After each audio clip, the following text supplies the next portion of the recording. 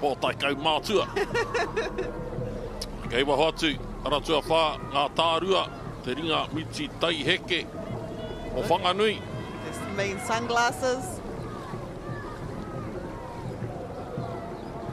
Aratua rima, ngā Kings o Māreikura, Anzac Park. Ko ai, tēnei te ahuata ki te hurihanga, ko tahi ana ki te hurihanga, tēnei rehi mo ngā taitama tāne intermediate.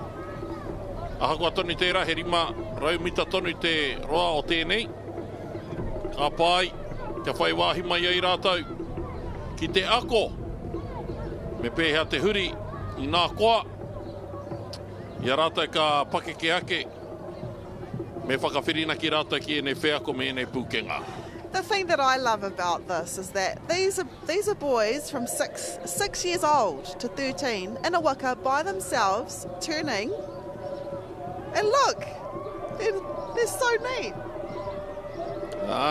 Ai, nāne, kua mārama hau ki au kōrero mo te pōtai a te kai urungi, e rua ana pōtai. Yeah, I think one of them belongs to number 5. E hara hoki i te mea. It's supposed to protect your eyes from the sun, and not your ears. Ea no, anei rātou te hoi nei. Ara tua toru, whatukura, ngā tai whakarongo.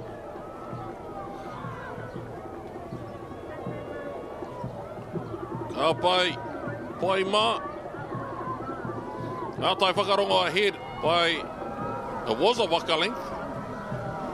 But Rahui Pōkeka showing grit and determination to get their waka to the finish line. Oh, tai hoa nei pēr hau, kōrero ai. Wow. Anei, Rahui Pōkeka. Hey! Wow. Ka pai, ta mama. What a push.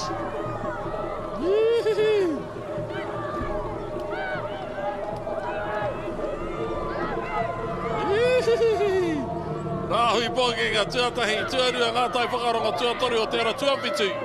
Up the manu.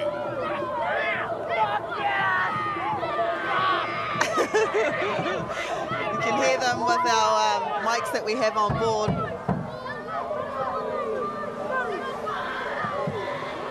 Wow, what a finish.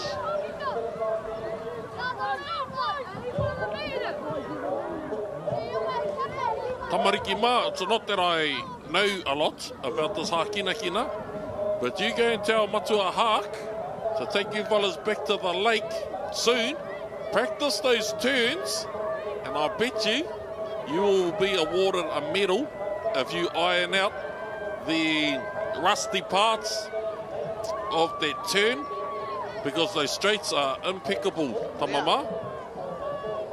That's strength, man. Look, in their turn, their powerhouse wasn't even paddling. Yeah, imagine if you got this turn sorted and then you put these big boys to work in the 250. Easy, easy, mahi, easy, gold.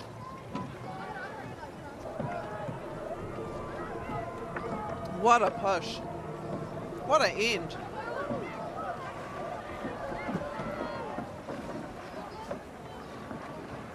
With a time of 3:08, whatukura toru miniti te kau he kona, rima he kona I muruma I a rātou up the manu. Ko ai tēnei, ko ngā intermediate men W6 500 turn, ko te tua rua tēnei o ngā whiringa whānui.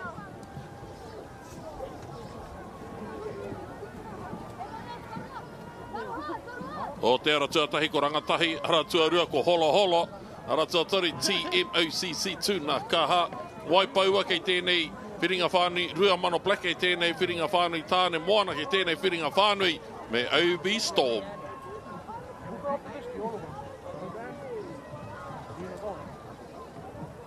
Kā te tikanga o te holo holo? E karore, Rome, I Hawaii, ka re rata ki hi ika, kei rongo ngā ika. Oh, of course. I roto o taku iwi, Ati whakaweki tai, ka ki rātou. We have to go fishing before the fish swim away.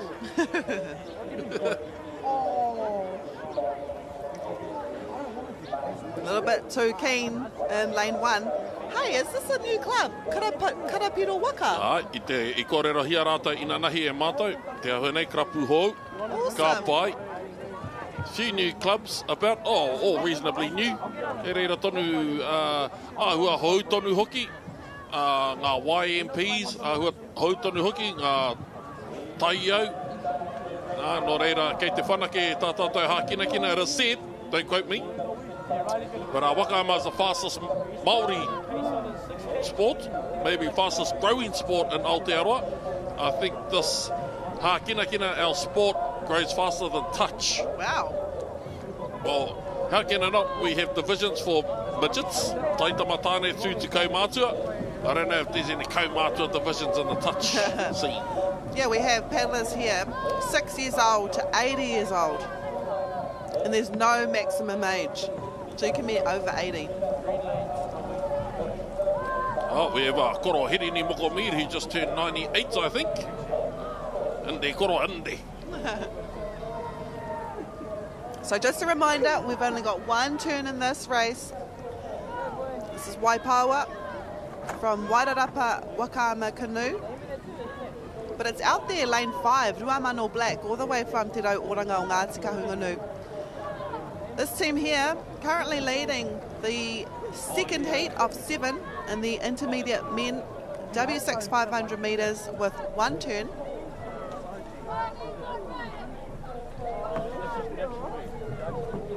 This age group, you can be 6 years old or 13 years old. Here we go. So what makes or breaks a race, and it's still out there, lane 5, Ruamano Black from Te Rau Oranga o Ngāti Kahungunu leading. Lane 3, all the way from Tauranga Moana outrigger, TMOCC Tunakaha.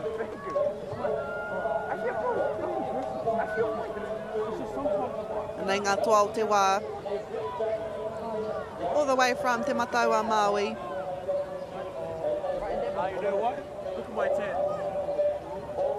Ka pai. E hoki mai nei ki te 500 mita. Te whanake ai rātou ki te whiringa whāiti. Lane number 5. Te Rau Oranga o Ngāti Kahungunu, Ruamano Black. I te mātaki au ia koutou ina nahi. I was watching him fellas yesterday. Amazing effort. Amazing effort. And he, with a speed of 3.4. I'm guessing it's k's per hour. Metres per second. Oh, is that how you measure speed on water? And on the rower knots too. coming. And on the rower too. Oh, gee, wait te mo ki tērā. Lane 5, Te Rau Oranga o Ngāti Kahungunu, Ruamano Black, through to the quarterfinals.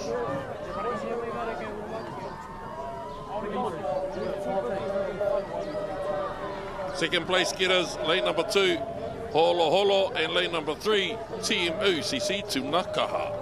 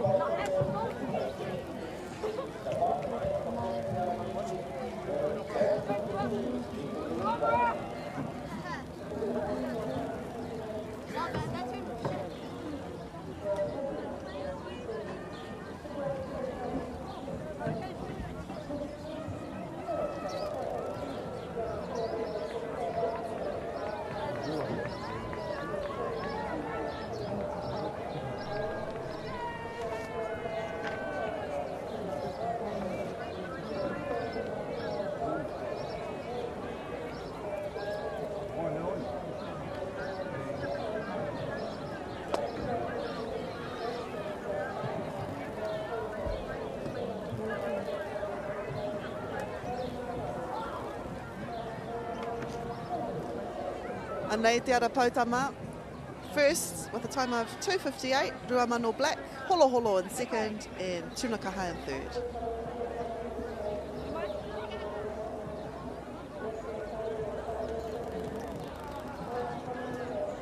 We go back to the J16 Women's W6000 metre heats.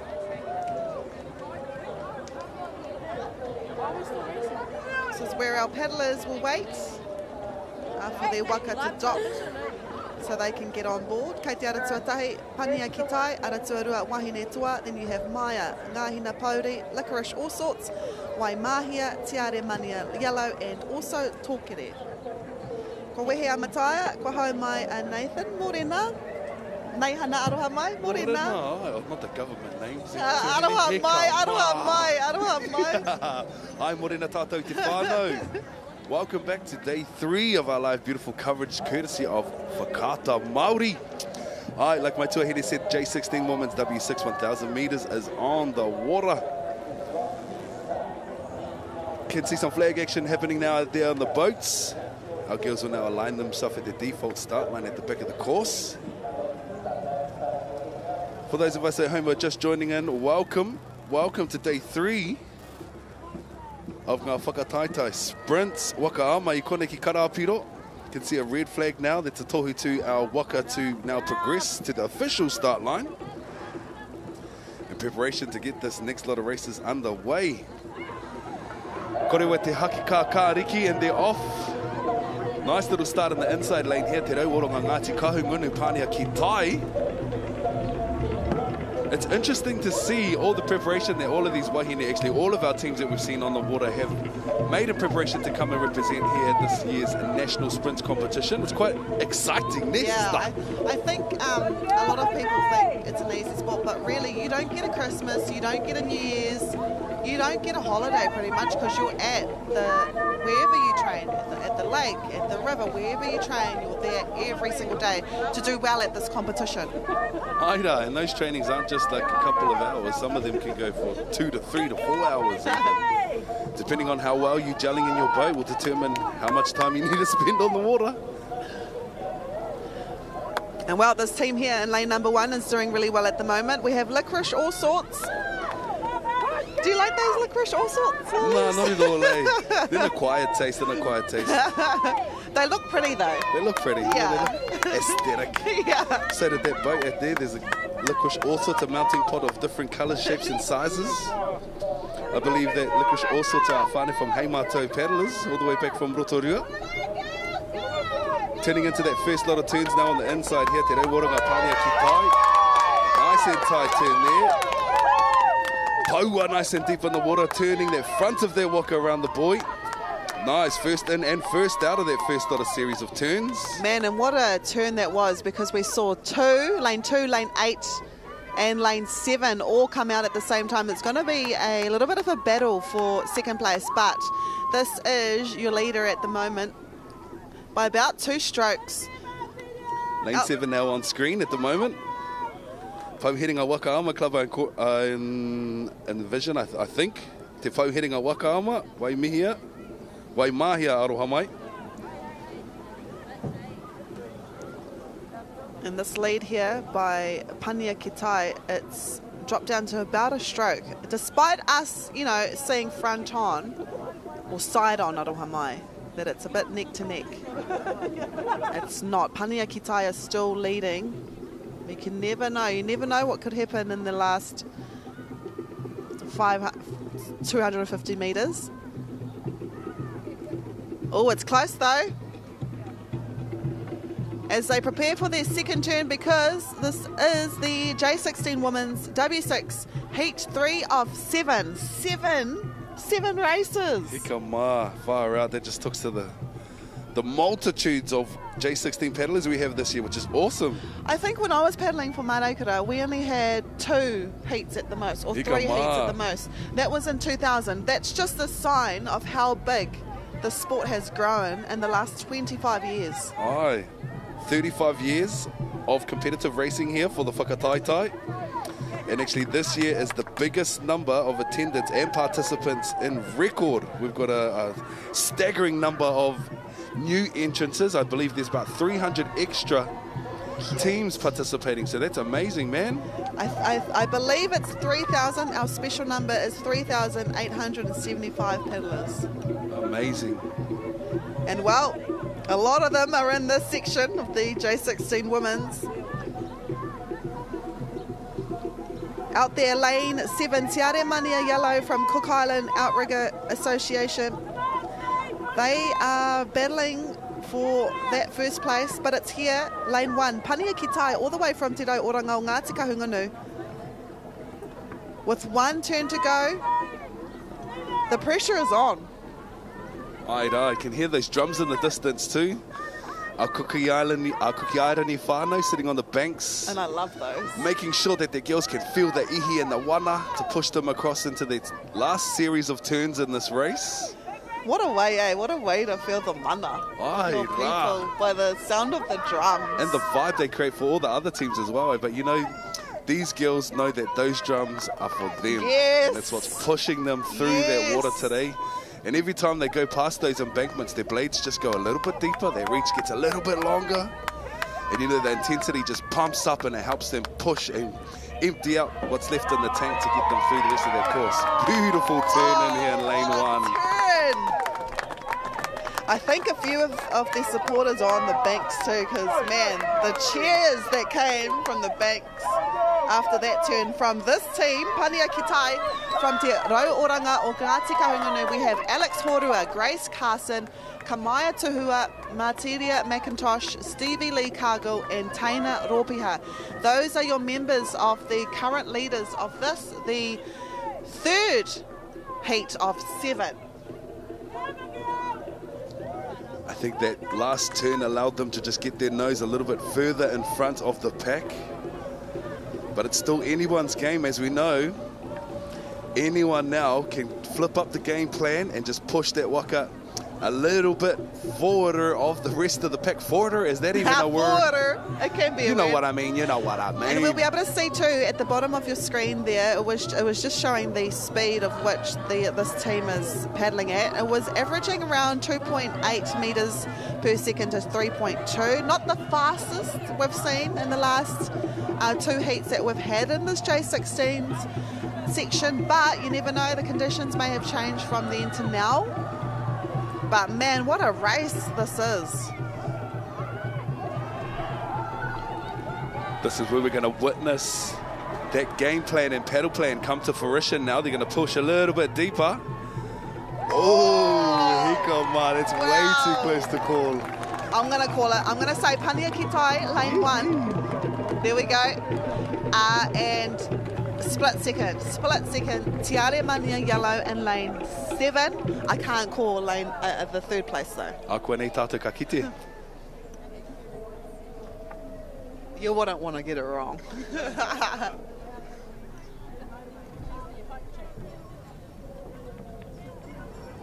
So this was our start. Lane 4, Ngāhina Pauri from Ngā Kaihoi o Te Puaha.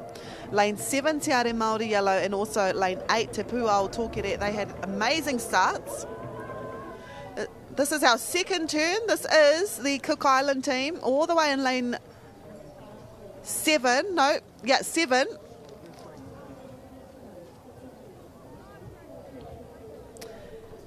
And here is our third and final turn. In lane 1, Pania Kitai from Te Rau Oranga o Ngāti Kahungunu, kissing the boy. This is what got the crowd going.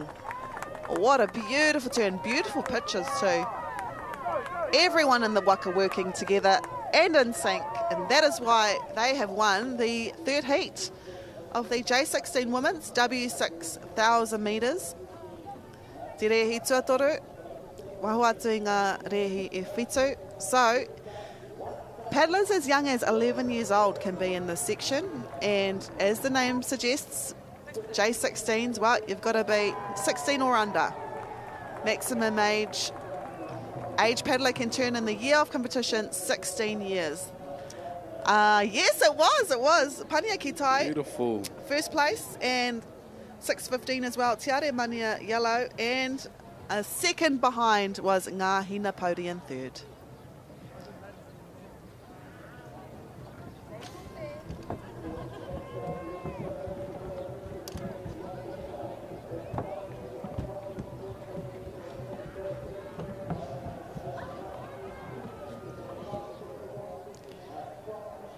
We've got another lot of J16 Women's. And you're probably thinking, hey, we've already seen this Pania. No, it's Pania Kiuta, lane 1. Lane 2, Tahanahana, Manawanui, Aramoana, Mako, Obi Koru, Why Not, and Ngāhine o Waitaha. In the 4th heat of the J16 Women's W6000 metres. A few teams are eager to get this party started. We see the rise of a black flag, and straight away, as soon as the black flag is lowered, we see a green flag. And again, Pania ki uta all the way here in lane number 1. Amazing start, as well as lane 4 from Te Tai Ora ki Matakana. Their team name is Ara Moana. Wow, blitzing it at the moment. And then I think just outside of them in lane 5, engari, koinei a Pania ki uta, no Te Tai Ora ngā Ngāti Kahungunu Waka Ama Club. Beautiful, the precision of these Waka, man. They're doing an amazing job. Again, these are the first couple of heats for the morning. And the morning has started with a hiss and a roar, with our J16 Women's representing amazingly. Manawanui on screen now from Rāwhi Pōkeka. It's interesting to see the dynamics too and how they stack and set up their Waka. It'll be interesting to be a fly on the wall for many of those debriefs and briefs before races, just to see what the vibe is like in those kōrero spaces. Mako from Heimatau on screen now.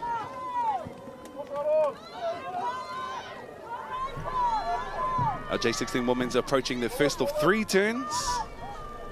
First into the turns looks like over there Heimatau Makos, followed on the inside of them Ara Moana from Te Tai Ora ki Matakana me Rangiwaia.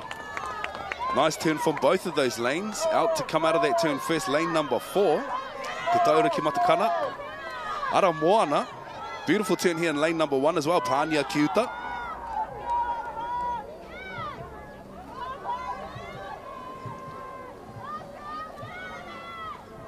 Gunning down that 250 straight now.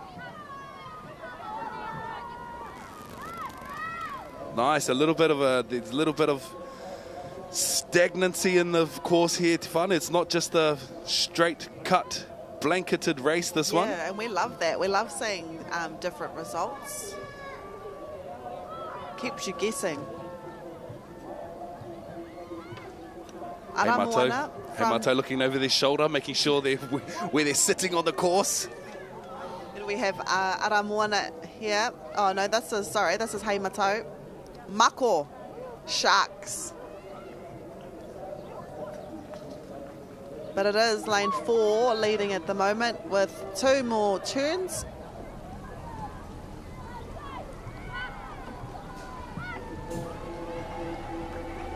And their uniforms match their Waka.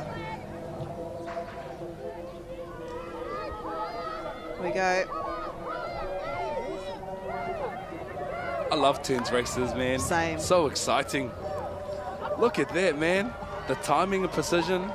And you see the different ways that people turn. Some teams like to make their stroker put their pedal in to the right. And then some teams have both 1 and 2 hanging out to the left. The main thing, though, is that you have your 3 and your 4 still paddling and still keeping that momentum, because the last thing you want to do is be in a Waka that's sitting still, because, you know, how can you turn with the Waka that's standing still? But, yeah, what a turn from Te Tai Ora ki Matakana team. Right here, closest to us, Ara Moana.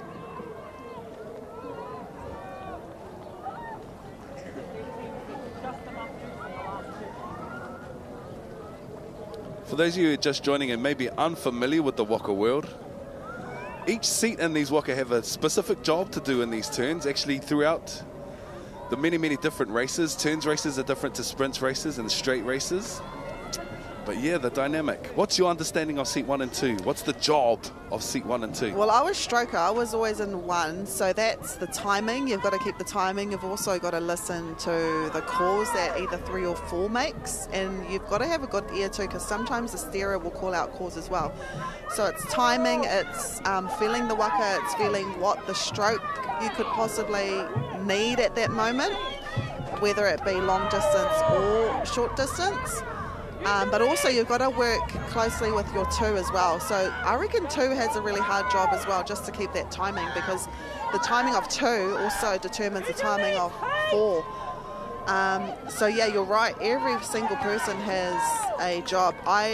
In our team, the 3 and 4 were always the powerhouse as well. They were always our strongest paddlers, our paddlers that always did well in individual races in, the OC1s. So yeah, you're right. Everyone has a good job, and usually our newest paddler or our paddler that wasn't, didn't have the most mātauranga or experience, they usually sit in seat 5. But I mean, we've seen Kiwi Campbell sit in seat 5, and she was undoubtedly our most decorated paddler. So, anyone can sit in seat 5, and then of course 6. The pressure is on, especially in a turning race like this. You can make or break. If you do a stink turn, you hear about it, all right? Exactly. But then if you do a good turn, then the whole team knows, and the whole team, says that it's a team effort. But I couldn't be a steerer. So every single steerer out here, he mahi nui tērā. Tautoko marika. So coming across the finish line now to complete the next series of heats. Koe tērei whakawhiti tuatahi ana. That was lane 4, Ara Moana. Ara tuarima, he mātou Mako's coming across the line now. Ara Moana. The winners of that heat, J16 Women's W6 1000. And what a race that was, because we're still waiting for our 3rd place. But here's the start of the race. So lane 4 and lane 1, they had, everyone had a good start, but they were right there. This is lane 4. Our winners eventually of this race. Anei te huringa tuatoru, a sign of how much this team was leading by. And you know what? You don't have to have a close turn, because they had so much of a lead that they could take it easy, take it a little bit wide. They didn't need a close one, mo te tūpono, ka DQ out. And this is our winner, Ara Moana in lane 4, then in lane 5 from Heimato Paddlers. With a time of 5:58, Ara Moana Mako, 6 seconds slower, and then Why Not with a time of 6 minutes and 22 seconds.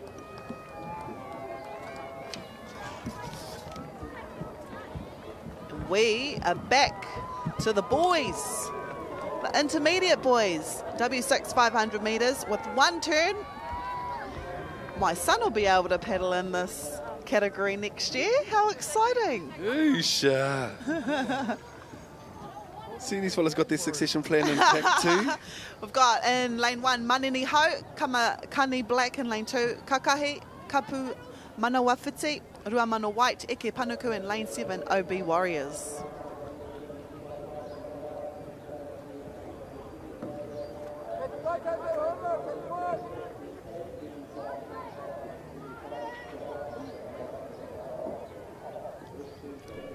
These are considered our babies of the competition. Some of them are 6 years old.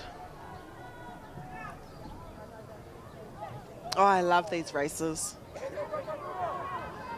They were awesome yesterday on the water.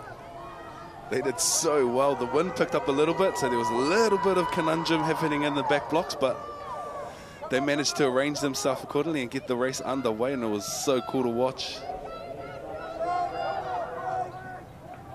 These are the future guns on the water at the moment. Yep. If they stick at the sport, they'll be our next Tupu Kings, our next Peniula, Wakamanu, all those teams and paddlers that have formed a name for themselves and written their little piece of history in the Wakama books of Aotearoa. Lane here, lane 1, all the way from Ruamata Wakama Club, we have Manini Ho. There they are, little cuties. And then in lane 2, we have Kamakani Black from Te Toki Voyaging Trust. Year in and year out, we always see a lot of teams from Te Toki. Out there, lane 3, we have from Heimatou Paddlers, Kākahi. Outside of them, Otaki Wakahoi, we have Kapu Manawa Whiti.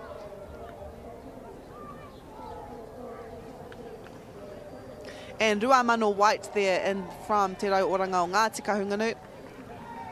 In lane 6 we have Eke Panuku from Ngā Hoihoro Outrigger Canoe, and also lane 7 OB Warriors from Ocean Blue Sports Club. But I think it is all the way there, out there in lane 7, OB Warriors from Ocean Blue Sports Club. Going into their turn and their only turn in this, the intermediate boys W6 500 metres, heat 3 of 7.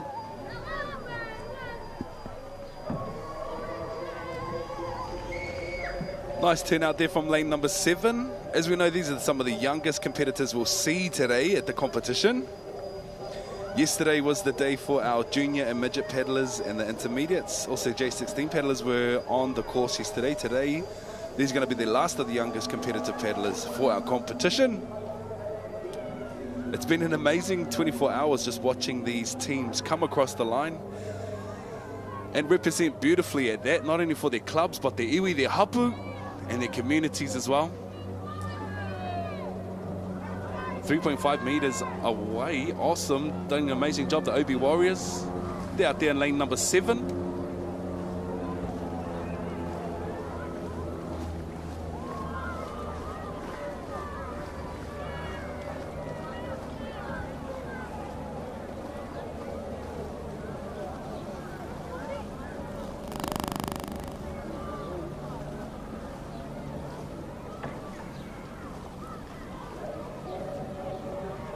Whoa, look at that. Look at that glisten. All that glistening. Looks like glitter. Oh, Karapiro, the best conditions here in Karapiro. beautiful conditions. I'm going to tell you now, it's been raining the whole summer in Te Ranganuiakiwa and Gisborne.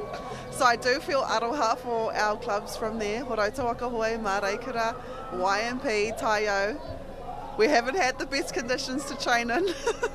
And coming out here, oh my goodness. This is your winner, all the way in lane 7. OB Warriors from Ocean Blue, they basically led from the start right up into the end. Then second from Otaki Wakahoi, Kapu Manawa Whiti. And then lane there in lane 6, Eke Panuku from Ngā Hoihoro. But this is your winner of the third heat of 7 in the intermediate boys W6 500 metres.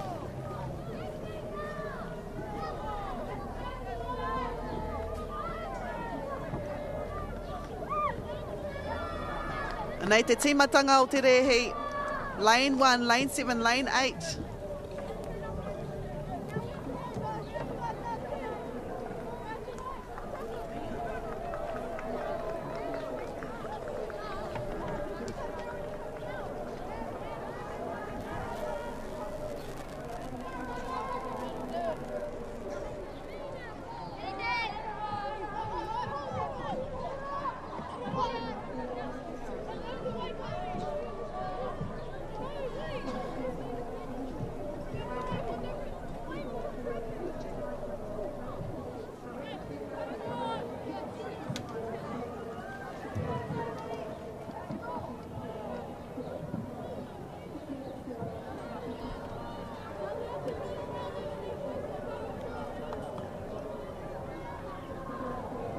Te Aotearoa for race 95, the anti-men's W6 500 metre turns raced. First position, OB Warriors with a impressive time of 3:07, followed by Kapua Manawa Whiti with a 3:09 time, and Eke Panuku in third position with 3:17.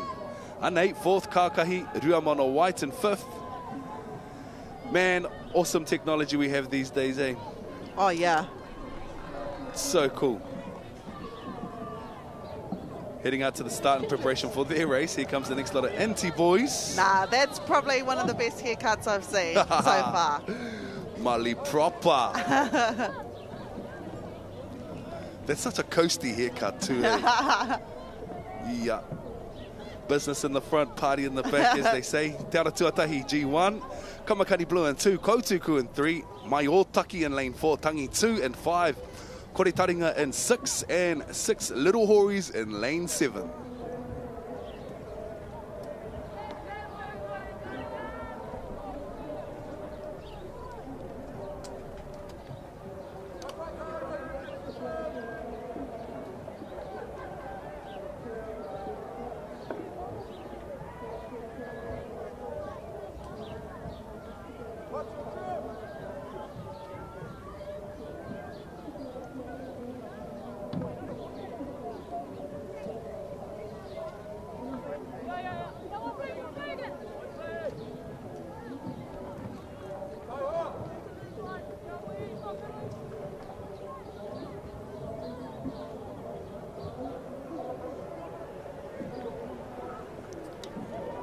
We see a white flag, kua rewa te haki mā, hei whakamohio atu ki ngā kapa.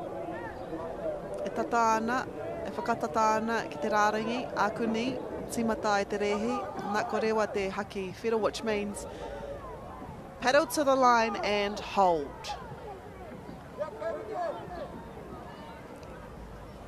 It probably won't start. Oh no, it does start. Lane 3, they're a little bit behind. Lane 2 though, they had a really good start. In race 96, heat 4 of 7. Kei te ara tuatahi, G1 from Tarawera Outrigger Canoe. Ara, ko te ara tuarua tēnei, e arahi ana I tēnei wā, Kamakani Blue from Te Toki Voyaging Trust. E arahi ana I tēnei wā, ara tuatoru from Koutu. It is Koutu crew from Heimato Paddlers. Kei te ara tua whā, ko Ōtaki Wakahoi, no Ōtaki Wakahoi, mai Ōtaki. Kei waho atu I a rātou ko Tangi 2, no here taunga ararau. This is Tangi 2. Here taunga ararau o Ngāti Kahungunu. And out there, lane 6, Kore Taringa from Ngā Hoihoro, and also lane 7, 6 Little Hories from Waitakere Outrigger Canoe Club. Engari, ko Kamakani Blue tēnei, and also Kore Taringa. Well, te ahua nei, they have Taringa, they've been listening at trainings. And they've been leading at the moment.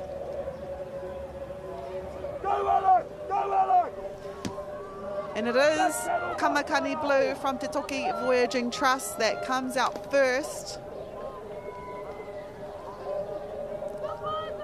Followed closely by lane 6, Kore Taringa from Ngā Hoihoro Outrigger Canoe Club.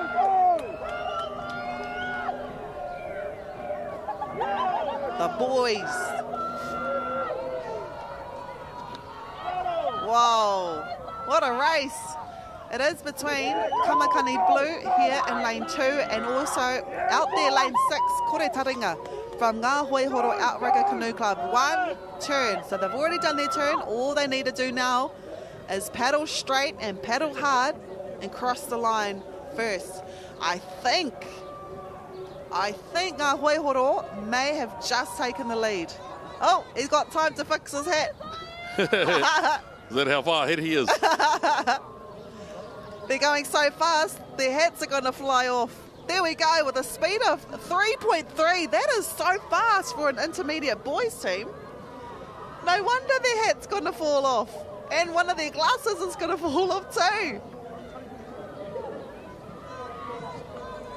Wow, what a race. This is a good race. Out there, lane 6. Lane 6. Kore Taringa. Lane number 2, Kamakani Blue. Tuarua mai. Tuatoru. E te hipi hureinga Kore Taringa.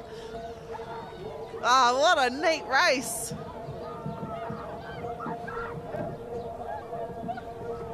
Looking forward to seeing the replay once all of our teams cross the finishing line. And 8. So good start here in lane 2, 5 and 6. But it was their turn that got them there. There we go. They went into the turn, tied with Kamakani Blue from Te Toki in lane 2. And despite them going a little bit deeper than Kamakani Blue, here we go. They were strong. Look, their glasses fell off. Hat was about to fall off. That's how fast they were going. With an average speed of 3.3 meters per second. You can't even run faster than that. Nei e huro mai ana.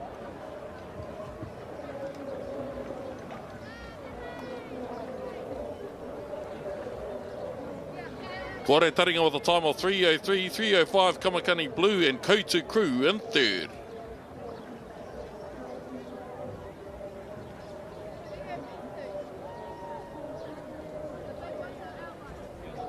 Anei ko te rehi I muri tata mai tērā. Rehi iwa te kaumā whitu, J16 Women W6 1000.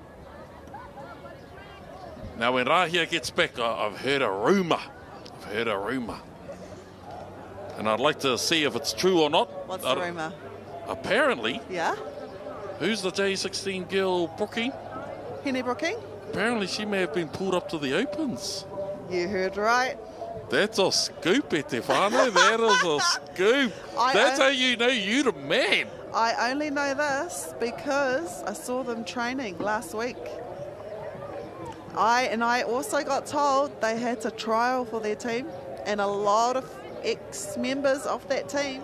Well, put it this way. If your hair is the legacy of Kiwi, from a perspective of her standards, you have to have the best of the best. It's a no-brainer. It's a gunning team. It's a gunning team, and it's a young team.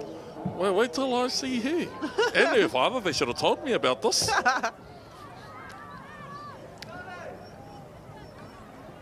Yep, she would have been in one of these teams, but she'll be in Open. Speaking of these teams, we'll go through the list for you right now.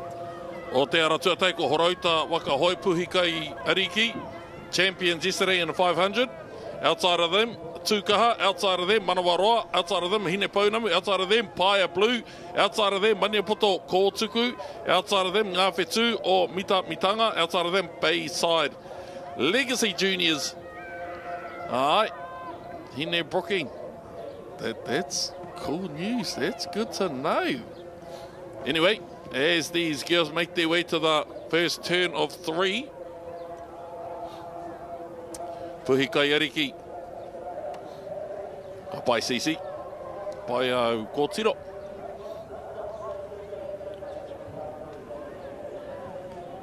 They had their last training last Friday.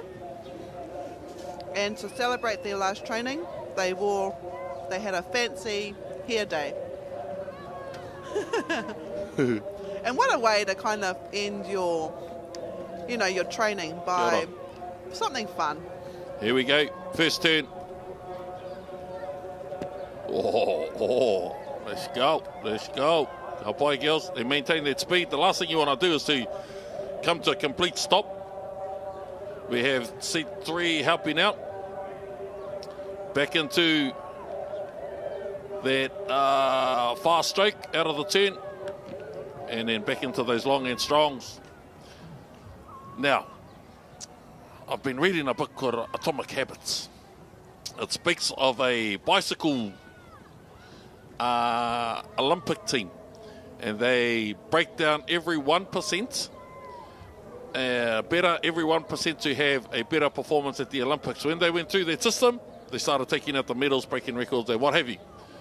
I'm of the idea, I wonder if it's illegal, to put earpiece onto some of these girls with their coach talking to them from shore. Because if I was CC, I would tell my girls now to kick back a little bit. They're that far ahead, conserve that energy for the finals. And with the technology you have, you could possibly do that. Anyway, that's just me trying to relive the dream. Puhi Kaiariki here. Hey, you can always go into Senior Masters. Into the third. Second turn, into the second turn. Puhi Kaiariki again. Propel their Waka through to their turn. They just make it look so easy. So easy. Look at that. Wow, and the speed. I'm looking forward to seeing their speed, their Waka speed. So we've seen an average of 3.2 to 3.5. I'm going to say they're above that. I'm going to say they're around 3.8. The thing I'm laughing at, not laughing but admiring, Yeah? there's a little bit of a Kiwi I sit in know, that I saw steersman. that. I was going to say that. Got to keep that kumu on the seat though. But I saw that there was a bit of a hint of wanting to raise it. But that was good. Nice steering, hine. And, you know, it is hard to not think of Kiwi, especially when you see Horota out here, but also all of these women's teams. She did a lot. She did a lot for the sport. She did a lot in these colours, and it still doesn't feel real. And I know that not only are these girls paddling for themselves and their whānau and their friends and their, you know, teammates and everyone, but also that just the legacy of Kiwi. Yeah, the mana, the aura she held. They speak of aura in the All Blacks. When Sonny Bill made the team, when Richie McCaw hits the field, they have a certain aura that encourages other players to perform outside of their skins, and I think Kiwi was one of those kai hoi, and I'm sure that aura resonated or bled through the different divisions, and I'm sure they missing her just as much as we all are. Never had the opportunity to paddle with her, but by all means I had to commentate a lot of races where she was the champion, so it feels like I know her personally. I paddled against her in the under 23s, so that was a long time ago. It's when they first started under 23s here at the Wakama Nationals. I think it was around 2001 or 2. And you could hear her. You could hear her. But this is in lane 6, our second place, because all the way in lane 1, representing Horota Waka Hoi, Puhi Kaiariki, who have Bentley Morris Munro, she's there in seat 3. Christabel Mackenzie, you've got Nalani Tuhoi, Riria Ata, Tiwai Apiata, and also Tute Makoha Kemp. Those are your members of Puhi Kaiariki, who that name has been synonymous in the under 16s section here at the Wakama Nationals, and no doubt it'll be a team to look out for in the finals, because they have just won the fifth heat of 7, taking it slow. Puhi Kaiariki all the way from Horota Waka Hoi, who train from the marina, which has been closed for a few times. Our river hasn't been up to health standard. Some of these teams actually went all the way to Ōpōtiki to train. Some of them went out to Muriwai as well. Out there we've got second place, and then lane 5, Paia Blue from Te Toki Voyaging Trust. Engari, koe ngā tua i tēnei wā ko Puhi Kaiariki, your winners of the heat number 5, W6,000 metres. So it wasn't the start that they would have wanted. It was lane 5, 6, 7 who had a really good start. And here comes the second turn. And this is the turn Mataya was talking about, how she had a little bit of Kiwi characteristics in her steering capabilities. I was thinking the same, I just didn't say it. And this is the third and final turn with no one around them. Look at that Waka go.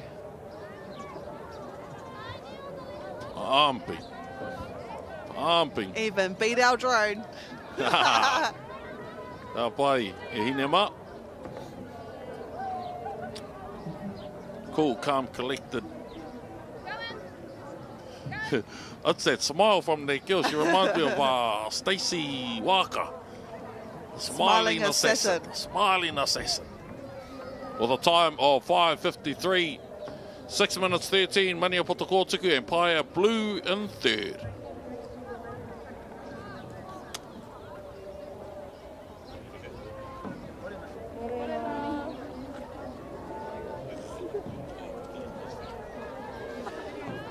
Puhi kai ti o te aratua tei te pua waitanga o te aratua rua. Hiwa, aratua toru, Manawaroa, tua wha, Paia Blue. That was Tūranga Waiwai Sports we just saw there. The team called Manawaroa, outside of Paia White, Manu, Wai, and Just Saying out there in lane number 7.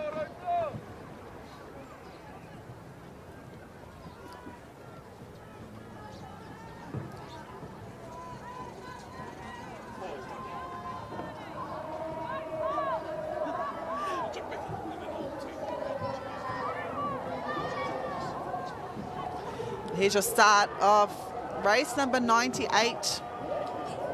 Lane 3 from Hoi Aroha Whānau o Mauao. Blinding start there. Their name is Hiwa, but it is here, lane 1. Puhi Kaiti. Oh, I've been seeing them train on the river. I only knew because of Ma Queenie Wiley. She's this year. And they... Te Pua Waitanga from Ratana Pākai Hoi Trust in lane 2. Then in lane 3, they had a really good start. This is Hiwa from Hoi Aroha Whānau o Mauao. I love the dedication, eh? The dedication that these girls have not only just given up their time, but ultimately their lives, eh?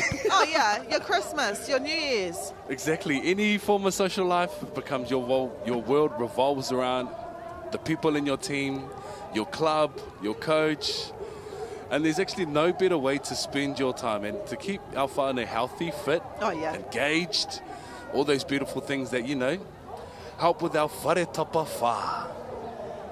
But sometimes it's like, oh, I just want to leave town for a few days, but you can't. You can't because you've got to train with your team. Lane 7 out there, right out there with the beautiful pink tops. Nice. Just saying, hashtag just saying. They went into the turn first, and they from Ngā Hoi Horo Outrigger Canoe Club, they went into the turn first, but I believe it was this team here from Tūranga Waiwai Waka Sports, Manawaroa, who came out first. It's a sign that they had a really good turn and currently leading at the moment. However, with 2 more turns to go, it is up to anyone. And it is also, this is the 6th heat of 7. So they've still got semi-finals, and if they are lucky to make the finals. There's a lot of racing here, clocking up a lot of Ks. So cool to see heaps of new teams at the competition as well. So beautiful, actually. It's not only helping the growth and development of the sport itself, but, you know, building stronger communities. That's what we're doing here at Nats, actually through the sporting world in which we have to offer here in Aotearoa, not only with Waka ama. It's really, really cool to see lots of our indigenous sports getting lots and lots of screen time this year. Kia orahi. Another awesome kaupapa, another awesome sports. Poi Tukohu's another big one here in Aotearoa.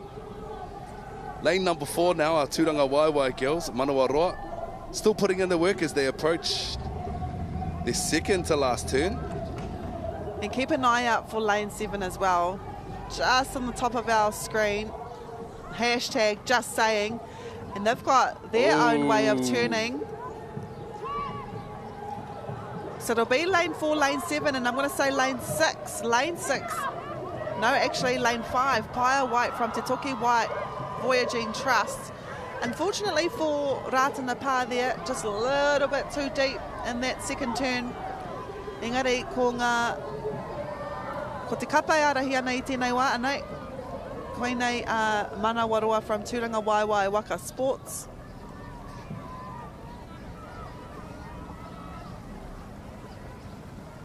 Matai made special mention yesterday to the ancestral names of many of these teams, which is really, really beautiful.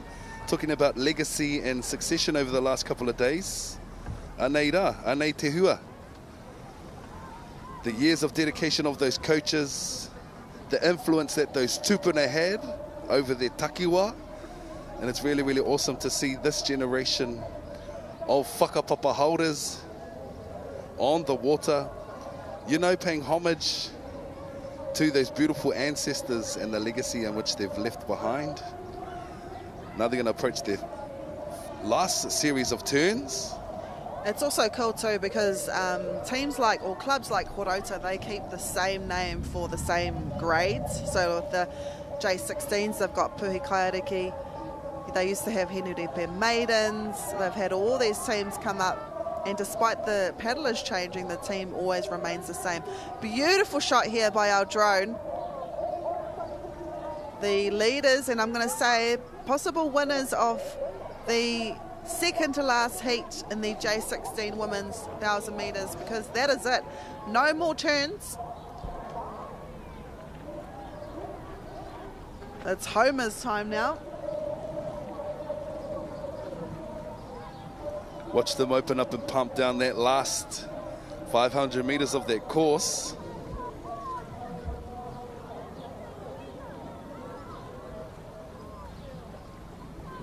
Sitting comfy, nice and long and strong. Looks like over in the back blocks there in lane number 7 though.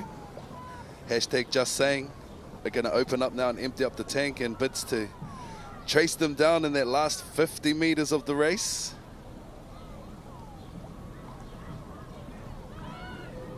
Nice little comfortable lead though. These girls in lane number 4 don't want to be complacent because they can see in their peripherals, in the back blocks there, Pink Panther chasing them down on the prowl.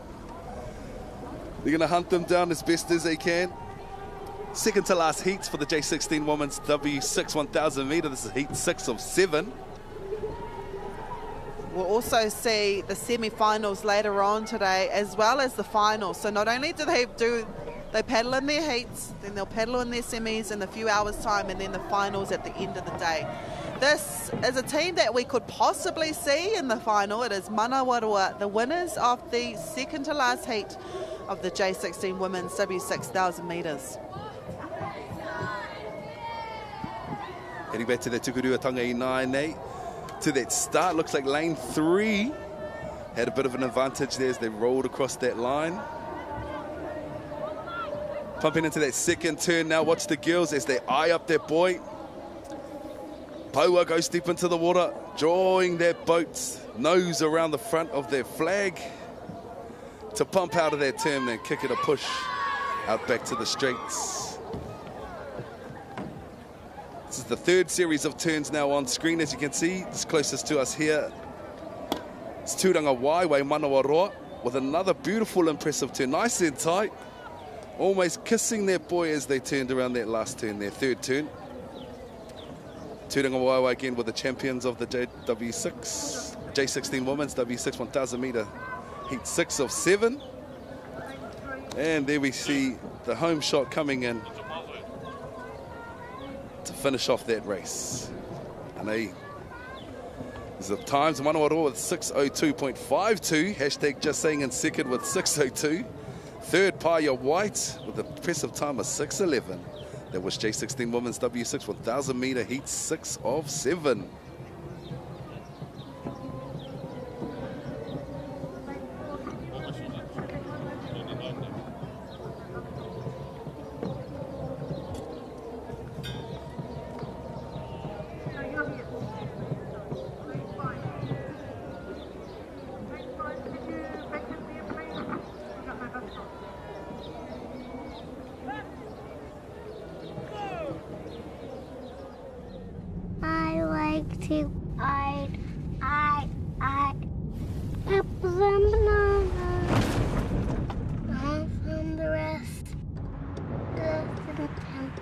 In a crash, your car is your last line of defense.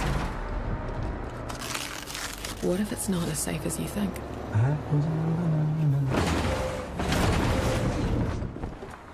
Check your safety rating at Right Car. Tēnā koe. Hai koe. Did you know that ACC supports access to rongoa Māori? I could really do with a miri after the fall I had last week. Don't tough it out. Tai hoake and get help.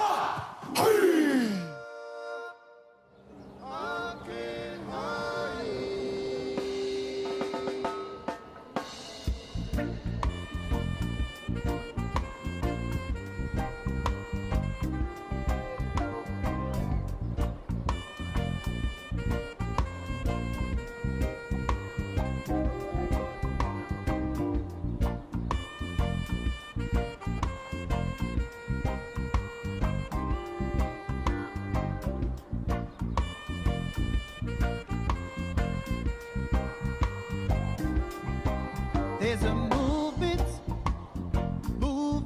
on the street. People moving, shuffle to the beat. I hear them talking on the street.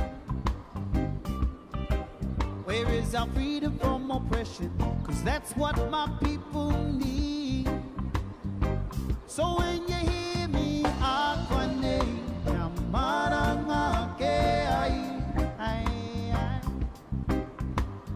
akwane, kamaranga ke ai. How much longer must we keep on talking? A million miles already, and we still go walking.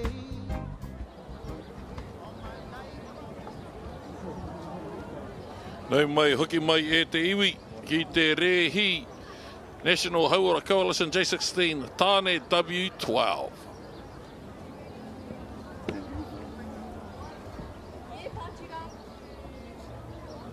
Kei te aratua tahi ko te tumu, aratua rua Waitakere, Pango and Whero, River City Boys, rua mano blue and green, mana rākau a whiowhio kamakani me Hema D.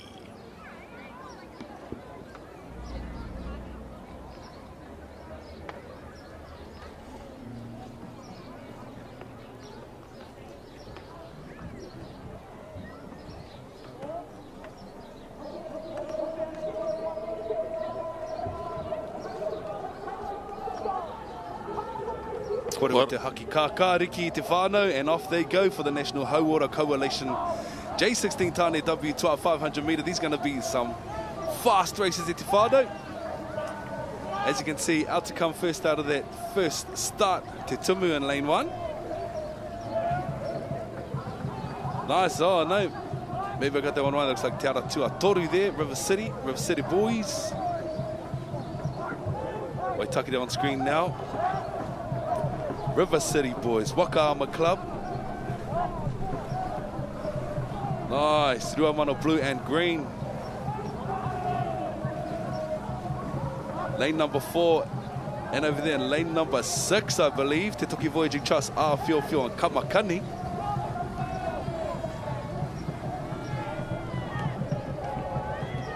Moving those Waka nicely through the water as they progress through their first 250. Of this, the 500 metre W12 J16 Tāne. Ai, rua mano blue and green te rau oranga o ngā tika hungunu. Ko rātou ngā hoariri matua o Aotearoa Kamakani i tēnei whakataetai. Engari, e ki te ake ana no te pai o Aotearoa Kamakani i tēnei rā. Hira ake nei rātou ina nahi. Te ahua nei pai ngā tohu amatua hoti ki a koutou i te pōrā. Ko hoki mai anō, ko hoki pai ngai o rangatira mai i tēnei rā. Ke riro ai i a koutou, te tūranga tuatahi i tēnei o ngā whiringa whānui. Te whiringa whānui, whaiti tonu tēnei ruanaki ngā heats. E whanake ai koutou ki ngā whiringa toa. Tua rua mai o te aratua whā, rua mano blue and green.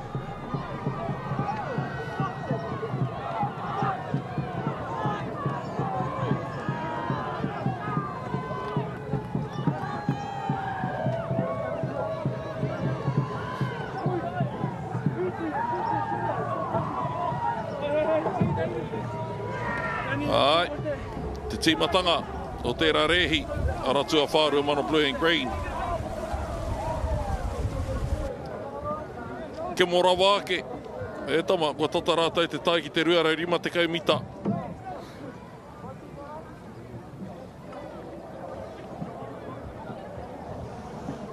Anei rātou, te whakawhiti mai nei te rārangi whakamutunga.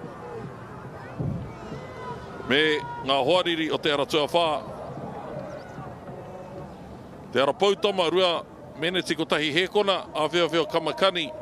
With a time of 2:04, rua mano blue and green, and Te Tumu in third.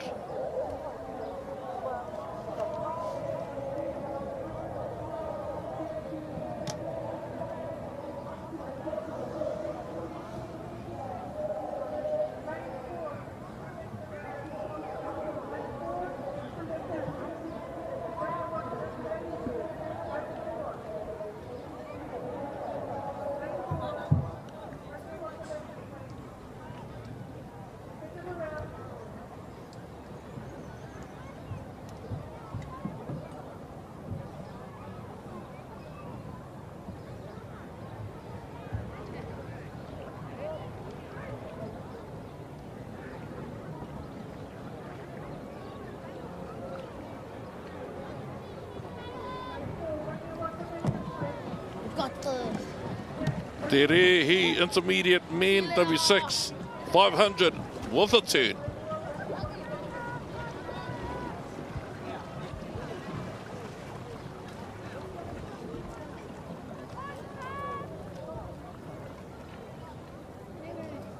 O te aratua tahi ko Ahurewa, aratua rua ko Kamakani White, aratua toru Tipsies, kei konei ko Pāki Hikura, ko EPH, ko Tāmaki Warriors Black, me hoi tū te tiriti.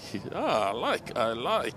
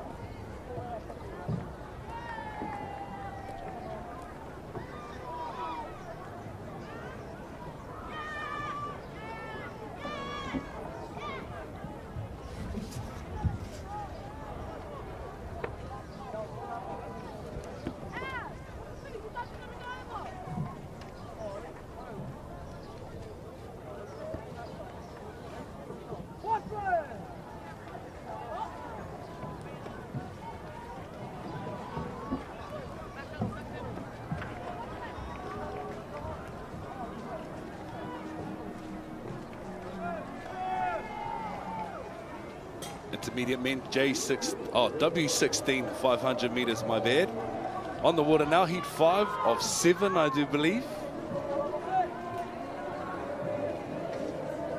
Waiting patiently at the start of the course.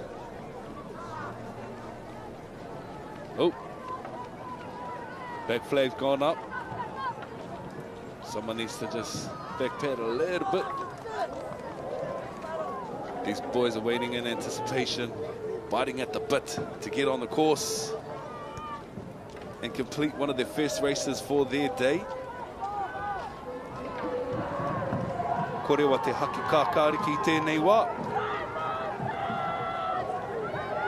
I think lane 1, Turanga Waiwai Waka Sports Aotearoa was the first to come off the line there. Followed in by lane 3 and 4 on the outside there, River City, Tipsies.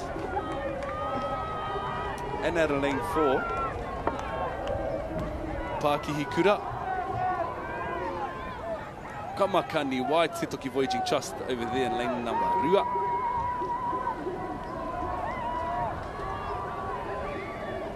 Te ara tuatori Tipsies, River City Boys.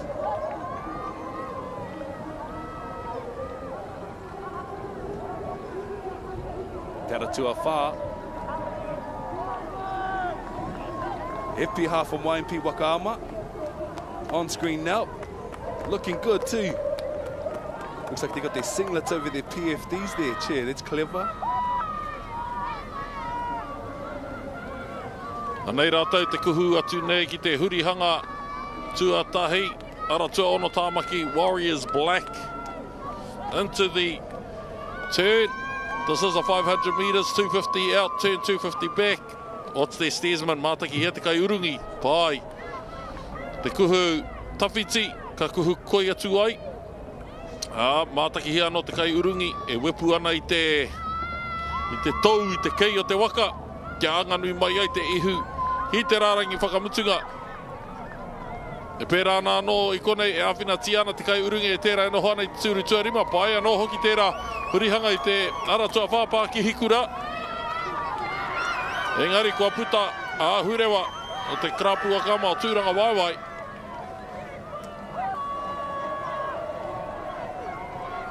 Te rehi ko tahi rau tēnei o ngā whakataitai waka mā rua mano rua te kau mā rima. O whētero mai tētahi. Whai ana tēnei kapai te matatopa. Hurewa. Hoki mai ana ki te rārangi. Whakamutunga. E tai atu ai rātou ki ngā whiringa whāiti. Heat 5 of 7 tēnei.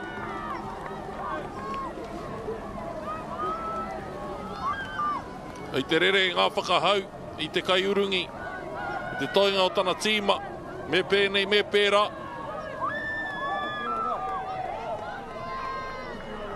Beautifully done too by these boys on the course. Just on screen now, i te ara tuatahi. Tūranga Waiwai Waka Sports, te ahua nei. Gunning in to secure their next lot of progression races throughout the day. Tai tuatahi mai e te ara tuatahi, Tūranga Waiwai Waka Sports. Well executed, gentlemen. Ka pai. Ara tuarima tērā. Tai tuarua mai. Ooh. 4 or 3 to come across in third position. Aotearoa tērā, the winners of the intermediate men's W6 progression races. They will advance to the next lots. Anei anō, te tīmatanga o tērā rehi.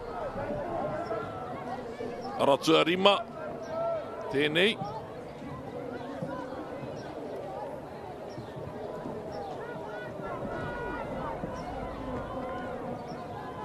Te hurihanga tuatahi, ahurewa o te ara tuatahi. Tai, rua tōru. Tipsies ki taku mōhio. I uru tuarua atu ki te hurihanga. Hea no, huri rawa ake. Ko puta marika te ihu o ahurewa. Koera te tino tēnei hākina ko te harakoa. E kite ana i ngā kanohi o a tātai tamariki. Ahurewa at the time of 2:59 and 3:13. E peha tuatoru pā ki hikura.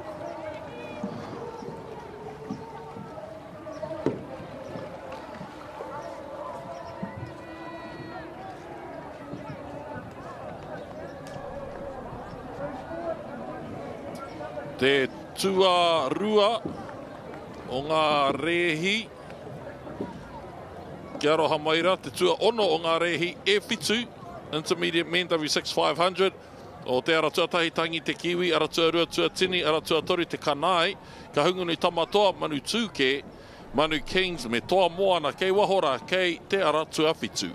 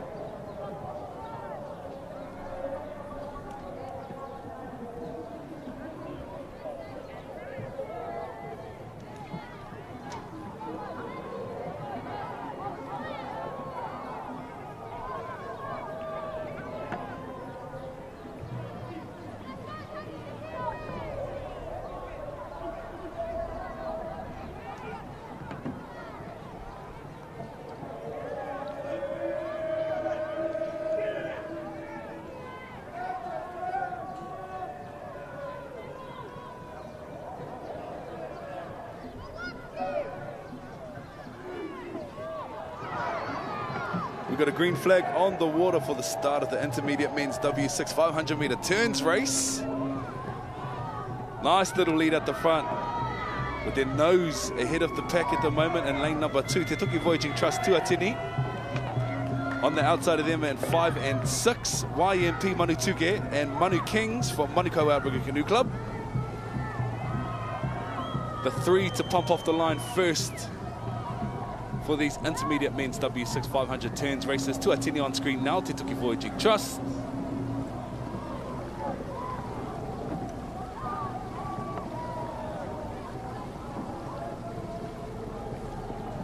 Kei te ara tuarima, Manu Tuke from YMP Paddlers. Rawe, good form on these Waka today. 5 and 6 contending to advance into the first turns of this 500 metres race. Anei kei wahora, kei te ara tuarima ko Manu Tuke o te krapu o YMP. E kuhu haere nei ki te hurihanga. Anei te kai urungi o paua nei e ia tana hoi ki te tahataha o tōna waka. Ke pai ai te huri mai o tōna waka kua puta i te hurihanga nei. E whaia tatatia ana rātou. E nei o te ara tuarua ara e tuatini no te toki. Kei waho kei te ara tuaono ko Manu Kings. Te whai mai nei. I a rāua, ko tahi ana ki te hurihanga, heri marau mita rā hoki te roa o tēnei rehi. Ko te whiringa whānui tua ono tēnei o ngā whiringa whānui e whitu.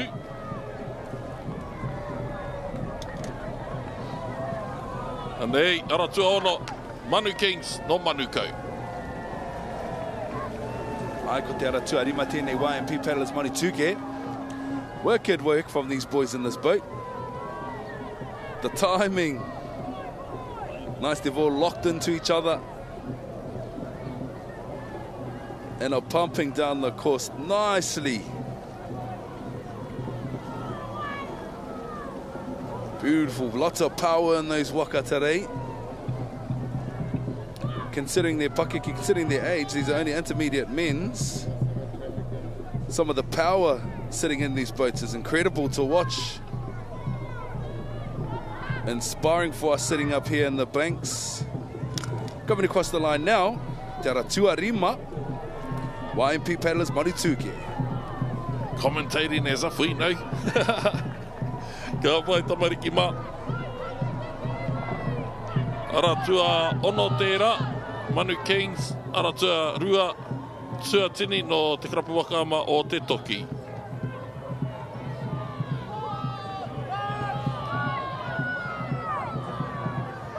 Nanei ko ngā toa, YMP, te karapu ko Manu Tuke, te tīma. Tīma tanga pai, i te ara tuarua ko tuatini tērā.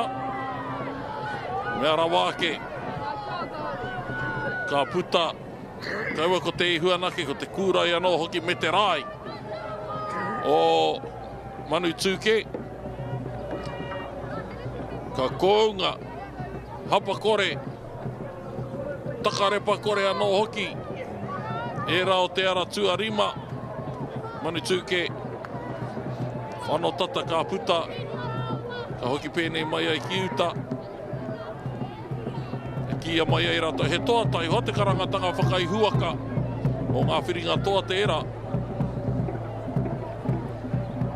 Apai. Wau mai nei. Te rārangi whakamutunga. O te wā, e rua meneti rima te kau he kona, i muri mai a rātou Manu Kings, i muri mai a rātou tua toru mai ko Tuatini.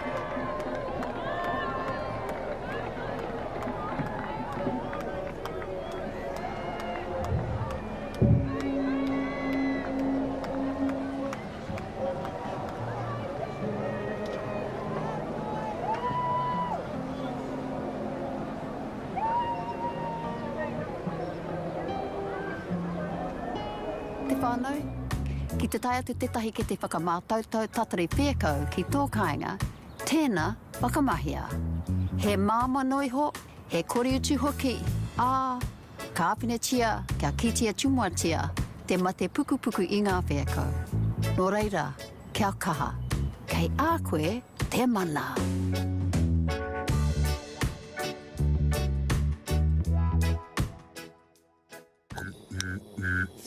I love you, insurance. That's what you think when you need to use it. But no one ever thinks that before they have to use it. So we're making it simpler to get, simple to change, simply helpful, and simple to claim. More yips, less snars, and not freaky to pay for. So how do you feel about insurance now? We'll take it. State.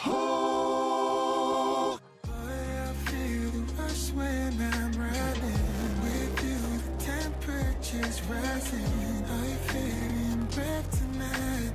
Kiss me when we hit the red light. I can see the fire in your eyes.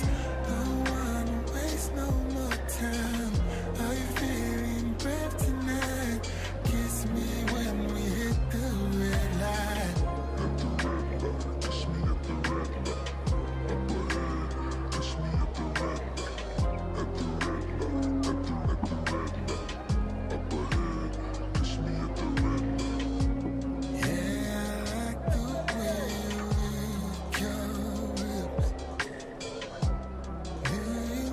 the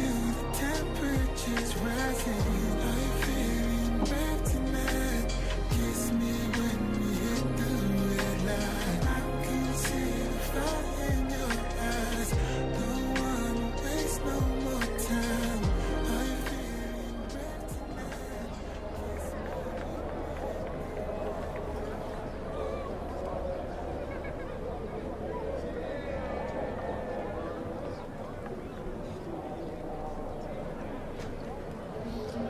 J16 tāne, W12500 o te ara tuatahi, ko Pūtake, ara tuarua.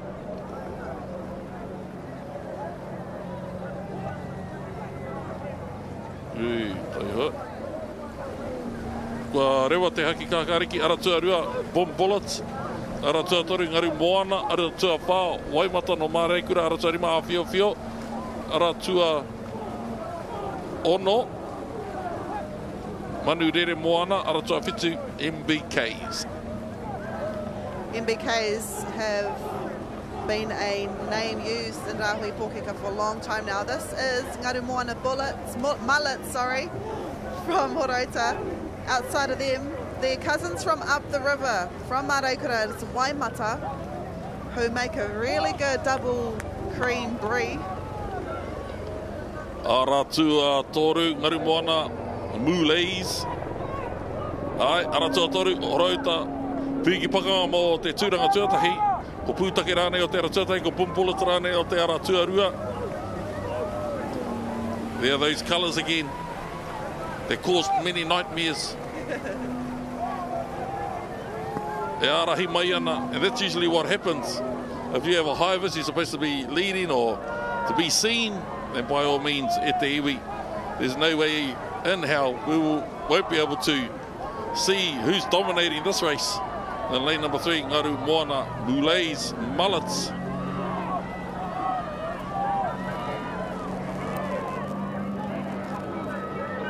Anei, e ahu mai nei ki te rārangi whakamutunga. Well, they're leading by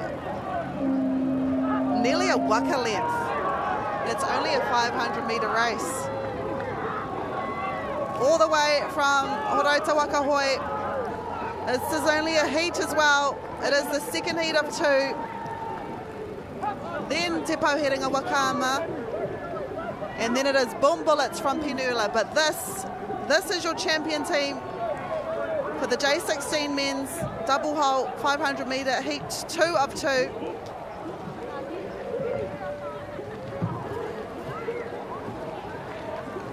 Anei anō tērā tīmatanga. Amping. Lane 1, 2 and 3. Some work at haircuts in te whānau. I'll say yesterday that haircut makes you aerodynamic. The mullet. No, there's some avatar haircuts. Horauta, ngari moana, mullets.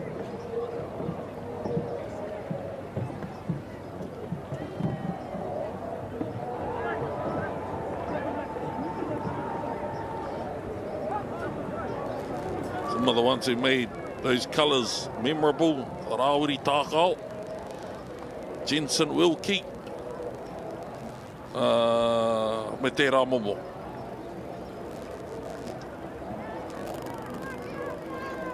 Ori atarai hānia, ki te ui a koe te rangi nei chief. O tērā tuatahi, J16 Women, puhi kai moana, aratua rua hihiko, aratua toru mauao, pane iraira, wai marino kākāriki, I waho atu I a wai marino kākāriki, ko taurea waa wāhine me Team Tiare.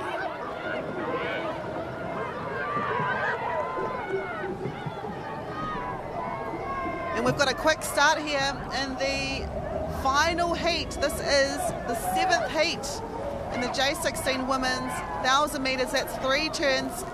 This is probably their 3rd team in the J16 section. Puhi Kai Moana from Horauta Waka Hoi. Just outside of them, Hihiko, all the way from Otaki Waka Hoi.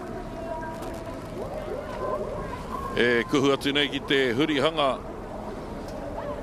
Tuatahi o ngā mea e toru. Ka pai, tā tātai ki te ai I te matatopa rā. Ko pane ira ira e, ko pane.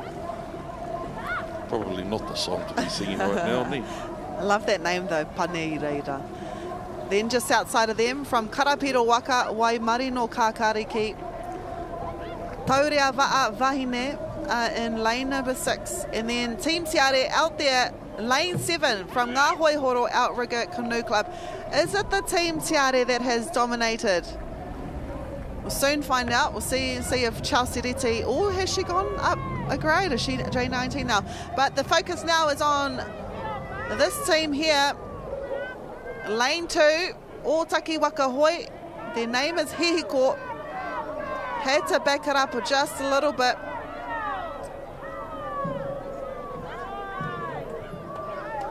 Despite that, they've caught up. So Puhi Kai Moana, who is at the bottom of our screen from Horauta Waka Hoi. But it is Team Tiare, lane 7. All the way out there in lane 7. Team Tiare, also a well-known team. We've got Jessie Davis, Kōwhai Pihema, Stella Davis, Waiora Heta, Waipaia, Teriyaki Hemi. These are your members of Team Tiare from Ngā Hoi Horo Outrigger Canoe Club. Te ahua nei, kua piki aki a Chelsea Reti mā, a Waitangi mā ki te taumata tekau mā iwa tau me raro iho. Aratua whiti tērā, Team Tiare. Aha kua tonu rā kei te aratua whitu. E tino ki te mai nei, tō rātou pai. E kuhu haere nei ki te hurihanga tuarua, o ngā hurihanga e toru.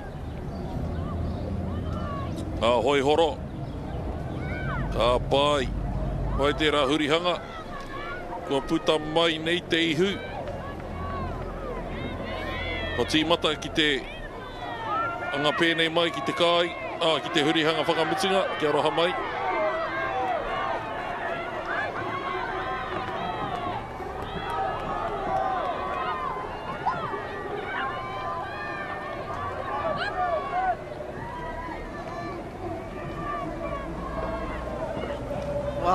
And just like that, within the second turn of 3, Puhikai Moana were a close second, now out by 3 seats. Team Te Are, though, keep an eye out on this team. Beautiful stroke rate, taking it nice and long and strong. They're the team to watch out for with 1 turn to go.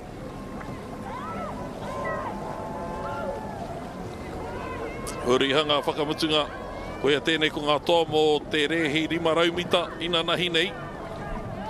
Wa pirangi kia ika huirua tia i e rātau. Ngā rehi e rua kia noho mai ai ko rātau. Ngā toa, karapipiti. Nei, te kuhu mai nei ki te hurihanga whakamutunga. Team Te Are, Puhi kai ariki, Puhi kai moana. Ko puta mai era o ngā hoihoro ai te ara tuawhiti, engari. E rānaki mate te whai i kona i te ara tuatahi. Kaore, Puhi kai moana e tuohu noa. E whakai kia tiraha noa mai ai rātau. I mua i te aroaro o te iwi.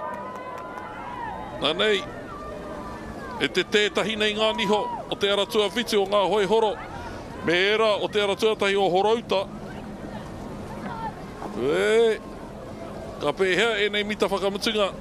Hei hanoi ho hoki i mā harahara ai. E whiringa whānui kaunoa tēnei. And what a way to have a turn like that. It's kind of claw back the meters. But it wasn't enough because this is your leading team all the way from Ngā Hoihoro.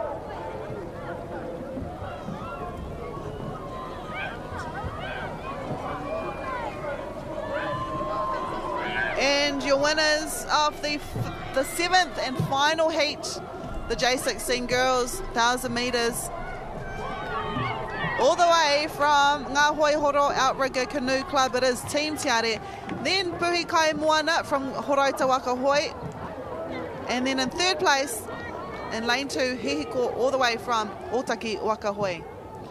This is Team Te Are.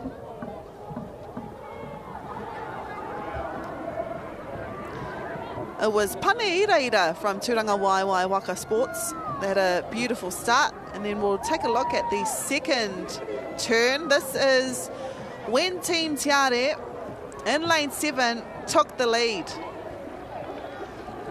And we'll take a look now at the final turn. The 3rd and final turn. Go out first. Ama kissing the boy, and they are out of there. 2 to 3 seconds in and out. And they are your winners.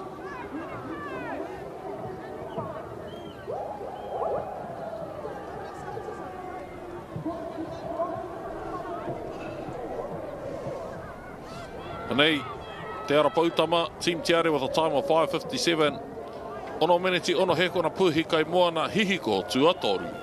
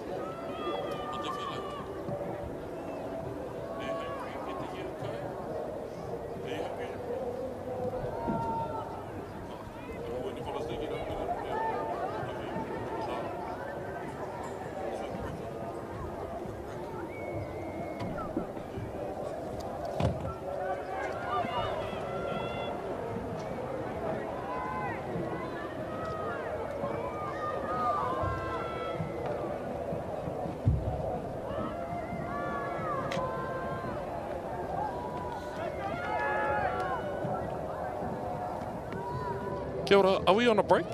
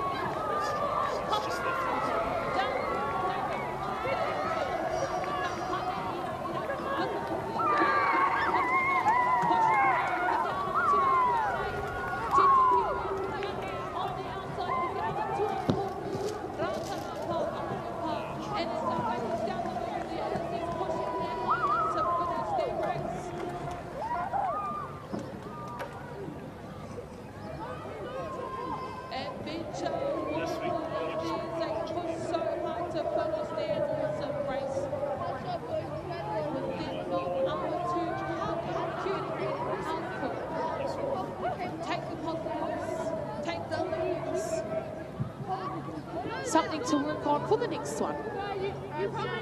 Look at them go, Whānau.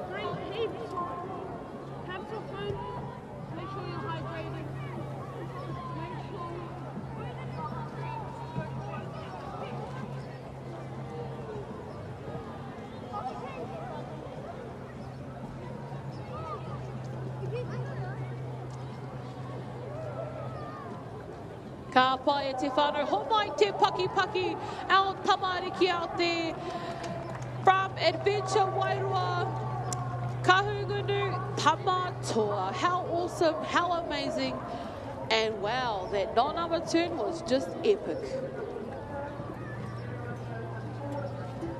Karawe. First call for race number 112, Intermediate Woman, W6 500, heat 6 of 8. No lane 1. In lane 2, ngā tai whakarongo maidens. Lane 3, ngā hoi horo outrigger, tai kohine. Lane 4, YMP Waka whakatō. Lane 5, horauta wakahoe, manu taiko manawaroa. Lane 6, Tamaki Outrigger Canoe Club, Tamaki Wahine Moana White. Lane 7, Cook Islands Outriggers, Tiare Mania White. And lane 8, Ratana Pā, Kai.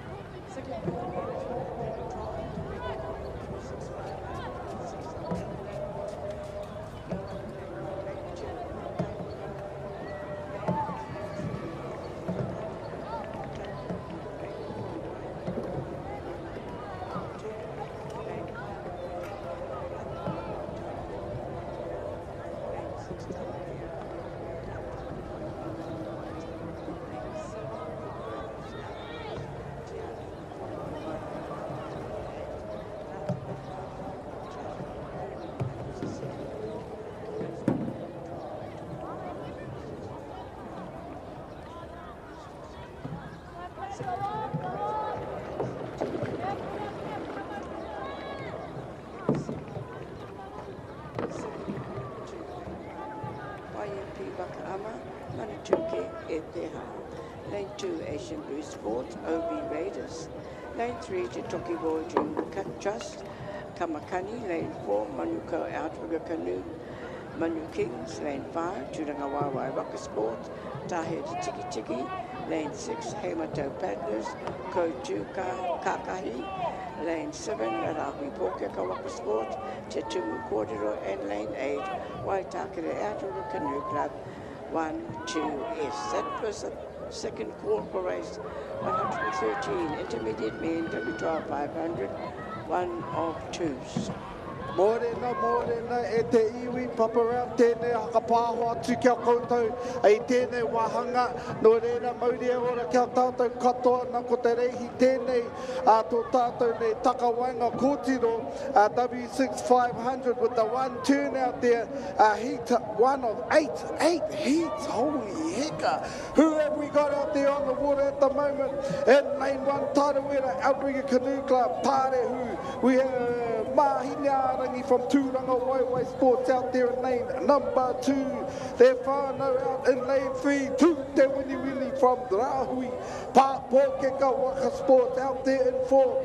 Waita, Mita Ngole Pacifica in lane 5. We have Uawa, Hine, Ukatsi. Hine Huritai out there in Ocean Sports. OB Tui out there in 6. Manu Wai Red out there in 7, and Te Ringa Miti Tai Heke, Te Kahu out there in lane number 8 as we look up and see who heads into their turns first in this race of our intermediate women, our kōtiro. Nicely done out there in the far lane. I think it has gone into their turn. First out there is Manu Wai Red out there in the far lane 7. Nicely done over here. A nice turn over here in lane 1 and 3 with Tarawera and Ahui Pōkeka to Te Wini as they negotiate their one turn and head back down to the finish line. 500 metres with a turn. Third and final call for race 112, intermediate women, W6 500. Heat 6 of 8, lane 2. Ngā Tai Whakarongo Maidens, lane 3. Ngā Hoihoro Aotearoa, Tai Kohine, lane 4. YMP Waka Ama, Whakatō, lane 5. Horautu Waka Hoi, Manu Tiake, Manu Taiko Manawaroa. Lane 6, Tamaki Aotearoa, Tamaki Wahine Moana White. Lane 7, Cook Islands Outriggers, Tiare Mania White. And lane 8, Ratana Park, Kaihoi Trust, Himene. That was the third and final call for race 112. Intermediate woman, W6 500, and there's 6 of 8 heats. Third and final call for race 113, intermediate men, W12 500, 71 of 2.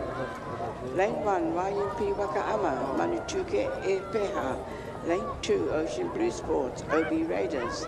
Lane 3, Te Toki Boy Dream Trust, Kamakani. Lane 4, Manuka Aotearoa Canoe Club, Manu Kings. Lane 5, Turangawawa Waka Sports, Tahe Tiki Tiki. Lane 6, Hamato Paddlers, Code 2 Kakahi. Lane 7, Rahui Pōkeka Waka Sports, Te Tumu Kōrero. And lane 8, Waitakere Aotearoa Canoe Club, 1-2S. That was the third and final call for race 113, intermediate men, W12 500, semi-1 of 2. Ooh. And just a quick shout out to Waka Manu out there, Manuku Aotearoa. Manu Wai Red from lane 7 took out this heat, so we'll follow through to the semi-finals and closer. Rahui Pōkeka to Te Wini took that second spot, but these crews that are just coming in, they'll be looking for a fast time to head through to the semi-finals. 8 heats out there, whānau. That was the first of 8.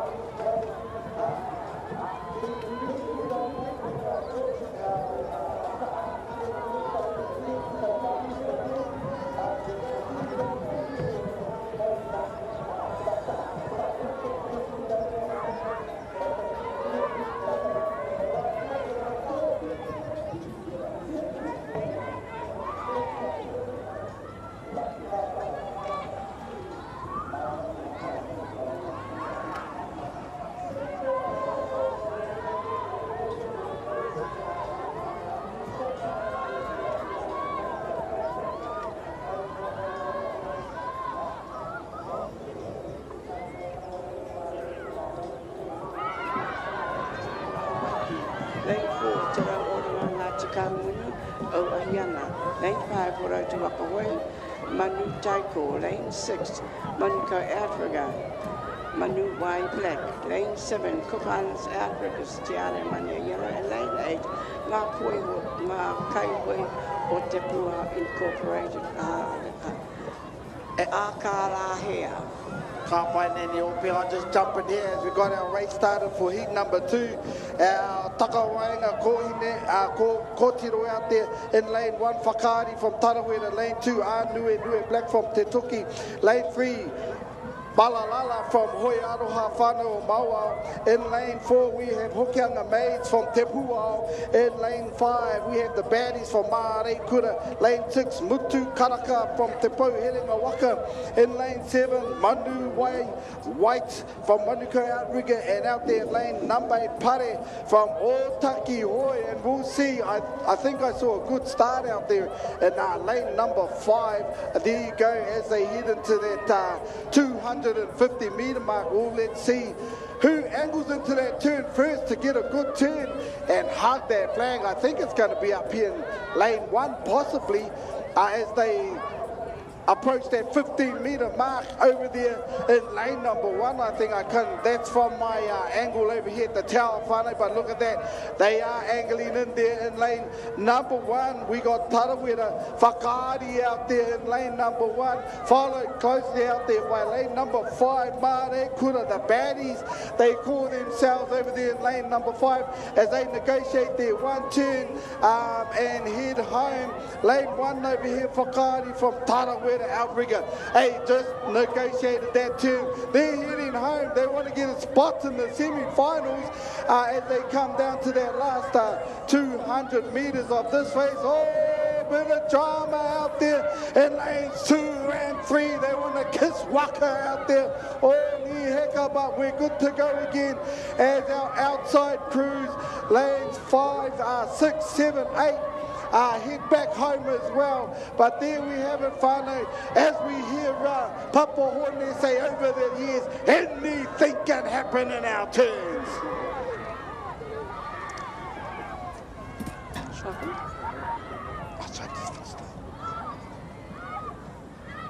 Here we go, Whānau, lane 1 over here.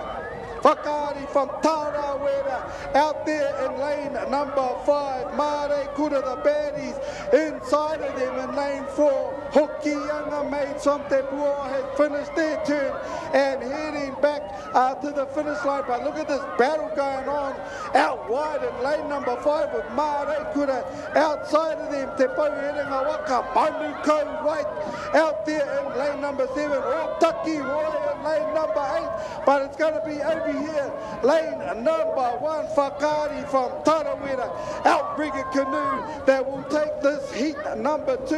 Our Kōtiro will qualify through to the semi-finals out there at lane number 5. Mare Kura, I better just have a quick check. Tikana, Te Ara Tuarima, and out there in lane number 7, Manuka Outrigger will finish their race. I can't call him.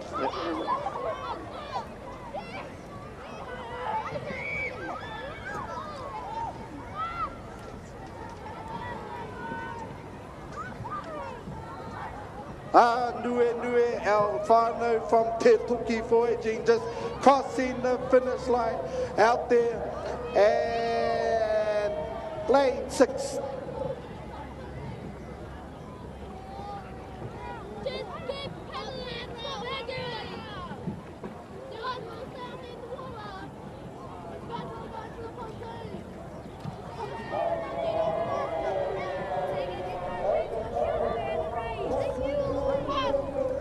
Over the finish line there.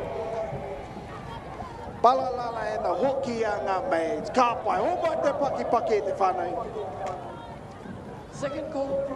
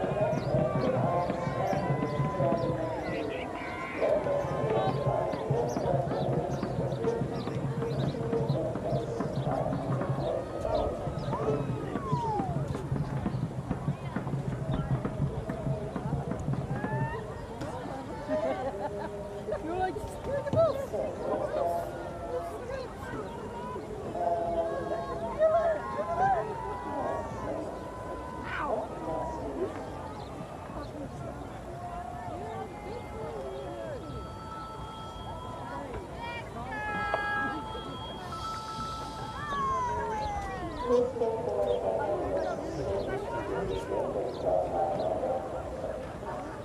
that them just finishing then?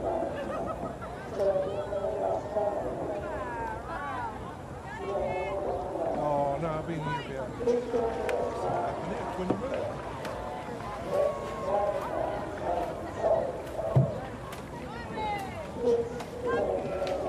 Oh yeah, we've been coming out.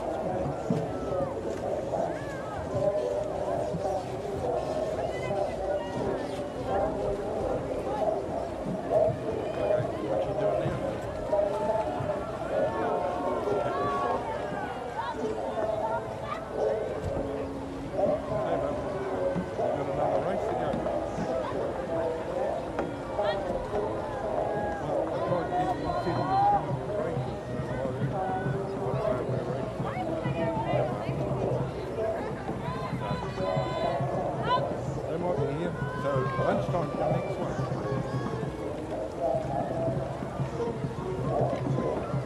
Oh yeah. Back up and watch them change. Oh, where I was last year. Now by the TV camera.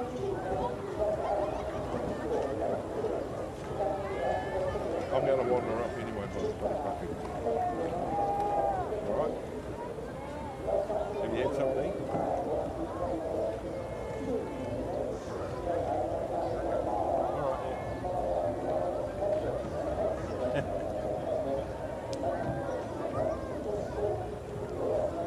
Alright, well, what are you doing? Just looking around.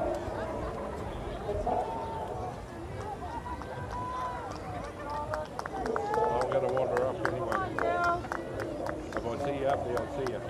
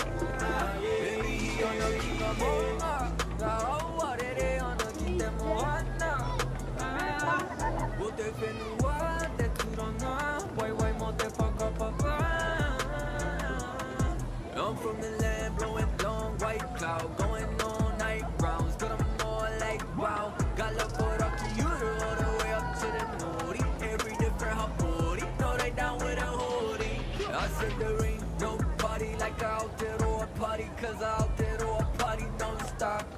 I said there ain't no party like Aotearoa party. We ain't stopping till we shut down by the cops.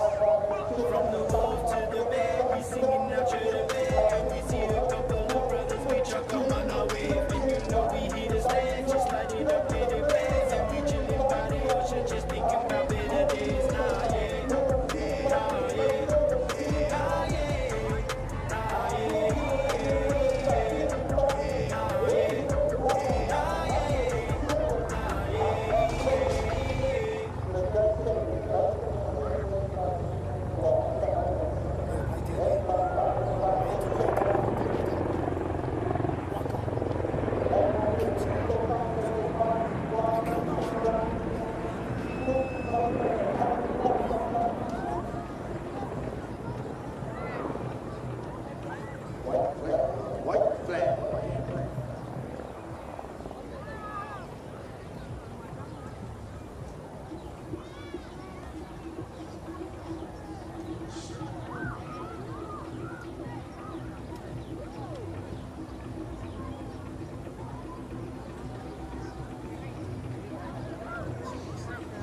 And we have a green flag out there for our semi-final of our Junior 16 Aotearoa.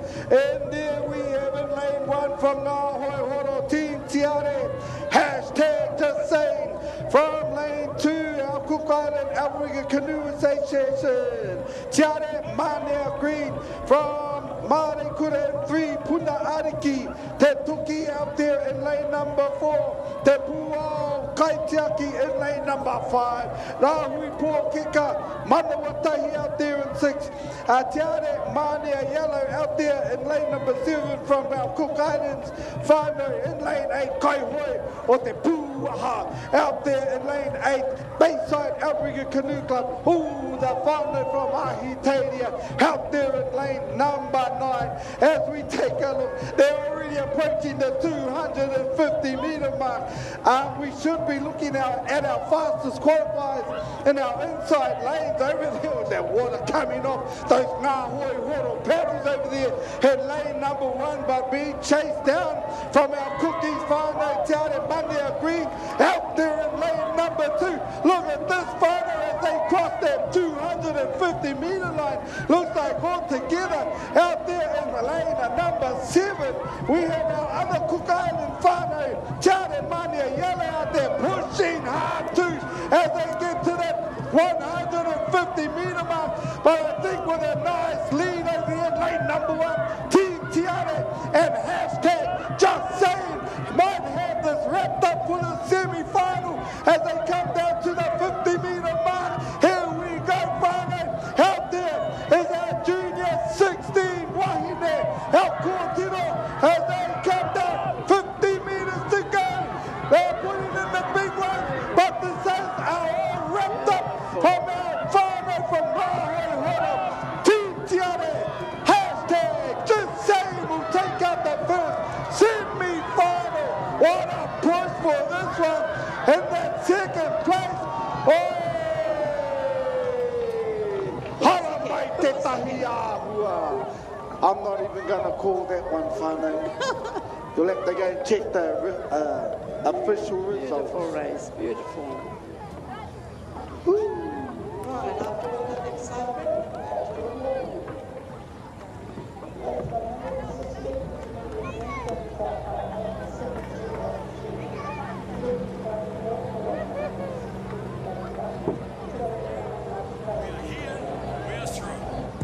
We should use this time to build kotaitanga.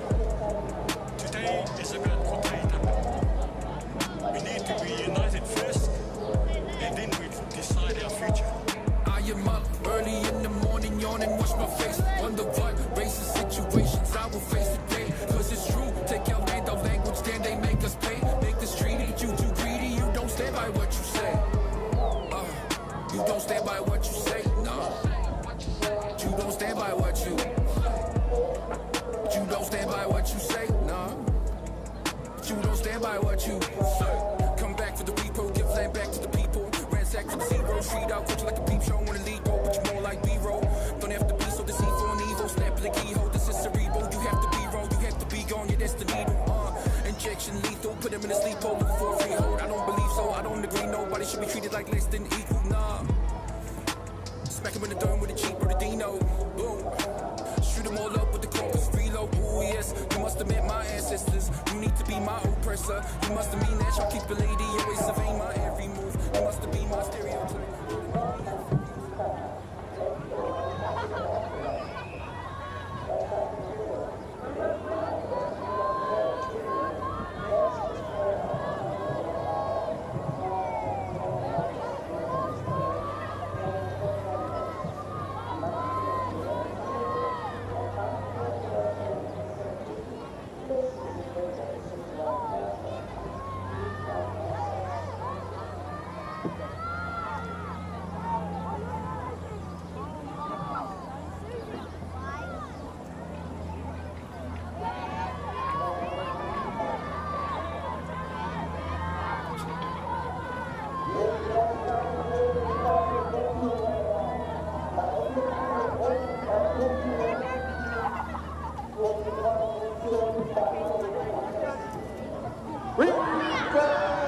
Nicely done out there, lanes 1 and 2 had an awesome start over here.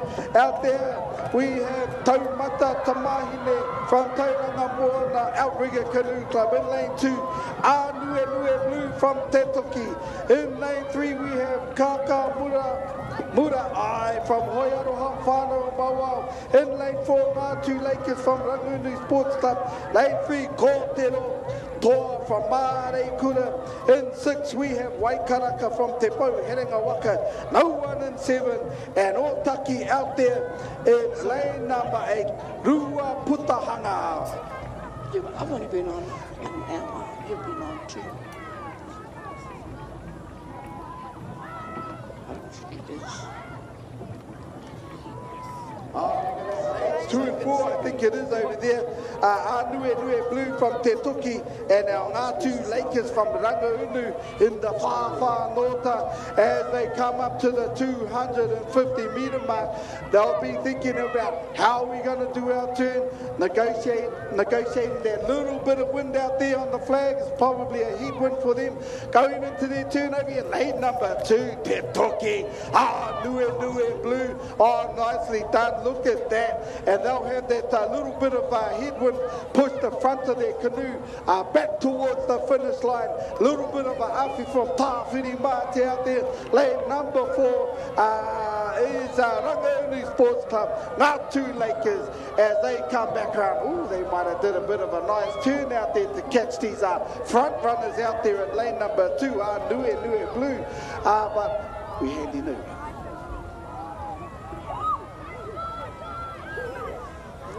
Third and final call for race 118. J16 Men,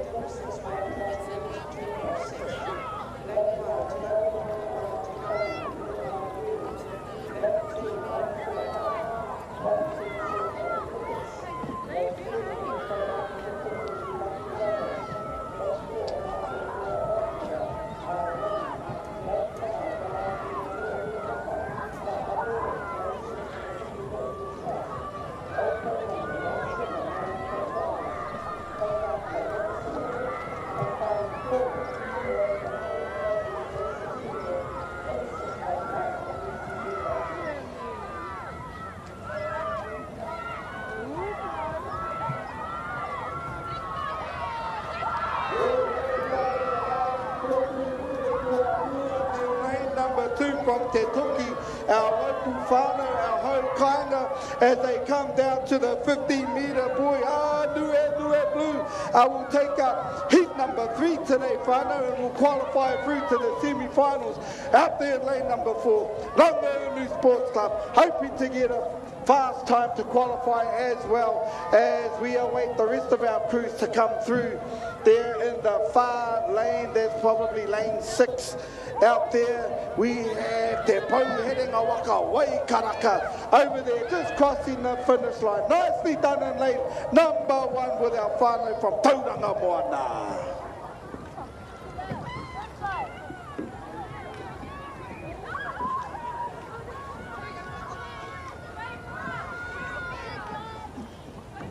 Sorry? No, just start.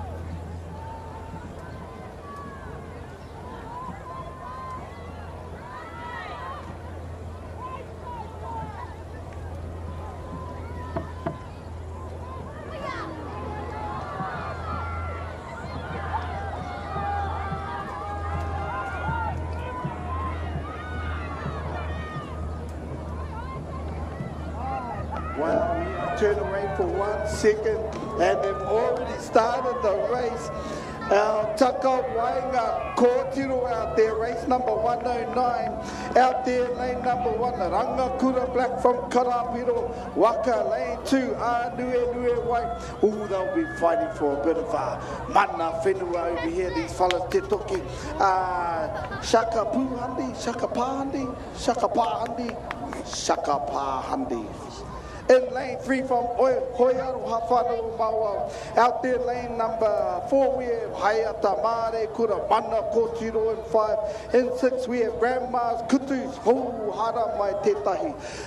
From Waitakere, must be Kutu Paikire, and Manaya. From Hawaii Nui Tuarua Waka Ama, out there in lane number 7. Nicely done over here though by our whānau from Karapiro, Waka Rangakura Black. Out there in lane number 1, over there in the far lane 2, lane 6, Waitakere, our grandma Kutu, they'll be chasing them hard down there as they look pretty good out there. Probably, it is Waitakere out there in lane number 6. As they go into their turn over here, getting done already, is our lane number 1, Rangakura Black from Karapiro Waka, going into their turn. Nicely done, followed closely next to them in lane number 2, out there in lane 6. Lane 6, we have Waitakere Grandma Kutus, as we just had a little bit of a kōrero out there. But hoi anō, ka tauni tātou ki te ara tuatahi nako Karapiro Waka, Rangakura Black are heading home, and without any dramas will qualify through to the next round of these semi-finals, as the rest of our crews have negotiated there. One turn for our intermediate woman, Kōtiro out there, coming down the home straight. 250 metres for some, 100 metres for others as they come down to this race. 109 intermediate W6 500 with one turn whānau. Looking good over here in lane number 1 though is our local whānau Karapiro Waka, Rangakura Black. Look at that, those big strokes coming in as they hit the 50-metre mark and come down to the finish line. They'll go through, barring any dramas in the next 20 metres whānau. There you go. Karapiro Waka, Rangakura Black, cross the finish line. We'll go through to the semi-finals. Ngā mihi anō kia koutou i ngā kōtiro. Ka tiraka huriki tō tātou ne ara tuarua o te pai hoki o tō tātou rātou wā. Hurihanga nā ko te toki voyaging trust. Nue White will come through in that second place and hopefully get a good time to go through to the semi-final. Hoi anō he pakanga kei te haere mo te tai o te tua toru o kei reira te ara tua whitu taku whakapai. Hawaii ki nui tuarua Waka ama Manaya out there in lane number 7 will take their fourth placing out there and see if they get a fast time going through. One more Waka to come through.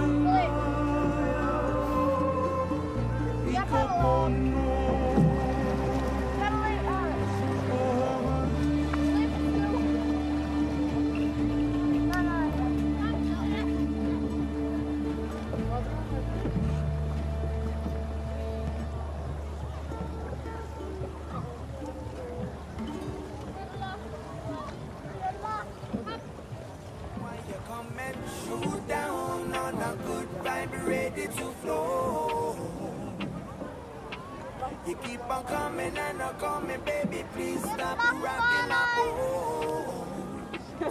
Cause I'm ready to rock. Honey, don't say it if you like, cause I came here to water down your road. So baby, why you shoot down on a good vibe, ready to flow?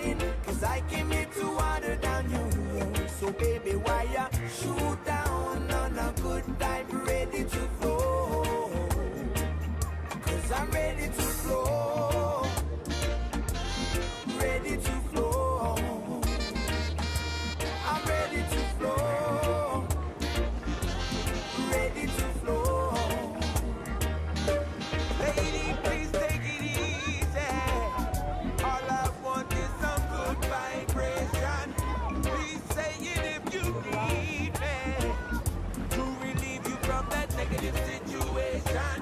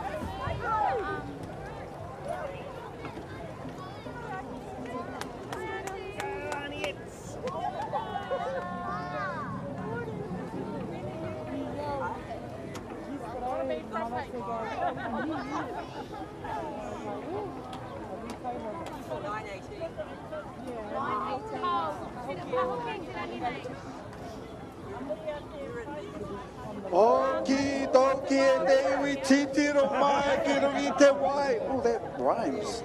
Ooh, kapai, out there National High Water Coalition J16 Wahine W12 500. This is a semi-final final, so they'll be looking for a spot in the final coming up. We got a full contingent out there of 8 Waka.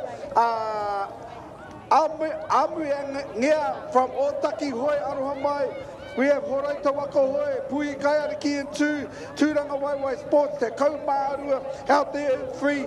Hoi, Hei Matau Pedders, Lali Scramble out there in 4. Te Rau Oranga Ngā Tika Hungunu, Pāne out there in 5. Orua Hine from Hoi Aroha Whānau Mawao out there in lane number 6 and 7 actually. Tiri Kawa, they're whānau from the same club. And in lane 8 we have Karapiro Waka, Wai Marino as they come through the 250 metre mark. Look at this Puhi Kaiariki racing in lane number 2. Horaita Waka Hoi right beside them on the outside. Otaki have the fastest qualifiers for the semi-final, but it's over here. I think they might have their nose ahead. Horaita Waka Hoi just outside of them.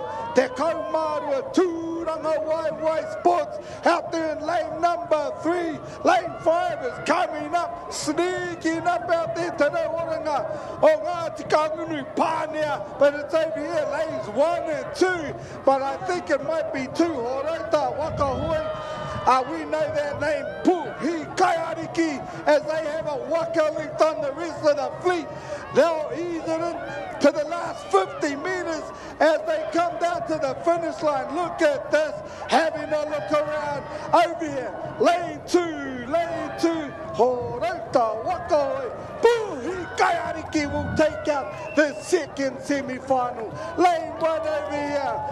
Omenga from Otaki Waka Hoi will take that second place, and out there in the far lanes, I think it was 7. Tiri Kawa might have taken that one.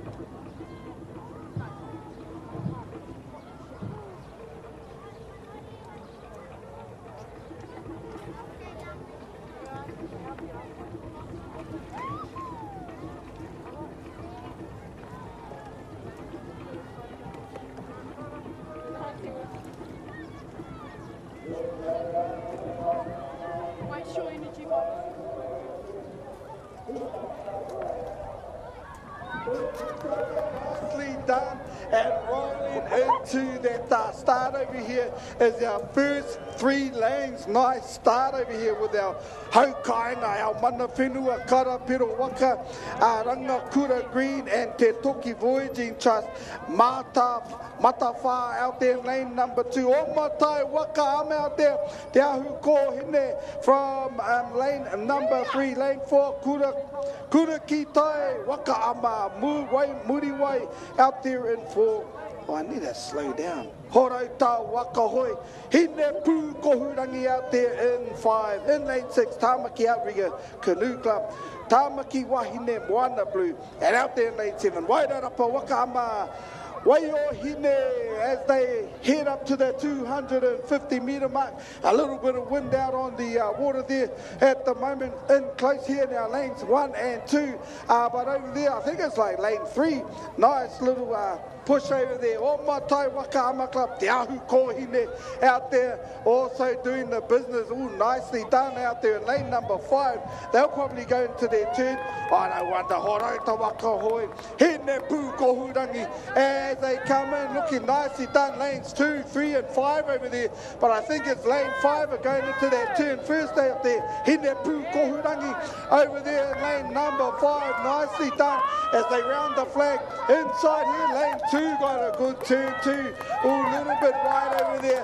But here we go. They'll be looking at negotiating those couple of draws. Lane 5 out there, Hine Pū Kohurangi already gone. Lane number 2, ooh, couple more draws and they're out of there. There you go, finally. Might be a little bit of drama out there with that wind that's holding them back there. But coming down the home straight out there in lane number 5 is Horaita Wakahoi.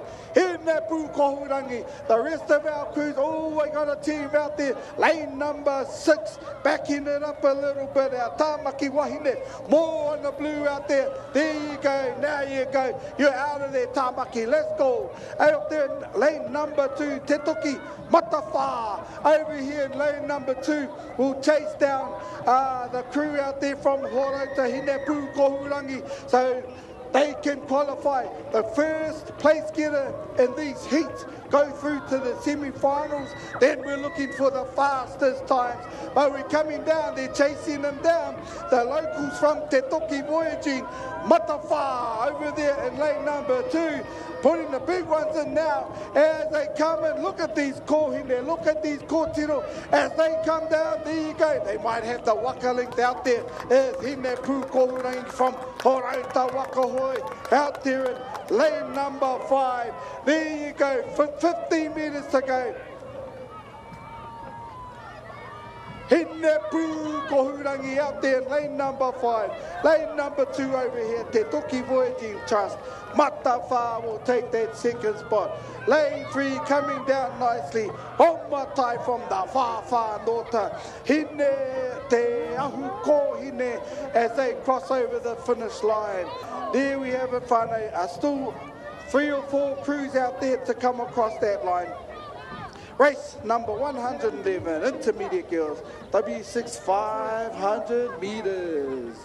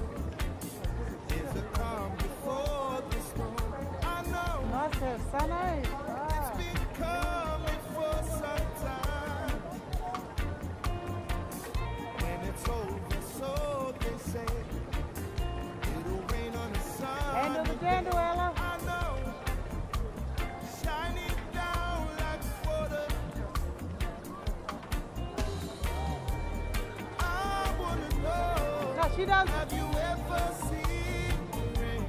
We miss you, dude. I wanna know. Have you ever seen rain? Coming down when the sun is dead.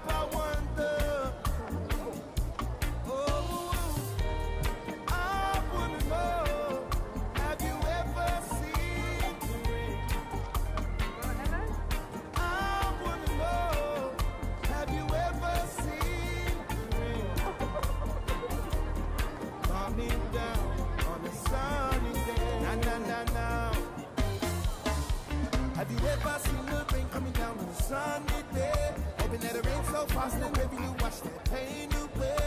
Try to forget about all the problems as I hold my faith. And you're hoping for the best, but I guess it's just the same today.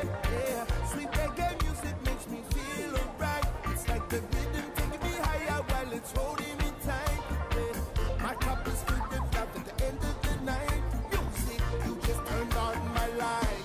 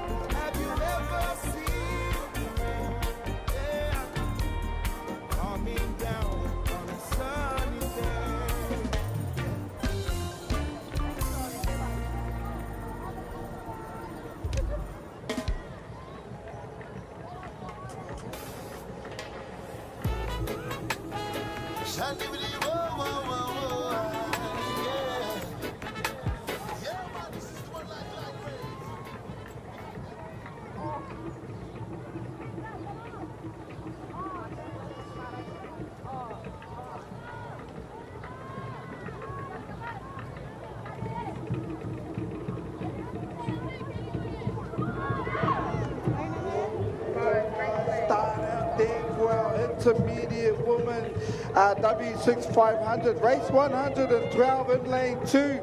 Maidens from Ngātai Whakarongo lane 3. Tai Kohine from Ngā Hoihoro in 4. We have Whakato from YMP. Waka Ama Manu Taiko Manawaroa from Horota Wakahoe. Out there in 5. Tamaki Wahine Wana White from Tamaki Outrigger in 6. Jare Mania White from our Cook Island Outriggers Association. And Himene from Ratanapa Kaihoe Trust. As we take a look how they're looking over there in lane number 2. They must have a lane 3 actually. Tai Kohine from Ngā Hoihoro. I got a nice start out there, a little bit of a lead on the rest of our Waka out there with our Kohine, our Kōtiro out there for this race.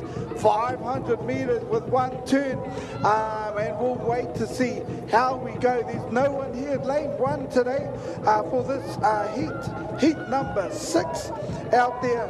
But we got 7 Waka, 2, 4, 6, 7 out there. Those ones are saying, how you going over there? They're a little bit close, but out there in 7 and 8. We have our Tiare Mania White and Himene Ratanapa out there in lane 7 and 8. They might be having a bit of a kōrero over there. We're just looking over here, lane 2. Ngā Hoihoro Tai Kohine, just going into that, their draw strokes to finish their turn. Outside of them in lane number 4 is YMP Wakaama Whakato, as they finish their turn as well, but coming out clearly on their own at this point in time is lane number 3 from Ngā Hoihoro Tai Kohine. Outside of them, lane 4, Whakato from YMP Wakaama are heading home. And the other side of them, Horota Wakaama, Manu Taiko Manawaroa, out there in 5. Tamaki's heading home now. Inside here, lane number 2, Ngātai Whakarongo Maidens, out there heading home. As we look to the far 2 lanes with our 2 crews out there, our Cook Island crew and our Ratanapa whānau out there, lane 7 and 8. They've made their turns and heading home as well. But we're looking down here at the finish line with about 70 metres to go is Ngā Hoihoro Tai Kohine out there in the lane number 3, just outside of it. They still keeping in touch is lanes 4 and 5. Horota YMP Wakaama, but the last 20 metres to go over here goes to Ngā Hoihoro Tai Kohine. They'll qualify through to the semi-finals as the first place getter of their heat.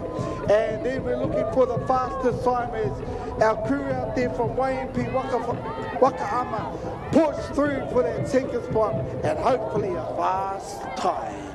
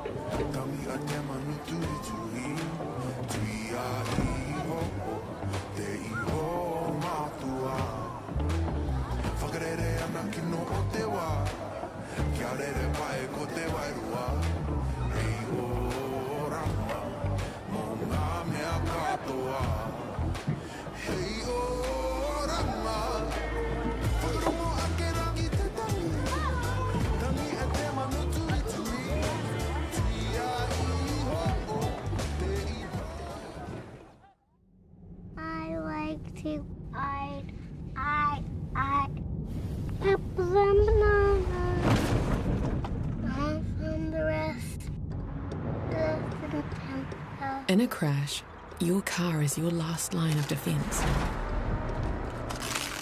What if it's not as safe as you think?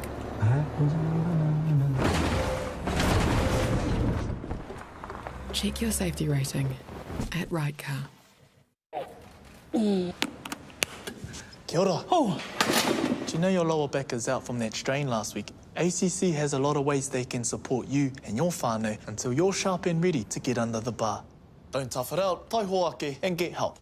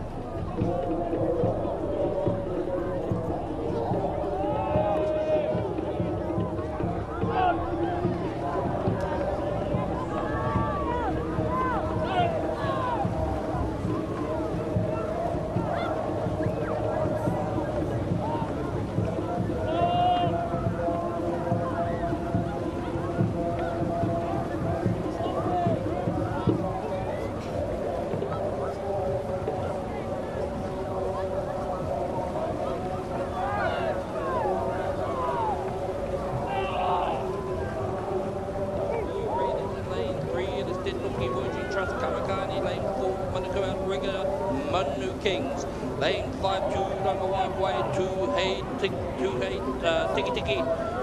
And also in lane number 6, it is Heimato Paddles called to Kakihi. In lane 7, it is Rua Rahui Pokeka, Te Tumu Kōrero. And in lane number 8, it is White Tākere Aboriginal Canoe Club. It is 125, shall I say. That's because I haven't got my glasses on as I look up, and it's looking pretty packed out there. It's close together. It's in the middle of the race course, perhaps in lane number 4, up there or thereabouts. That is Manukau. Lane number 1 is certainly up there too. In lane 1, it is the fastest qualified YP Waka. Here they come now. They've crossed over that 250 metre. This is where the training kicks in. There's also the top 4 inches of that head and that brain who can push along and push their body. Looking in lane number 1 and 2, it's YMP and 1, it's Ocean Blue, it's 2, and the number 4, it's Manukau. They are the 3 that have sorted themselves out at this time to go through to the semi-final. I believe the top 3 go through to the semi-final, and the next fastest few will confirm that shortly. Here they go, it's in lane 1, definitely got the lead in lane number 4, I think it is. Lane 1 is YMP, bring them home, ladies and gentlemen. Give them a shout out, it's going to be outstanding up there. This is the semi-final, they're racing for the final. Lane number 1, YMP, it is going to be. YMP will be left this one. They will take it, it's a fight for second and third now. Let's go to the front. YMP, lane number 1. They are going to go through to the final. Out there in lane number 3, Tentuki in the final. Oh, that was a close finish here. Te Toki and great. Oh, Ocean Blue got through there. In lane number 3, we got coming up there, should I say? Who's out there? Lane number 2 would be there. Ocean Blue from there. My goodness, as they rest of them cross over in a blanket finish.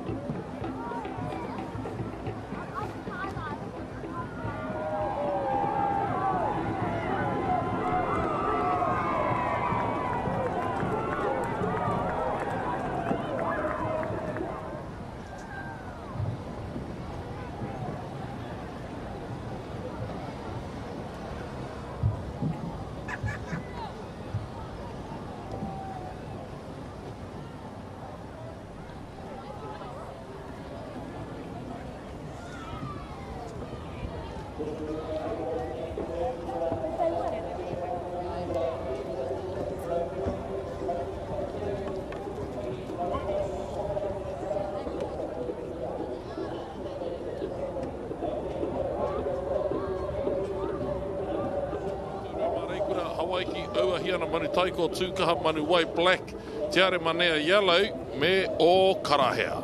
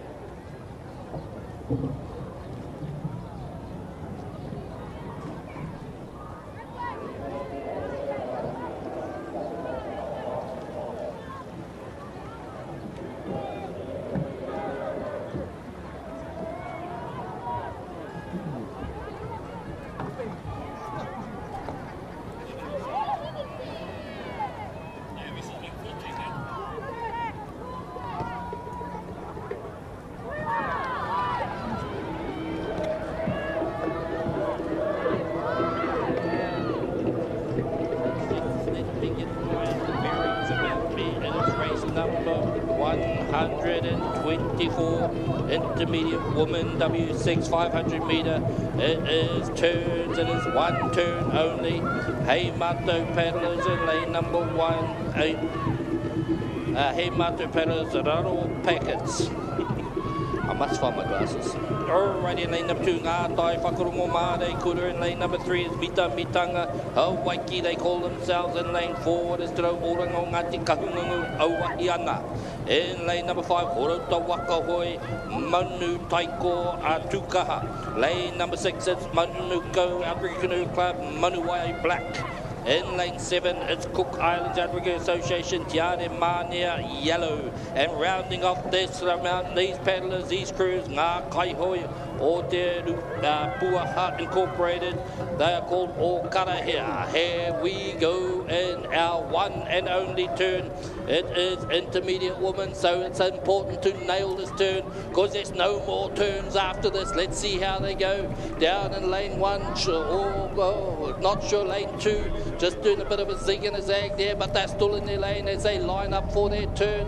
Who's starting to turn in first there? We wait and it looked like lane number 3, 3 and 5 and then 8 perhaps. It's gone in there. Lane 3 will be Mita Mitanga, 5 out there's Horota, 8 is Ngā Kaihoi o te Puaha. There we go, they're all into their turn now, and it's just a matter who comes out first. We look at lane 3 looking pretty darn good at the moment. They've gone all this drama on the far side. They're backing up, they're holding up, they're pulling the front of that Waka around in lane seats 1 and 2, and a bit of drama in lane number 1 also, as they all now negotiate their turn, and they're on their way home in this race number 124, the intermediate woman W6 500 metre. It is one turn, it is heat number 7 of 8. 7 of 8. And so we look at it now, they're coming home down this home straight. It looks like lane number 3 has certainly got a good lead. Mita Mitanga up in the north there, are up there paddling hard. Beautiful weather up there, beautiful beaches. Mind you could say that about the whole of Aotearoa. As we come down here, they've got the lead. It's going to be a bun fight for that second place, but perhaps out there in lane number 5 is looking pretty strong there. That's Horota, and they are up there still, and they'll be challenging for the front. It's not over till it's over, so let's keep an eye on that. And then there's another battle for that third place as well, but looking like it's in lane number 5 might have it, so lane number 4 might have that one. Here we go, it's lane number 3, it is there. It is Mita Mitanga, it is also on the far side there, and they've made a comeback. Is that there? Horota in 5. Here they come, Horota have put it in, they've got the straight line speed, and they'll take this one out. Will they? Won't they? Oh! It was a choice between Horota and Mita Mitanga. You try and pick it out of there. That's how close they were. And in between them was Te Rau Oranga, o Ngāti Kahungungu. The rest of these crews come home. Oh, that is great racing. That is pretty darn good.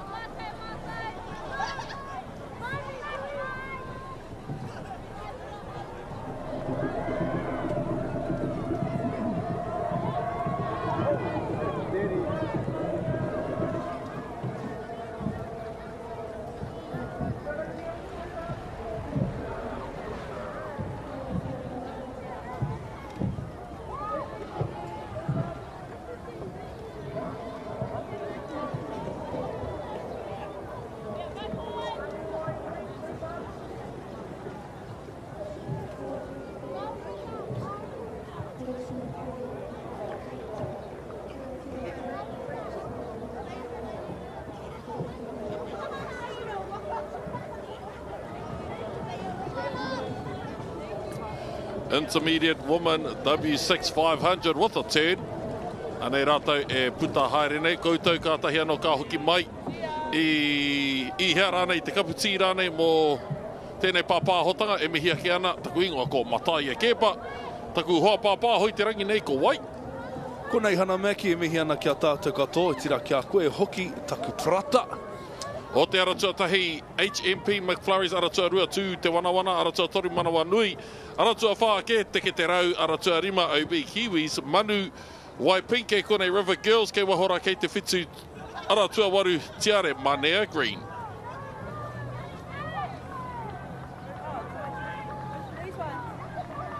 Kua rewa te haki whero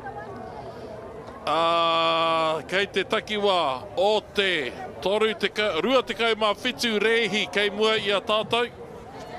I mua I te paunga o te rā. Henceforth, ladies and gentlemen, we have semis. Then we start to get into our finals. Of what divisions? We have intermediates, J16s, in both 500 double hulls and 1,000 metres. So it's going to be a long day. Do encourage one another to tune in. get our ratings up there so we continue to have a broadcast for our hākina kina. But as you can see out there, ladies and gentlemen, takiwa o te waka tuarima, ko horauta ki taku mōhio.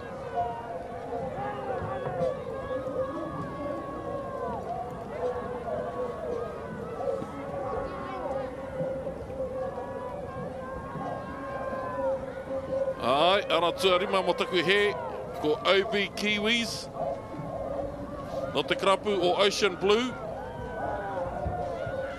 Kei waho atu i a rātou ko Manuai Pink, kei waho atu i a rātou ko River Girls, kei tawhiti Pāma Maora ko Tiare Manea Green.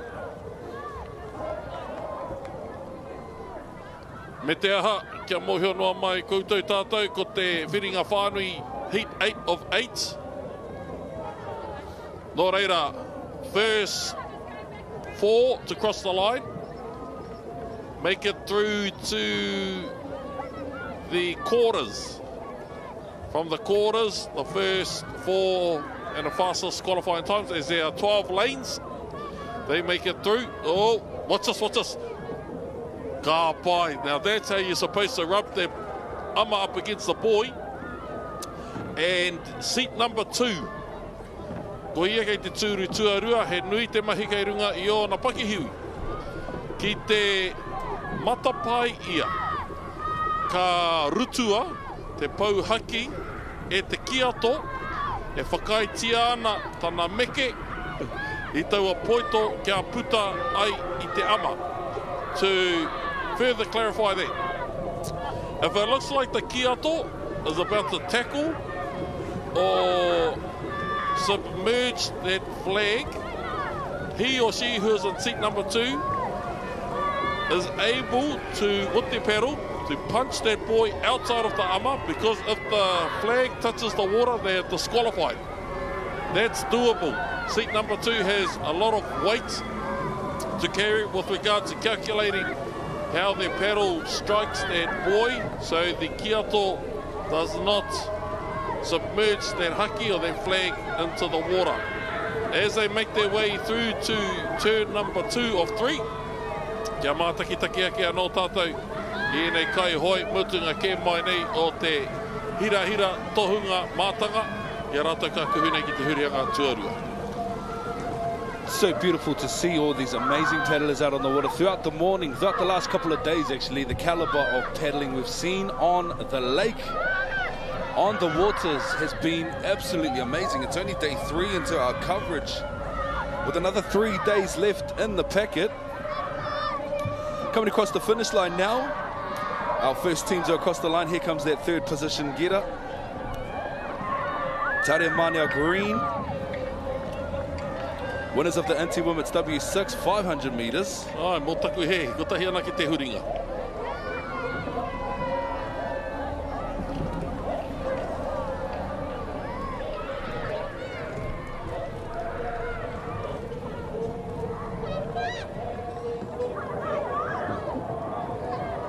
Anei anō tērā hurihanga, tērā tīmatanga.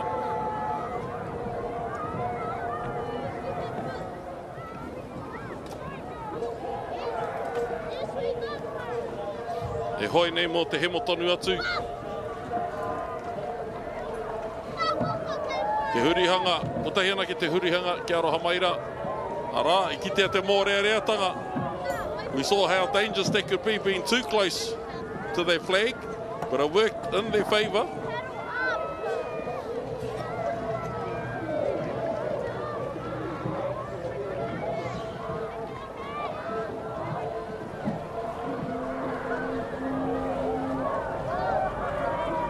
Out there, Tiare Manea Green.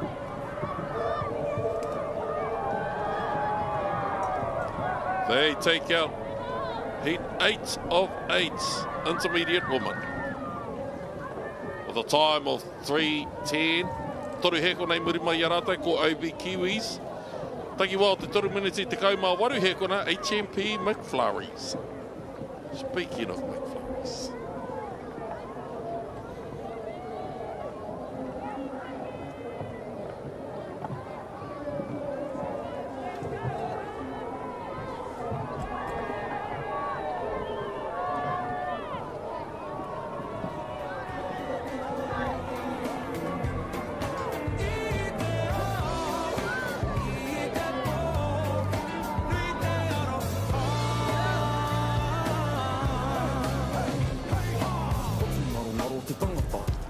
the map, Aotearoa, eat the map. E ki te ana i ngā pakanga nui o te ao. He ahara hua ki te maka tā. Ko ngā kupu e ki ana e mātou. He nui te aroha, he aroha mo tāpau. Tura mai o kato aroha kinua. Te whāwaia, he aroha nui ki te ao.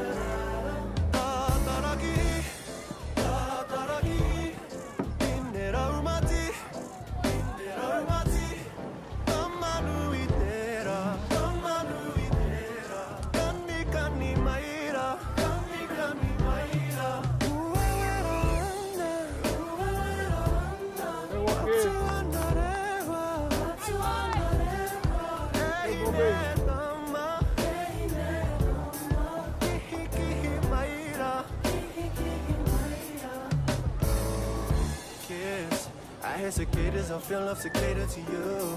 I'll do anything you wanna do me, and I'll do you too. Kita mawi, oromo kita hagata. You better know how to flow like that, da da da da, da da da da, da da da da, da da da da, da da da da, da da da da, da da da da.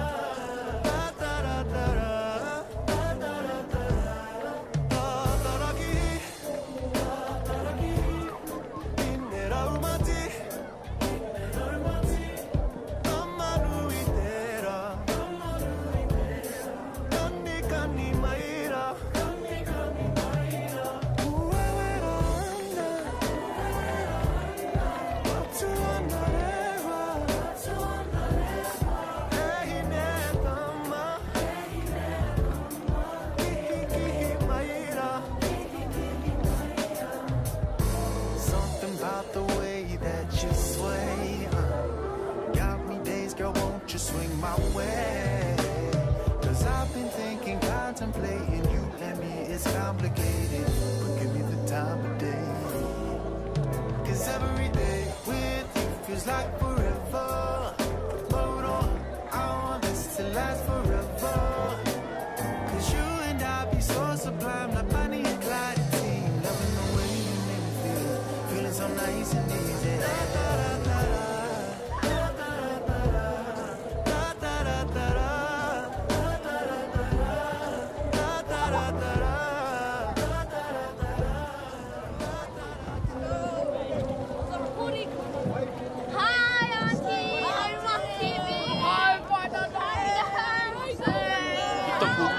E ai ki ngā hingareti ko te rau oranga o ngā tika hungunu tēnei. O, motaku he, Auckland Region Outrigger Canoe Club aratua whitu. O rua mano black and white o te aratua tahe eke taringa e te aratua rua. Mai o taki aratua tori tuna kaha me holo holo e te aratua whā. Whainga roa aratua rima mā reikura ki tai pā hure hure Warriors me G1 rangatahi.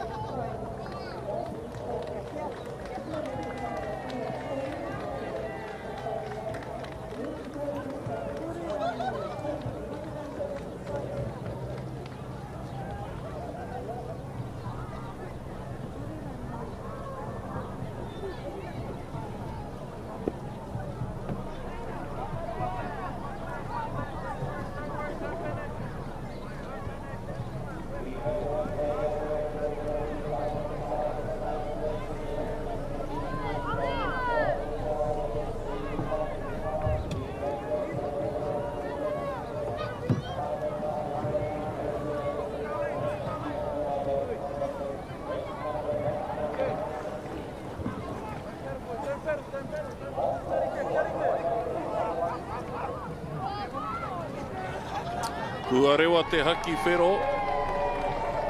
Taihua nei, rewa i te haki kākāriki. Kua rewa te haki kākāriki.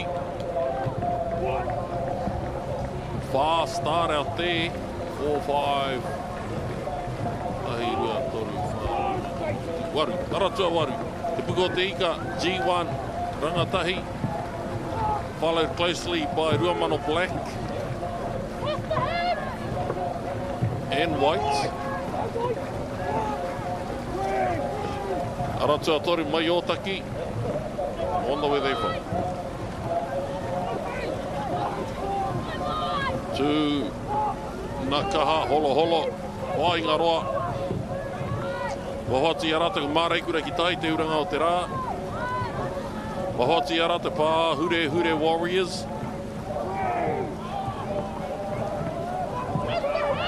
Aratua tahi, Ruamano Black and White. It'll be interesting to see what the clubs do in preparation to prepare their teams to get to nationals, actually. Just like the coverage we got for Road to Worlds, that was really, really cool to see our boys and our wahine prepare as they represent us in the world stage. It'll be really cool to see what our clubs are doing in preparation and how they inspire the next generation of paddlers to come back year after year consistently. Because as we can see, those J19 and J16 boys have all been paddling through these grades. So it'll be interesting. Tēnā pēme whakatoi te kākono, maybe planting seeds. It'll be really, really cool. Just like Haka at home and all those amazing kaupapa where we can see the progressions of our teams in preparation for big kaupapa. It'll be cool to see that for our Waka kids as well. On the screen at the moment, pumping up the front. Nice, comfortable lead, beautiful reach at the front there. Tara tuatahi, te rauoronga Ngāti Kahungunu, Ruamano Black and White. Nei rātou, te ahu mai nei ki te rārangi whakamutunga. Ruamano Black and White, te rauoranga o Ngāti Kahungunu. Pumping, timing boys, timing. Get those changes slick for the finals. Because you are all heading to the finals, which unfolds today, 2:53-ish. Do tune in, ladies and gentlemen. Ia pai te mātakitaki I nei tama. Kua haere nei, kua whanake nei, kua tai nei. Ki ngā whiringa toa, ka pāpā hotia. Hei, te ihu o te ahiahi, hei muri tata mai I te tūhoitanga o te rātaki o te rua karaka. Are mai, kia mātakitaki ai tātai a tātai tamariki. Anei anō, tuku ruatanga. Tino pai te tīmatanga I tawhiti pāma maora, G1 and rangatahi, nā wai. Tōia whakamuritia mai rātou, e nei o te aratautai Ruamano Black and White.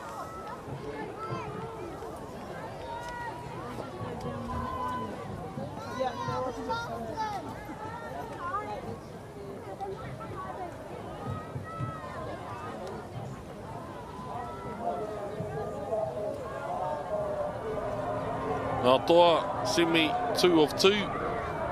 Te rau oranga o Ngāti Kahungunu. Waka ama.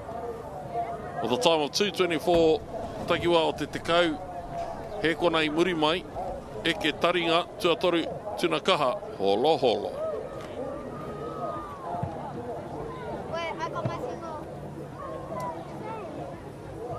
J16 Men's W6, thousands on the way next. Heading out to their Waka in preparation for their next race. Hoi ora hawhānau Maua on screen. Ko ai kei konei o te aratua tei Ruamano Blue, aratua rua ruku pō, aratua tori tāmaki tūkaha, aratua whā waitakere whero, aratua rima tūrongo, aratua ono Maua Moana Mavericks, aratua whitu Mana Connection. I think my son's in this race. Here come on. Check my boy.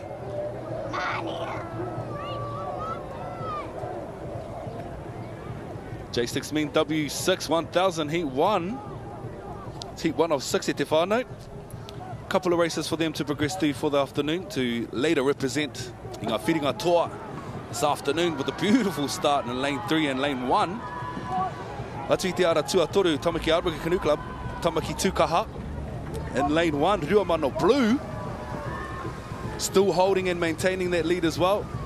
It's beautiful to see their pedals and their wind-ups, man. Some of the power that they can pump out on these waka is absolutely mesmerizing to watch. The strength in those boats, man. Hikama, beautiful. Perfect form. Beautiful conditions here today in day 3 for our Nats Sprints competition. Tamaki Tukaha on screen now in lane 3. Ai, o te ara tuawha, Waitakere Whero. Kei waho atu I a rātou, o Tūrongo, no te karapu o Otaki. Kei waho atu I a rātou, ko Maua Moana Mavericks, o te ara tua ono, engari. Kei konei, ki taku mohio, kei te ara tua tahi, me te ara tua tōrua. Ara tua rua ko Rukupo, te mātakitake a ke tātai tēnei hurihanga. Oi! Ka hāmene hia koutou. Koeira te wā e whakaro ai koe ai rānei me toro te hoi o tērā inohana I te tūru tuarua ki te haki. Nā te mea ki te pā te haki ki te wai, kei raro koe e putu ana. Engari, o te ara tuarua rā, ko rātai wiki tōria ana a whakataunga o kawa, ko Rukupo tērā. Engari, a kamera. E wiki tōria mai nei ko Ruamano Blue. Ka aroha taita mama.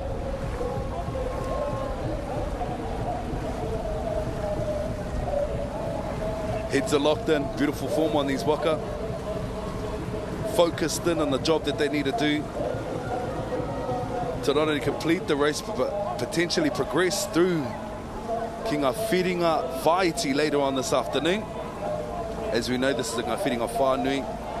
Heat 1 of 6, te ahua nei. With their nose out the front, actually, is a push and pull for 2 and 1 at the moment. Te ara tuatahi, ara tuarua, hot on their tails though. As they turn into now their second turn of 3. It's all about the steer at the back there and how they line that waka. Beautifully done. Nice and tight, not too close. It was nice to see him readjust his angle as he come in for that second turn. As we know, he had a little bit of a technicality at the other end, but beautiful way to come back from that. Could be heaps to deter a paddler, but you know what? He waka eke no, we're all in it together, ne?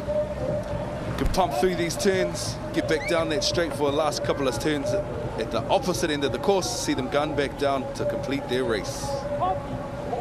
Ara tuatahi Ruamano Blue.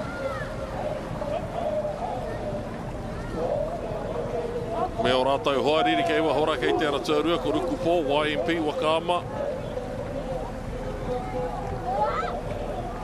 Not to stress, YMP, not to stress. Ko koutou e wiki tōriana o kawa nei.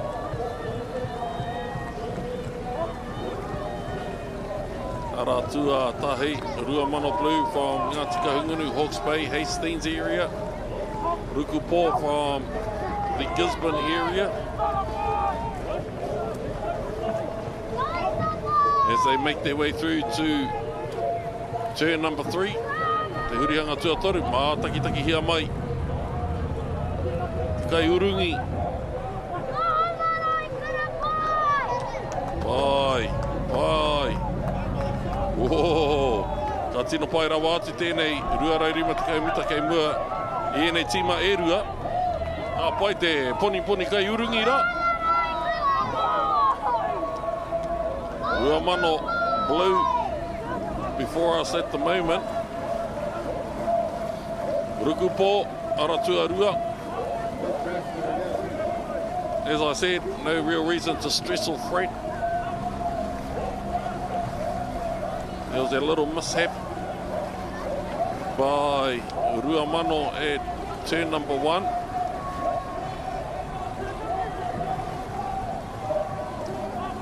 Rukupo, ara tuarua. A pai tā rātou punua kai urungi.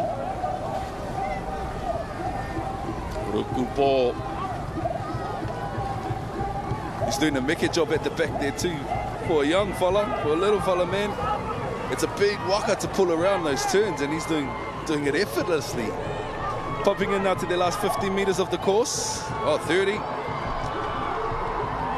Nice. Nicely done at the back end of the course there, next to come through the line. Aotearoa, ka tai tuatahi mai, Rukupo, followed in by Ruamano Blue.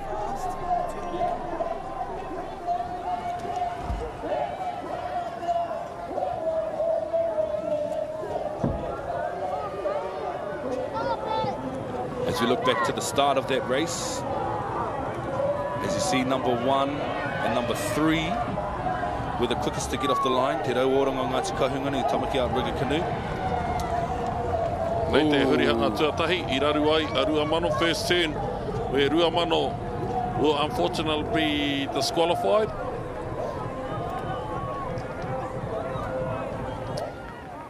Following that, we have turn number 2. Seat 1 of Ruamano.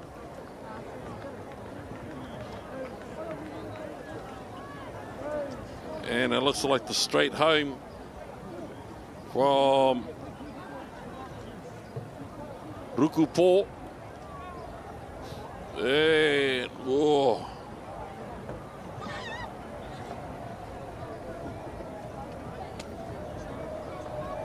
I didn't even know if there was our race. Anyway, Rukupo with a time of 5:19 within that second, Ruamano Blue and Tāmaki Tūkaha.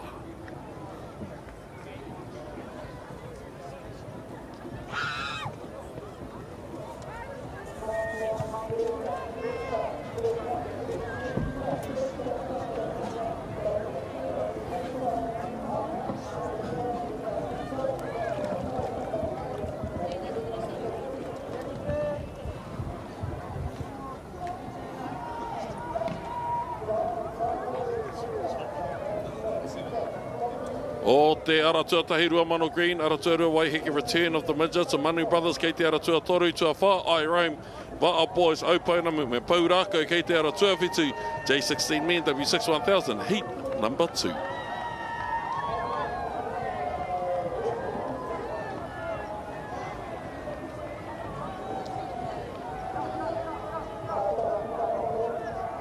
Kore o te haki whero. Me te haki pango. 2 King Jelly Beans, these boys. They're anticipating that rolling start. Just etched a little bit too far over that start line. There goes our green flag. Let's see who comes off first. Oh, 4 and 1, te ahua nei. 4-1, even maybe 2. Nice blatant start though. Nicely done, boys. These are the J16 Men's W6 1000 metre heat 2 of 6. Ene. I roam ngā hoi horo.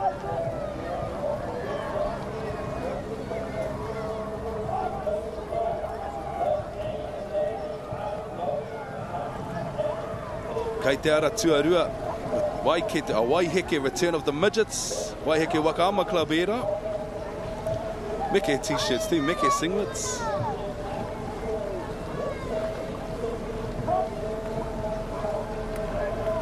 Ruamano Green on screen now from Te Reo Oranga.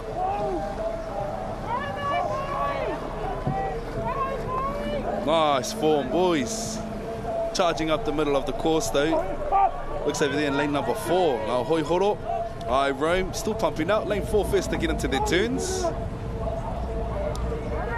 First turn of a series of 3 they'll execute for this race. Nicely done too, first in and first out. On their tail though, looks like lane number 2 coming in and out of their turn now too. Lane 1 shot a little bit over, a little bit too deep, but they'll come through. It's still anyone's game. 2 more turns left in this race, so we'll see, eh? Ai, wa pau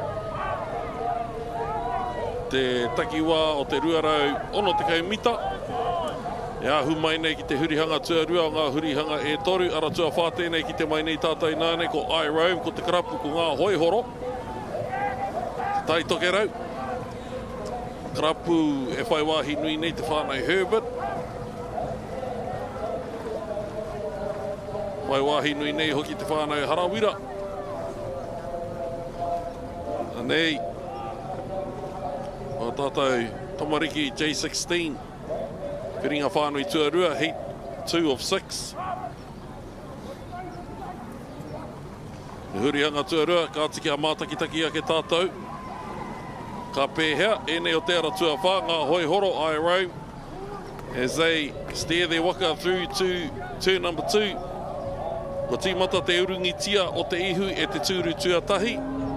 Pērana no tūru tuarua, ka tahi rātou ka tīrau, ki te koe rātou ki mo te draw. Tīrau i te ihu o te waka kia anganui ai ki te hurihanga tuatoru. I muri tata mai i a rātou ko te ara tuarua. Waiheke, return of the midgets.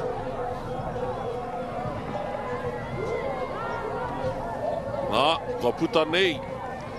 Ngā hoihoro te tīma o I Roam. Kia anganui ai ki te hurihanga whakamutunga. Kei mua Marika rātau i tēnei wā. Mārama tai ahoa ho tērā te kitea. I want to do a massive shout out to all of our coaches and our, kai hāpai out there who have dedicated their time to help support the growth and development of these boys on the water. We can see actually all of our kai who we've seen over the week, over the last 3 days. It requires, a special breed of person to give up that time. It's voluntary, mahi too. You don't get paid to do all this stuff. You do it purely for the love of our sport, the love of our communities and our iwi and our hapu. What's some of your favourite memories of our kaupapa, bro? The ability to give back to your culture, the culture that shaped you, that gave you a worldview, that taught you the importance of whānau, of whakapapa. Outside of that, to build and develop mate aone, whanaungatanga, kinship. I still to this day have friends that were once competitors. Some of my most vicious competitors out on the water, in our old age now. That friendship has only developed since the times on the water. There's a connection you build with people when you share blood, sweat and tears, whether it be people from your own waka or other waka. There's a level of respect and empathy for your other competitors. I don't want to say enemies, but other competitors, because they were part and parcel of that grind that taught you a little bit more about yourself, helped you push some of those boundaries of self, of understanding of self and things of that nature. Tika tau, my bro. Beautifully said too. Beautifully said. Hoa off the way. Hoariri on the way.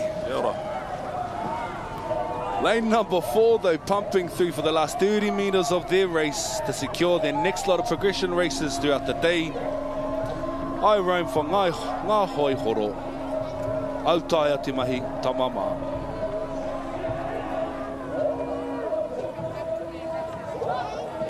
Soon we'll see who's coming across to secure that second place. Aotearoa. Waiheke return of the midgets. Over there in lane number 6, looks like Te Toki Voyaging Trust Opounamu. These are winners for this heat, J16 Men's. Wicked work. Amazing.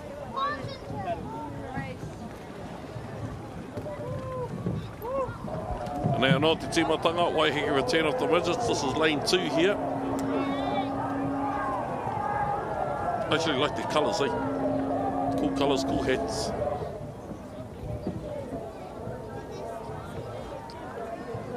Watch how he wrenches that blade around. That's why it has that reinforcement of carbon fibre. around the blade. If there's a blade to be snapped, usually it's the steersman's one. The pressure of 5 fit, strong men having to steer that waka as straight as possible. The water pressure onto that one blade is the reason why they reinforced. I think the strength after a reinforced paddle with fiberglass is a spade.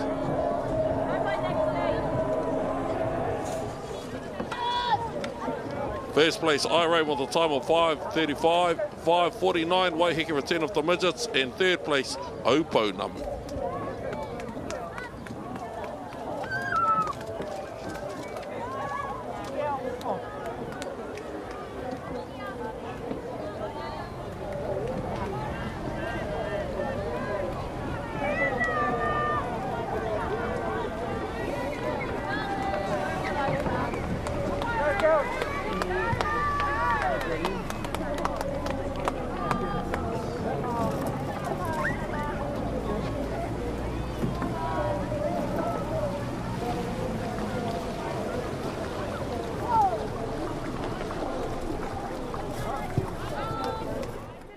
Tēnā koe, Auntie. Hey, I see your shoulder is still sore from that fall you had last week. Tēnā. E noho, I've got this laundry.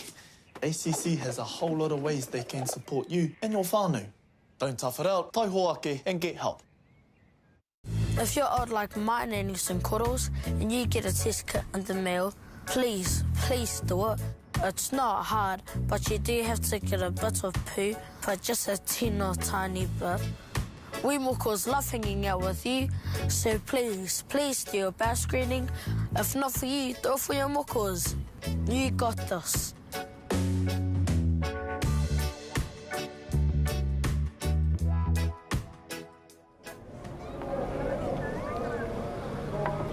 Race 119 on the waters for the intermediate women's W12 500 metre semis, 1 of 2. Heading out to the starting line now in preparation for their next race. He whiringa whai ti tēnei, te haere ake nei, intermediate women's W12 500 metres. With a stacked 8 lanes out here.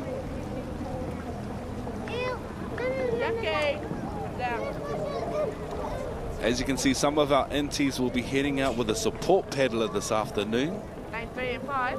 He mea tautoko, he mea aki i a rātou, kia ki o rātou rārangi me ki to stay in their lanes.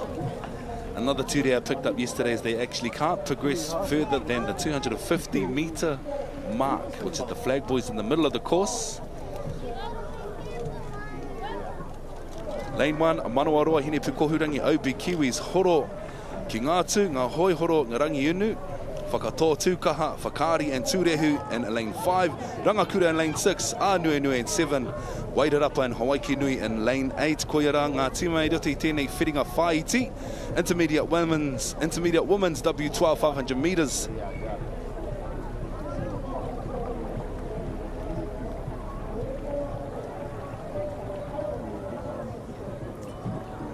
Going to be a fast semi-final. Sometimes clubs don't have that many paddlers in the same category, so you see teams from the same districts come together, which is awesome to see, because usually you would be paddling against them, but in this particular race you'll be paddling with them. We did this. We double-holed with a team from Horota at the Bora Bora Worlds, and we came away with the gold. That's what we like to hear. That's the beautiful thing about Waka Amatua is whakawhanaungatanga, man. Yeah, you know, and we only knew them as our competitors, and they were amazing. It was all the Edmund sisters, but to be in a double-hole with them. Work it. And now look, we see this still happening. So we have a red flag. We will see a black flag because we will see a green flag should they remain behind the line. It is a straight race. It is a double hole race. There are no turns. And here we go. In lane 1, we have from Horauta Waka Hoi, Manawarua and Hine Pukohurangi. Te ahua nei, e rua ngā kapa, ka whakawhai ti mai, I raro I te maru kotahi, and then this in lane 2. OB Kiwis from Ocean Blue Sports Club. Obviously they have a lot of intermediate girls because they've got their own team. We've got Horo ki Ngātu, Ngā Hoi Horo and Rangaunu. Both teams from up north coming together. Whakatoa and Tūkaha. Here we go. Horauta and YMP. They both paddle at the marina in Turanganui-a-Kiwa. This is Whakaari and Tūrehu from Tarawera Outrigger Canoe Club. Lane 6, Rangakura from Karapiro Waka. A lot of teams in this new club of Karapiro, which is amazing to see. And then Anuenue, a team well known. Said this name so many times from Te Toki. And then out in lane 8, Wairarapa Hawaii Kinui from Hoitonga Pacifica Wakaama Club. Taking a look now as we near the halfway. And of course it is Manawarua Hine Pukohurangi leading by about 2 seats. Horo ki Ngātu, Ngā Hoi Horo Rangaunu second, and then third I'm going to say Rangakura from Karapiro Waka. Man, don't sleep on these inti babies. What they lack in size, they make up with power and precision.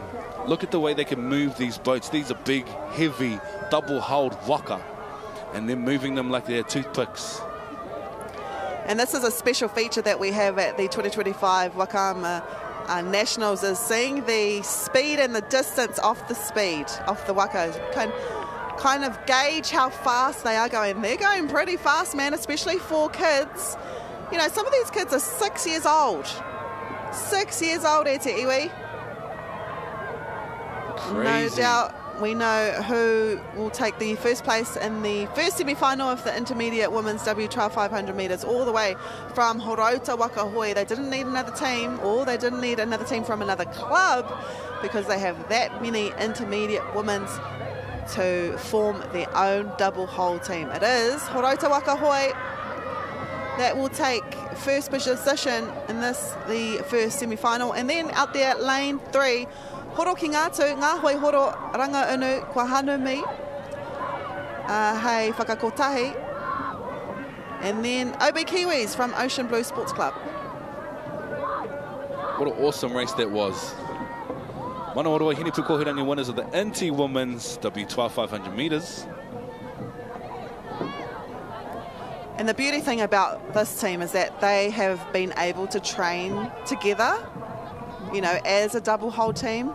The likes of Horo ki Ngātu, Ngā Hoi Horo and Rangaunu, of course they, you know, they paddle in the same district, but they probably didn't get that much time to be in a double hull team. Aye, undoubtedly there would have been a different takiwa in their respected rohe. But fortunately for these two, they're in the right, like you said, in the same marina. Yeah, the same club. The same club, same yeah, club. True that, true, hikama. They also have so many other paddlers in Horauta that they also made another team, Whakatoa Tūkaha, who were in lane 4. So another Horauta team, they combined with their cousin, I would say, their cousin club, YMP, relatively new club, formed by former members of Māraikura, David Jones and Nancy Ray Tarawa, who was also, in her day, the under-16 singles champion. But these are our champions at the moment. First place, Manawarua Hine Pukohurangi with a time of 2:26. Horo ki Ngātu, Ngā Hoi Horo Rangaunu with 2:31, and OB Kiwis in third place with 2:39.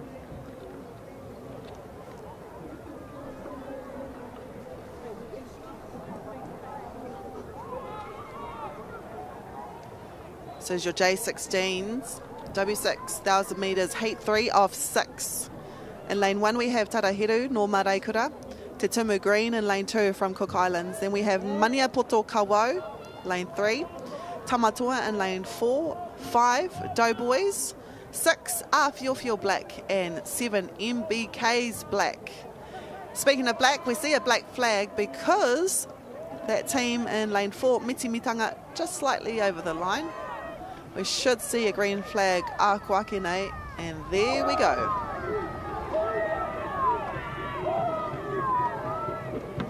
Nice start across the course there. Looks like the first to come off the line, though, was lane number 2 and lane number 1. Also at the back there in lane number 7, Rāhui Pōkaka MBKs. Taruhiru in lane number 1. Māre kura Waka Ama Club Incorporated. Hikama, that's a tongue twister. Say that fast 5 times. I can't even say that fast 1 time. Te Tumu Green Cook Island Outrigger Canoe Association. Beautiful strips there. Beautiful colours. Mani o Poto Kāwau over there. Over in there.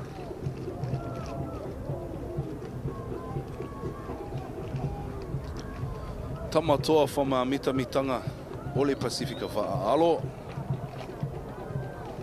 Nice little lead as they advance up past that 250 metre mark to now align themselves to that first lot of turns. This is series 1 of 3 turns.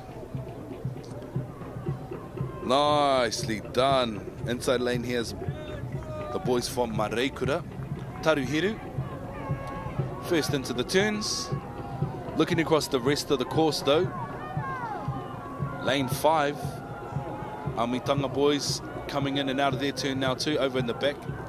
Blocks there. MBKs coming out of their turn now from Rāhui Pōkeka.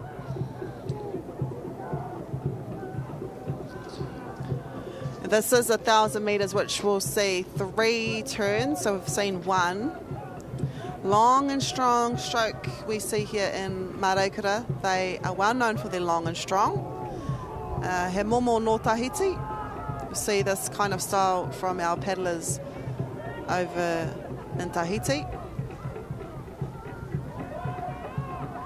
It's awesome to see as well so many young Mareikura teams. It's also because relatively you would see a lot of young teams in Horota, but there's been an increase of our rangatahi teams and our baby teams in Mareikura, which is amazing to see as they head to the second buoy. This is the second turn. A lot of momentum behind this Waka too, which will make the steerer's job a little bit easier.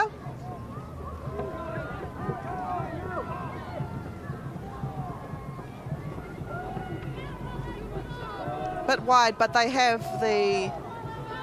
are able to go wide because they were out in front by about a Waka length. Oh, I'm sure there's a method behind the madness. Yeah, like the sister said, it's been pretty hard to like stop that momentum considering the power coming into that turn too. Unless you've lined your Waka in accordance to the power that's emanating through your boat, you can easily overshoot your turns. But because of the discipline in these Waka, these boys are able to draw their nose, the ihu around. And then at the back there, seat number 6 will pump that noko around as well. He waka aikanoa is what they say in the Waka world. We're all in this together. And that's exactly what you see on the course. Is all that time and dedication, the hours that they put into master their craft.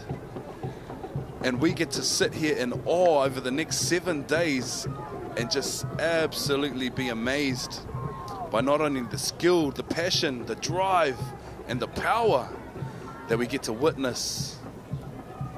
It's amazing, man. What was your favorite race as a paddler? Probably thousands.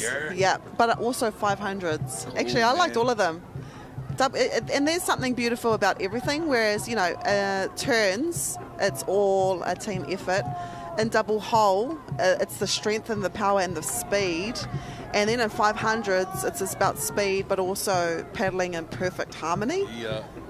And being coordinated. So, yeah, I liked every race. It's cool, eh? The synchronicity we can see on these boats, man.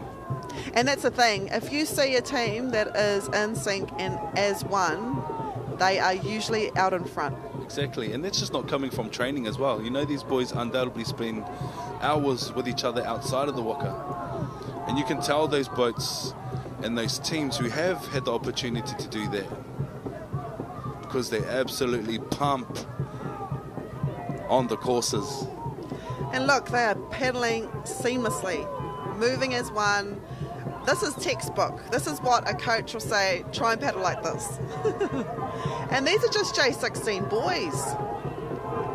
I'm pretty sure some of these boys as well, 11 years old. 11 years old to 16 years old. That's how young and old you can be to be in a J16's team. A lot of these boys will be together from the age of 11 to the age of 16. And we've seen over the years, if you are together for so long, you'll get the results. Like this team here in lane 1 from Marekura, it is Taruhiru. Out there, lane 5. Was the Doughboys. I love that name, but this is your champion team. Cody Kennedy Hogan, we've got Kavan Gutwell in there, we've got Kiki Wirihana Wilson, we've got Mana Biddle Nepia, Sione Lataval, and Nei Te Timatanga, quite back. They were quite a way back from the start line. But look at that power. We're going to go to the second turn now, and it's all about him. I shouldn't say it's all about him, but it kind of is. He's got a crucial job to do at the back there. Yep. Look at him cranking the bank. Could you be a steerer? Because I couldn't. I couldn't even fit in seat 6. And here is your final turn. Oh, I love the drone shots. Yeah, love look the at drone that. shots. He took it easy. He didn't take it, it wasn't aggressive with it, just effortless. Wasn't the greatest turn, but it is beautiful cameraing just to be able to see exactly who was doing what in that waka. Was a little bit deep, a little bit wide. But when you're ahead by that much, you can do whatever you want. You took the words right out of my mouth. Amazing stuff from our boys from Marekura. I'm sure their coaches in whānau will be ecstatic for them as they advance now to the next whiringa toa, I believe, on ngā whiringa whaiti. No, whiringa whaiti whaimuri I wene. That was heat 4 of 6 for the J16 men's, 3 of 6 motakuhe. Yeah, so that was only a heat. They've got semi-finals later on and then finals at the end of the day. Engari, ko Taruheru te toa o tēnei wāhanga with a time of 5:35. The Doughboys, 5:43. And MBK's Black, all the way from Rahui Pōkeka with 5:44. Nā, kia anga atu te tiro i nāne, ki te rehi, tahiro, ruatakau mātai. It is the J16 men's W6,000 metres. This is heat 4 of 6. So we've just seen 3. This is heat 4. Green flag. Nice rolling starts. I'm sure they'll all be happy. No one had to back it up for that race. It'll be quite hard and difficult to see who come off the line first, though. It looks like over there in the back end of the course, though, potentially got up and off the mark first, which was Te Toki Voyaging Trust, Aotearoa and 6. On the outside of them in lane number 7, MBK's Orange from Rahui Pōkeka. This is Te Tumu Yellow from Cook Islands Outrigger Canoe Club. Oh my goodness though, right out there. But we're going to stay closer to us. Lane 3, Pūtake Te Pouhiringa Waka Ama Club. We love seeing the wides because we love to see where all the teams are. But we're going to go through the list. Lane 4, Tokatu from Te Pūao. And then just outside of them, we've got Emore from Tūranga Waiwai Waka Sports. But I think it's out there. This is Emore there, Tūranga Waiwai Waka Sports. Ko te pātai, ko wai kai mua I tēnei wā. This is your team. In lane 6, it is Te Toki Voyaging Trust's Fuel Blue. Wow! Kissing the boy there. Hika ma. Oh, that is the turn you want. What a way to start this race. Nicely done, boys. Actually, looks like our boys from Rahui Pōkeka have done the exact same approach as well. They may have even been watching over their shoulders to see how they Tuakana approached that first lot of turns. Nice. And you can kind of see the connection in the paddlers by the way they do paddle. And obviously this team here from Te Toki, they have trained and they have practiced their turns. I have a feeling they spent one session on just turns. So to a point where their forearms would have been so Burning. Yeah, and thick and solid. But look, they are so effortless, just gliding through the water, that glistening, beautiful Waikato water. It's the control for me, eh? It's the control. They're locked in. They don't care what other people are doing on the water. They're locked into each other. And you can see that that's what's pushing them through, is they're focused on executing their pedal plan. And that's exactly what they're doing. So in this team, from Te Toki, so they get out of their second turn. Now we have closest to us, Waimata from Maraikura, Maiangi Windybank, Jamez Sadlier, Gideon Campbell, Cornelius Duprez, Rio Knight, and then out there, lane 3, Tōna Tikanga, I think it's Pūtake, Te Pauherenga Waka, that are third, but this is your current leader. They're picking up the pace a bit slightly. I think they're going to go for it. I don't know, are they racing to get a fast time because there's no one in front of them, not even to the sides of them. But it does look like they've picked up their pace just a little bit. Maybe they want to pick up their pace for their third turn. True that. They may be trying to gun in for that better placement of lanes for their fitting tour as well. I hear the fastest progressing times get the first lot of lanes. Is that correct, sis? Yeah, it is. True. But look, you could get the outside lane and still win, just like that they're doing at the moment. Exactly. And we've got optimum conditions here at Karapiro today for Lake 3.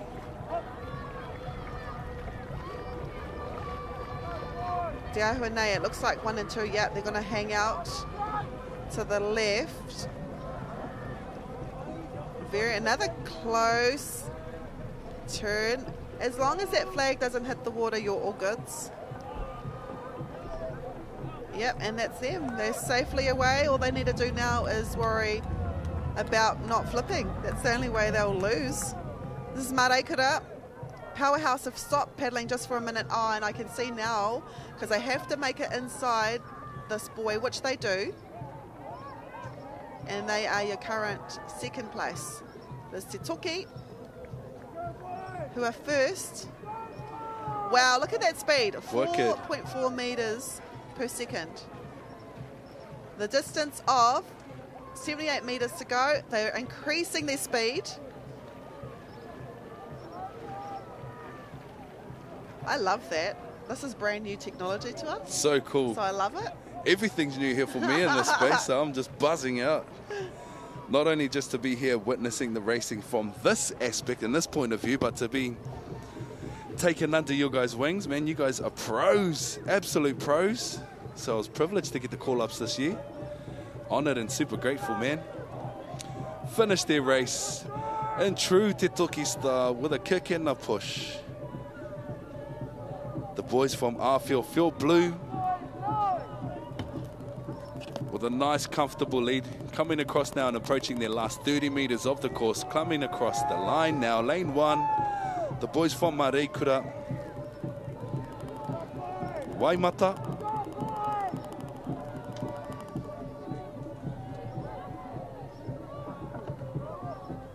neat. Those boys look like they still got lots to give.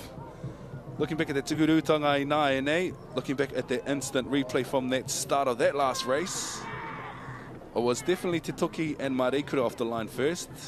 Coming into that first turn, now watch the execution of this turn, Te Whānau. Man, talk about how do you do. Boy and Nama best friends now, tidy whities. Nice, I wonder if that's a distraction for him. Nah, it locks them in, I reckon. Gee, I love watching their facial expressions, man. At the start of the race and at the end of the race. Especially at the end of the race. That's when you know if they've won or they haven't done so well. This team, however, did very, very well. I would guess, I would put money on it, they are one of the fastest teams in their category. All the way from Te Toki, they didn't have to travel far. They are your winners with a time of 5:09. That is fast. Second place, Waimata from Maraikura with 5:31 and Pūtake with 5:48.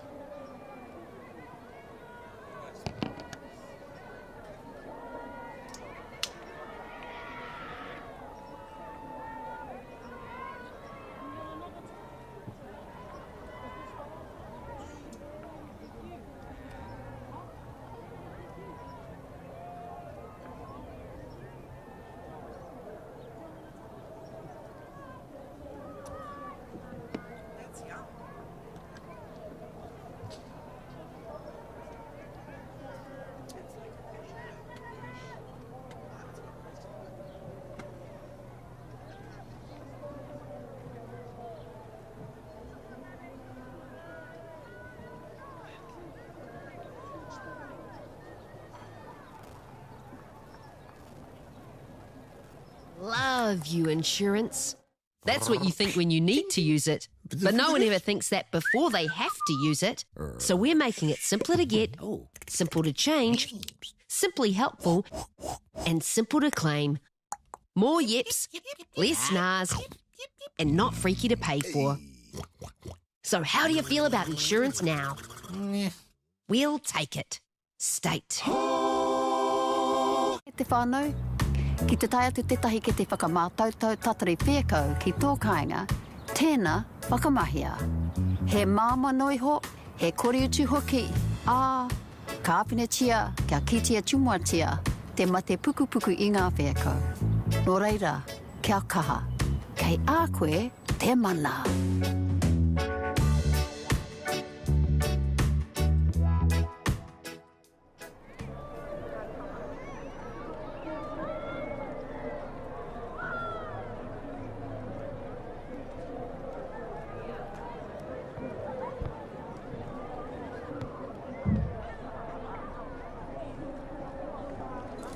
Be who we are, live our values, speak our reo, care for our mokopuna, our awa, our maunga, just be Māori. We are here, we are strong. We should use this time to build kotahitanga. Today is about kotahitanga. We need to be united first, and then we decide our future. I am up early in the morning, yawn and wash my face. Wonder what racist situations I will face today. Cause it's true, take our land, our language, then they make us pay. Make this treaty, but you too greedy, you don't stand by what you say. You don't stand by what you say, nah. You don't stand by what you. You don't stand by what you say, nah. You don't stand by what you say. Come back for the repo, give land back to the people. Ransack for the zero, street out, coach like a peep show. Wanna lead go, but you more like B-roll. Don't have to be so deceitful and evil. Snap the keyhole, this is cerebral. You have to be wrong, you have to be gone, yeah, that's the needle. Injection lethal, put him in a sleep hole, looking for a freehold. I don't believe so, I don't agree, nobody should be treated like less than equal, nah. Smack him in the dome with a cheap or the Dino, boom. Shoot them all up with the corpus reload. Ooh, yes, you must have met my ancestors. You need to be my oppressor. You must have mean that y'all keep the lady, always surveying my every move. You must have been my stereotype, trying to make me inferior type. You must have been that weasel, trying to use every tool. I am up early in the morning, yawn and wash my face. Wonder what racist situations I will face today. Cause it's true, take our land, our language, then they make us pay. Make this treaty, but you too greedy, you don't stand by what you say. You don't stand by what you say, nah. You don't stand by what you. You don't stand by what you say, nah. You don't stand by what you say. We unite, time to fight, cause we know what's right. History, toy two, to DDT, it too. Stand proud, that's the talking. Kafa fight on new motto. Okay, we unite, time to fight, cause we know what's right. History, toy two, to DDT, it too. Stand proud, that's the talking. Fight on new motto. Okay. Kia ora. Kia ora. Kia ora.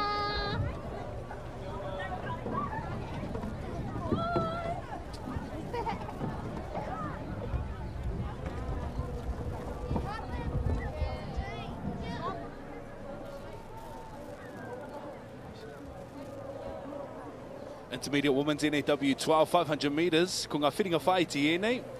Ara tuatahi Manuai Red, ara Aotearoa Baddies. Lane 3 is Anui Matawha, Wai Karaka, Manawa and Pare in lane 5 and 6. Taumata Mahina Rangi and Tare Manea in lane number 8.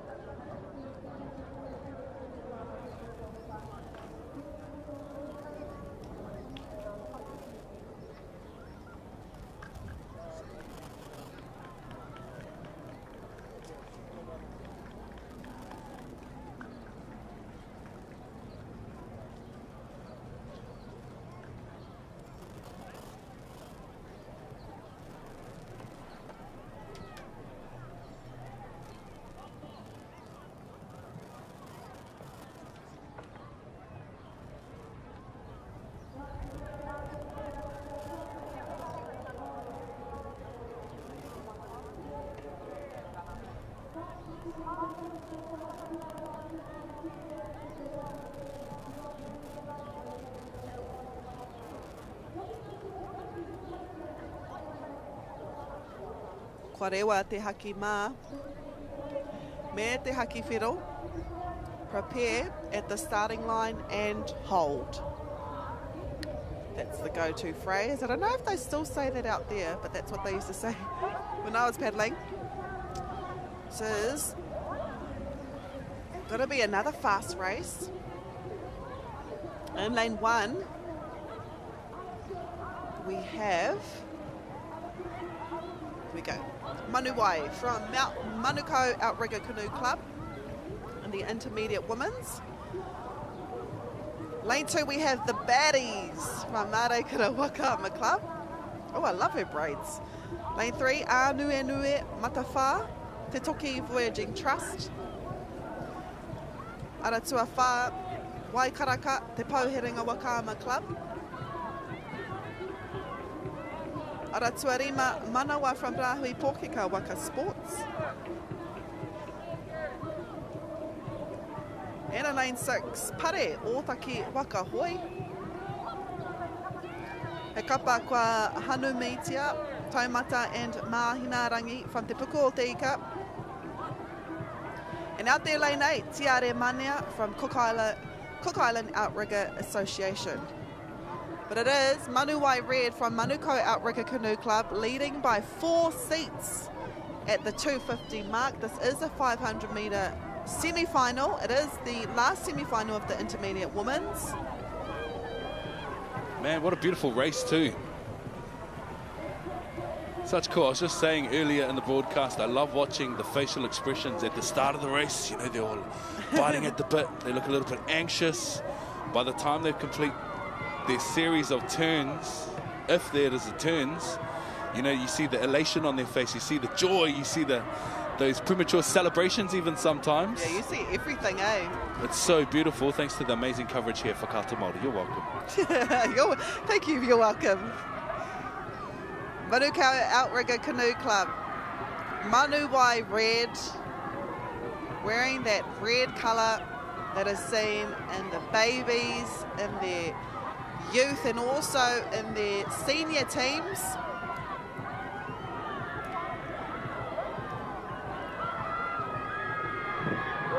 And the more they get, the more ahead they get as well.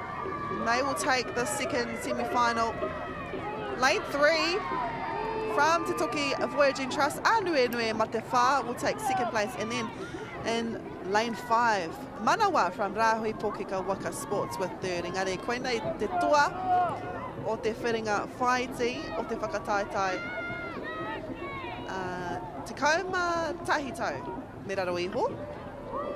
So you have to be under the age of 13 aroha mai.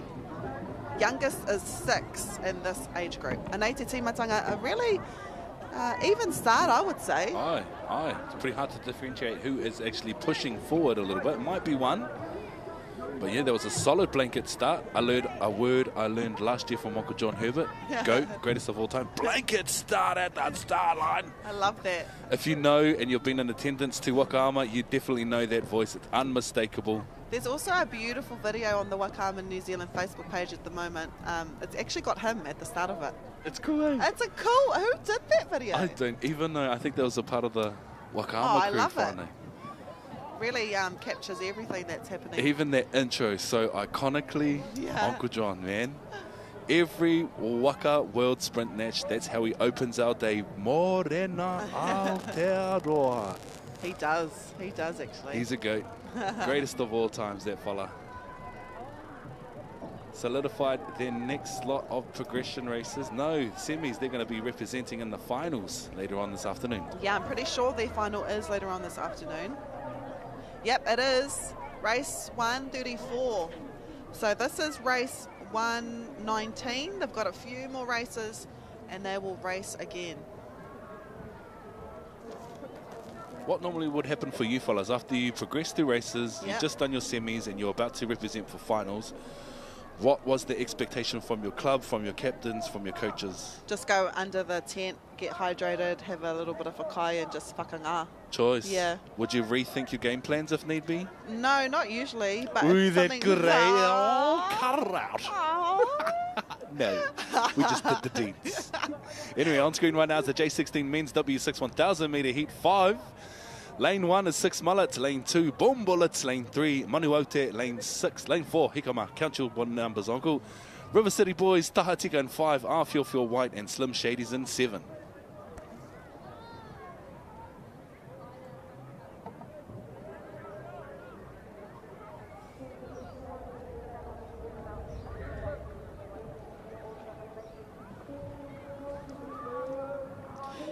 And guys, we are on schedule. This race was scheduled at 1:01. What's the time? 1:03. We are on schedule, te iwi. So if you are waiting for a race and it says a time, I'll tell you now, we're not too far off those times. Beautiful conditions here, beautiful racing. We haven't seen any flips, touch wood. Usually the weather and flipping is the reasons why we go overtime or we're a little bit delayed. But I love seeing these shots too, because we get to see all the whānau that have made their way here to Karapiro to watch their babies, to watch their kids, to watch their mokopuna as they compete, knowing that it is a whānau event, it is a whānau sport actually. And you can see too, not much of a wind, not much wind out there, I wouldn't say. No, yeah. Oh, and it is hot, 28 Celsius. Hot. As you could tell probably by the shots of the embankments back there. Yep. Lots of our whānau hiding away under the umbrellas and marquees. So if you are planning to come here to Karapiro, yep, slip, slop, surf and wrap it whānau. You don't want to go home sunstroked. Mauri o mai he amarara. Ka haumaru i a koe, no ngā hihi o tama nui te rā, because Jengas, he is out in full force today, relentless, our son here in Aotearoa. Luckily, thanks to the awesome kaupapa that is Waka Sprint Nationals, we have free water stations scattered throughout the event, scattered throughout the venues. Want to do a massive mihi to our Kai Tuao as well, the amazing people behind the scenes, all of our volunteers who enable our kaupapa to run so smoothly. All of our leads in the loading bay and marshalling, our commentary team up in the tower, our tower aunties with the eyes in the skies, Auntie Aroha and the amazing work that she's done in preparation to putting this kaupapa together. Of course, Auntie Laura Collins and the amazing woman that she is, but yeah, it just speaks volumes to the kaupapa and legacy that is Waka Ama Aotearoa. We're lucky.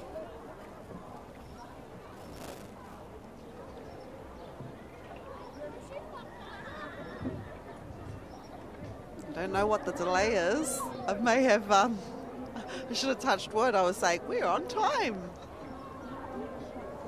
Oh, there are swans in lane 1. Having a bit of a kani. We all about kaitiakitanga here at our kaupapa. We don't want to disturb the native wildlife. Natural wildlife. Well, it can be wildlife out there. Please get off our course. Aye, but please make your way, boot it. Look, you've got this whole river We've got here, some racing and you to decide do. to be in lane 1. Wonder if we can see it in this drone shot. That's pretty cool, though, that we're not going to race because of a few swans. Aye. Any other sport? Oh, look, there you they're go. having a There's good the old time culprits. too. They're having a good old time. Look at that. Now you fellas wait for me. I watched you paddle, now you watch me paddle. Oh, te ahua nei.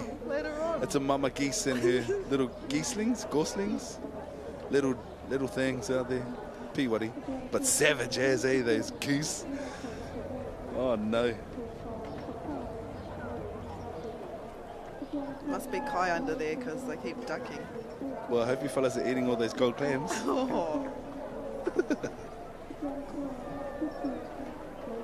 Take your time, geese. Aroha mai te whānau, I think I jumped the gun there. Going on about how we were on time and now we're not.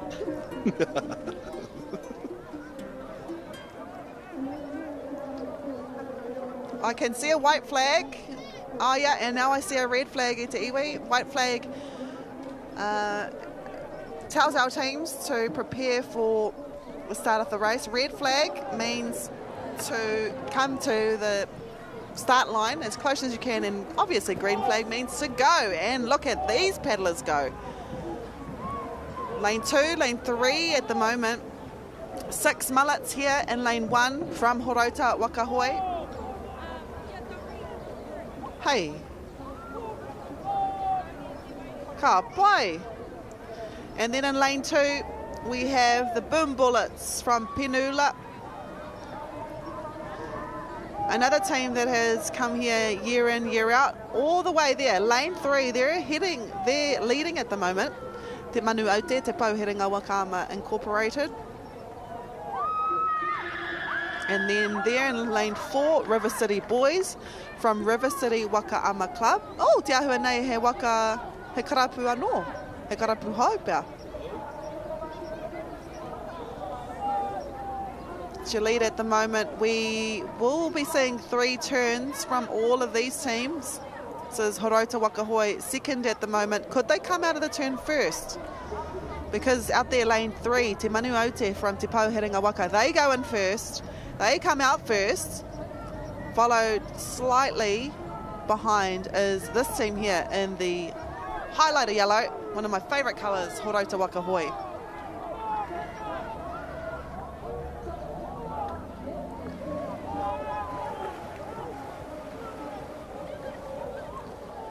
It's nice to kind of let the air breathe because you can actually hear the paddlers on the water. We've got a few microphones on the kiato of the waka, so if you can hear some yelling or some calling, 9 times out of 10 it's actually happening out on the water. So you can actually get a feel of what's happening on the water.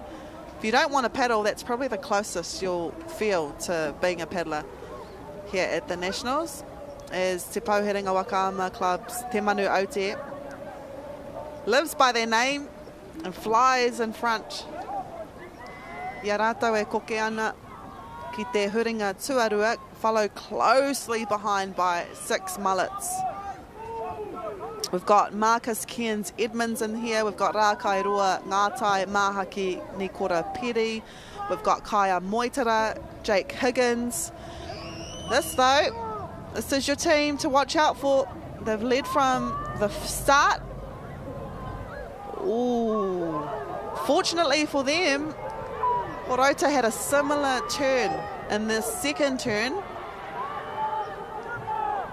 Out there, lane 6, I believe. Awhiowhio White from Te Toki is currently 3rd. You can hear those boys in that waka in the middle there. Te Pauherenga Wakama calling their push, which is an indication to just extend that inner shoulder, lock them in, and just get that stroke, that draw stroke a little bit deeper, a little bit further, pump it out to the front.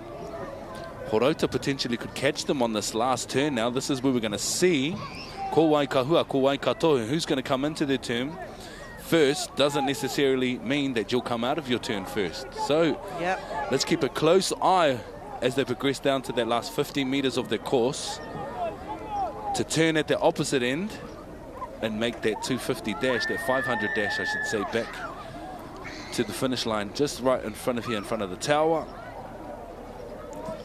You know how I was talking about how if they're all in sync, if they're all perfectly timed, if they're all impeccable with their rhythm, they look composed, usually they are out in front. This is what's happening here with these 2 teams from Horota Wakahoi and Te Pauherenga Waka as they prepare for their 3rd and final turn. It's going to be neck and neck. Nice. And a good turn could possibly get you the win in this heat. Yes, Te Whānau, we are still in heats. That's how many teams are here. There we go. I think Horota may have caught up. I think they may have caught up. This will be an intense 500-metre dash back to that starting line now. Now that the boys know that they're on the inside of them and are quite close, it'll be interesting to see. Oh yeah, I can see 3 and 4 just having a little bit of a gander across to the inside lanes to see exactly where Horota are sitting. So their average time was 3.6 to 4.1 metres per second. It'll be interesting to see because they And it's kind of similar as well, but I think Te Pauherenga Waka, they've just kicked slightly, so they're ahead slightly. With about 100 metres to go, I think Te Pauherenga Waka will take it. Definitely. Looks like they've established a nice, comfortable lead at the front of the pack there. Like I said, it's still anyone's game though until you finish that cross that finish line. Yeah, we've seen a few tips before the finishing line. Mangu Kemp was one. Oh, heka. There they go to secure their next lot of placements and advancements. Ki ngā whiringa whaiti. Lane 3. Manu Aote from Te Pauherenga Waka, followed in by Horota 6 Mullets.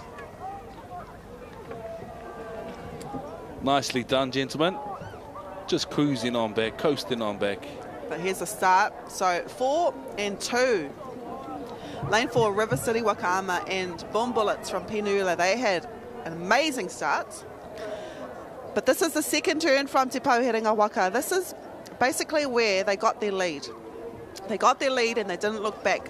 Despite the paddling from their right, from these boys here in Horota, kaore i tu ohunua, nā wai rā, katoa ia rātou te rehi nei. This is your last turn. Yeah, textbook. From both teams, actually. Not too close, not too far. Te Pauherenga Waka, I think, had more momentum going into that turn and out of that turn. And when you have momentum going in and out of the turn, it's easier to kind of pick it up. Whereas, you know, if you're stop-starting during a turn, it's a little bit harder to gain that momentum back again. And I think that's where Te Pauherenga Waka, this team right here, textbook paddling. They'll be happy with their performance. Smooth, controlled and powerful. Nice, and look at those times at Te Whānau. First, Te Manu Aote at 5:21. Second, 6 Mullets, 5:24, nice. And third from Awhiowhio White, it's 5:28. Those are all impressive times, man. And don't forget, these are only the J16 men's. They've still got a life left in these Waka. Half of them look as big as us, actual men, 30-year-old pluses. Hika mā. J16 Men is W6 1000 Heat 6 underways. Lane 1, Ngaru Moana. Lane 2, Boom Bullets Orange.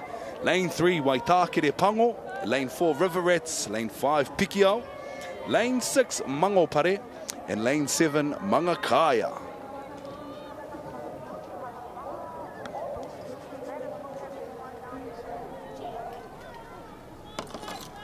Kua rewa te haki whero i nāia.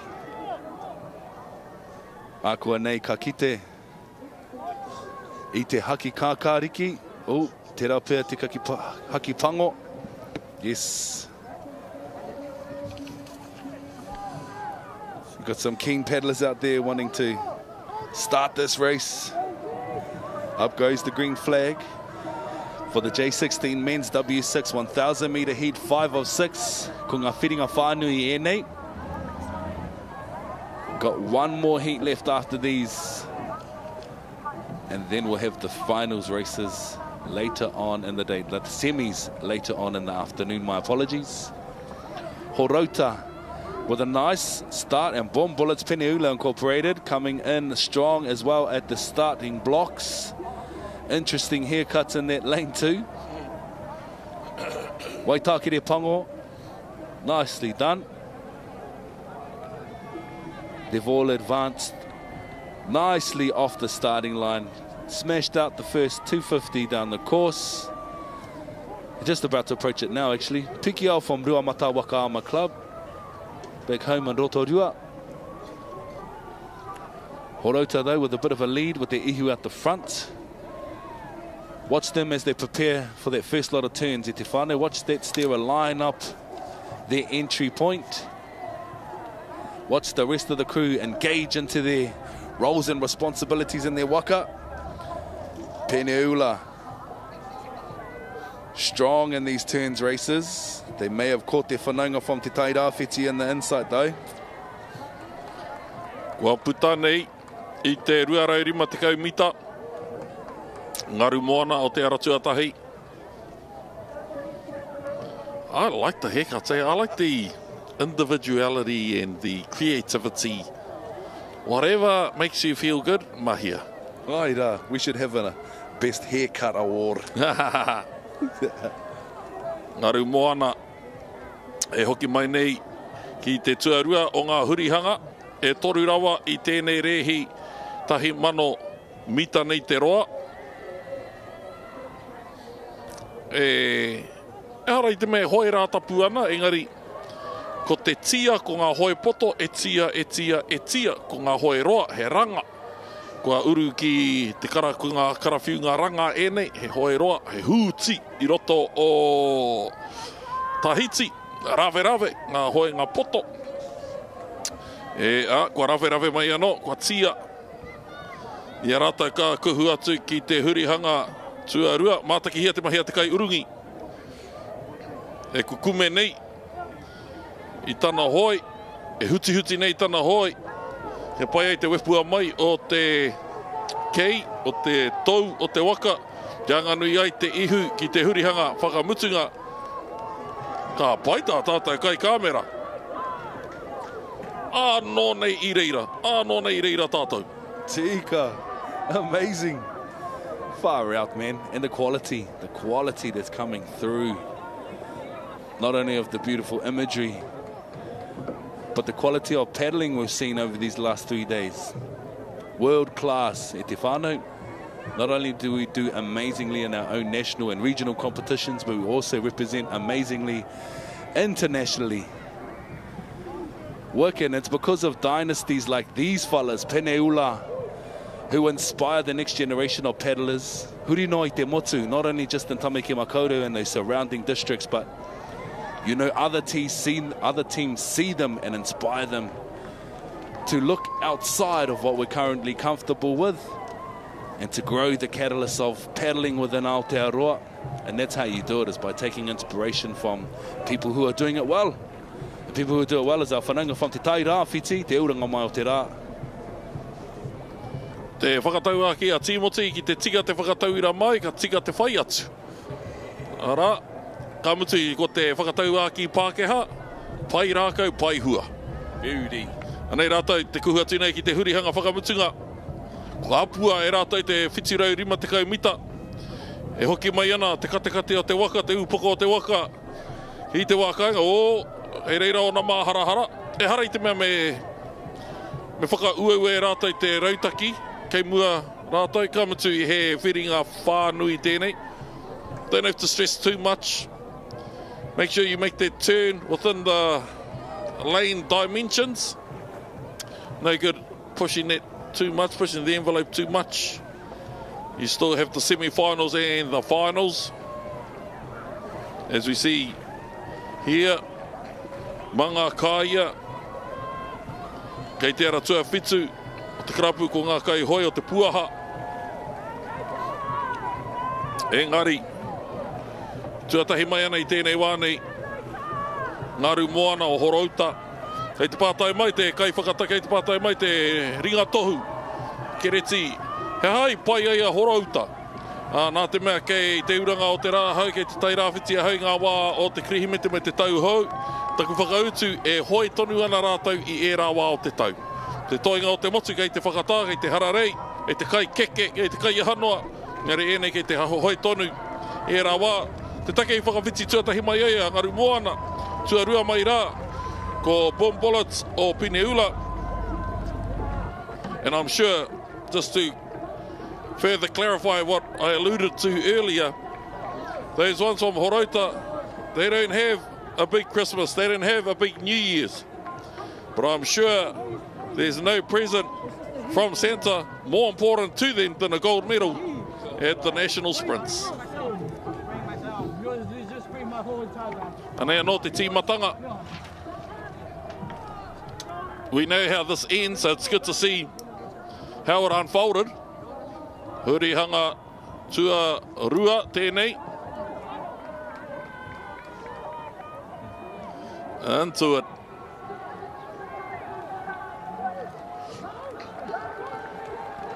Amazing. And the third and final turn in this 1,000. They had enough of a lead to put some energy into the bank. They didn't want to exhaust too much of their daily output. They'll want to save something for the semis and the finals. Not to say that this was a Sunday paddle, by all means, that was not the case. Just a bit more critical. Ngaru Moana with a time of 5:35, 5:37, Bombolas Orange, Mangakaya, Tuatoru.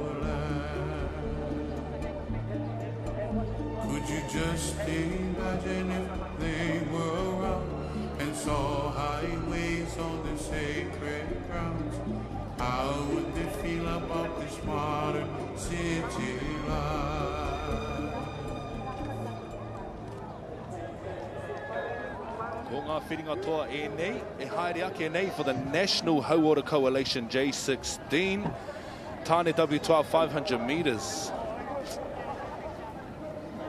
No motaku here, these are the wahine going out. The J16 W6 1000s.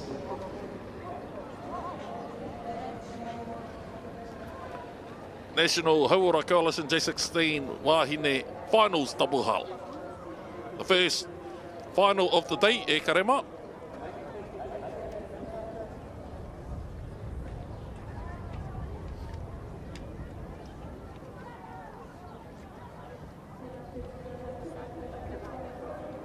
Kua rewa te haki mā.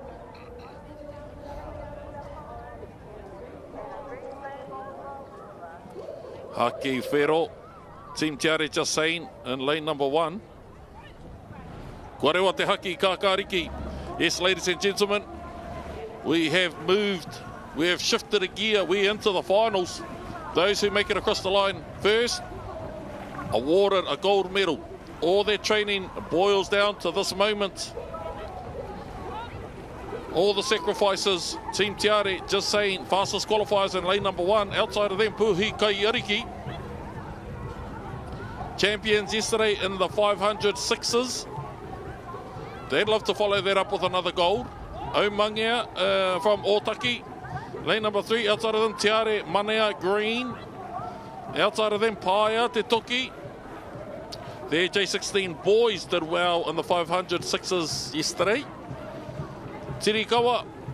Te toka a Tirikawa. No Tauranga Moana. Tiare Manea Yellow. Outside of them, Puna Ariki.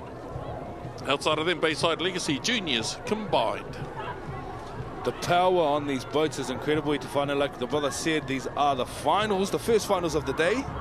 First finals for day 3. Very, very shortly, we're going to see them not only progress past that 250 metre mark, now they're going to close those gaps and try and differentiate themselves from the other boats to allow themselves a place on the podiums later this evening for prize givings. currently leading the pack with a little bit of a nose in front of maybe 2 to 3 seats, maybe not even a whole seat if that. Lane 1, Ngā Hoi Horo Team Te Are just saying. Gunning them down is Puhi Kaiariki though from Horota Waka on the outside in lane 2. Here's where it's going to get interesting and they're going to open up just that little bit more.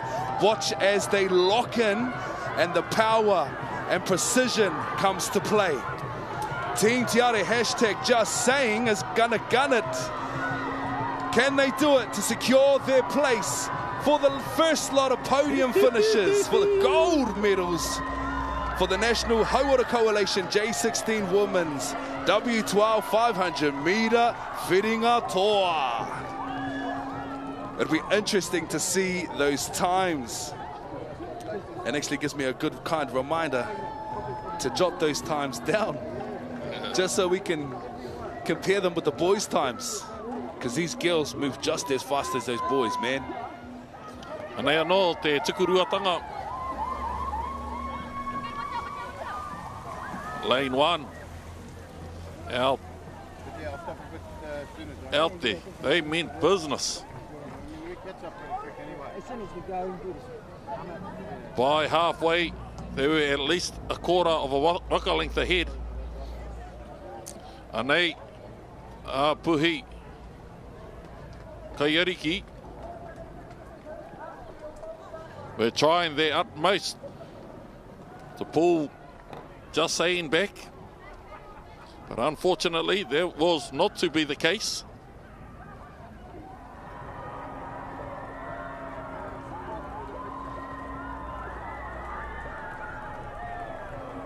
As they cross the line with at least a waka, 2 waka lengths ahead of their next competitors.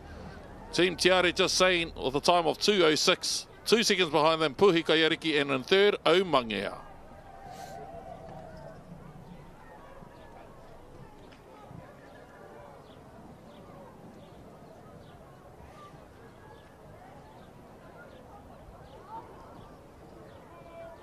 Intermediate men, W6 500 with a turn, semi-final number 1.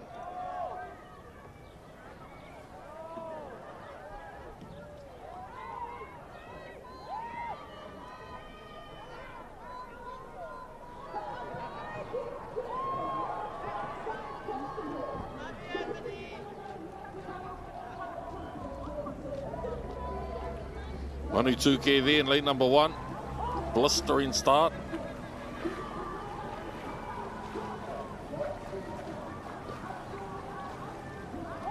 Outside of them, Aotearoa from Tūranga Waiwai.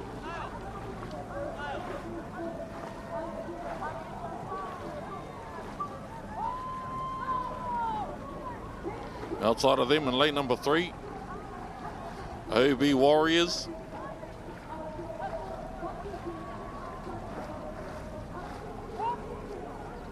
Hokianga Tamas outside of them.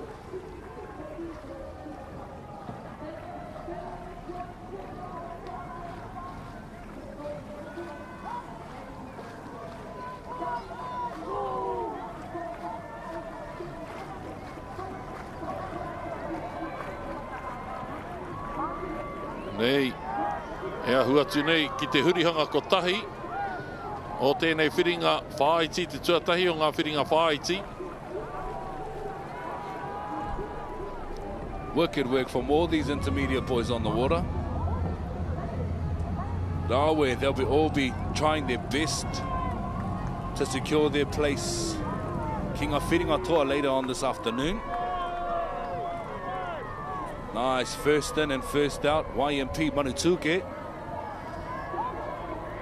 Second in, it looks like over there in lane number 4, I te aratua wha ko Hokianga Tamas, te puao. Nice.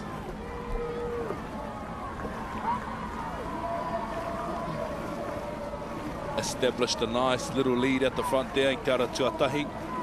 Ko Manu Tuke te era. YMP Waka ama.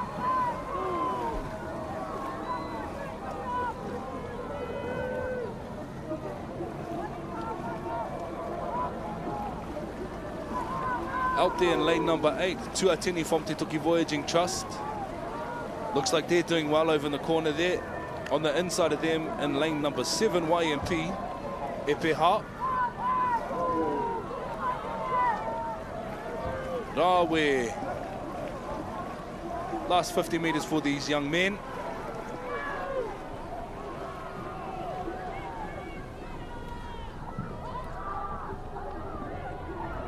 This will secure themselves a place in the Whiringa Tour later on this afternoon. Congratulations, gentlemen. Te ara tuatahi. Manu Tuke from YMP Waka. Very, very shortly, though, we should have visual on who's going to come across in second. Te ara Tuatoru. Aotearoa Obi Warriors, followed by Te ara Tuawha, Hokianga Tamas Tepua. Nice. There are your winners for the intermediate men W6 500 metre turns races.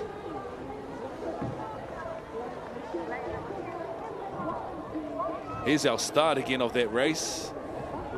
Who had the best start over there? Looked like lane 4 and 5. Lane 5 and 6, Motaku here. That was Kamakani Blue Te Toki and Ngātai Whakarungo, Whatukura. Also impressive start at the front here with Manu Tuke. Heading into that first turn though, having a little bit of a look. I love watching the steerers and what path and entry they choose.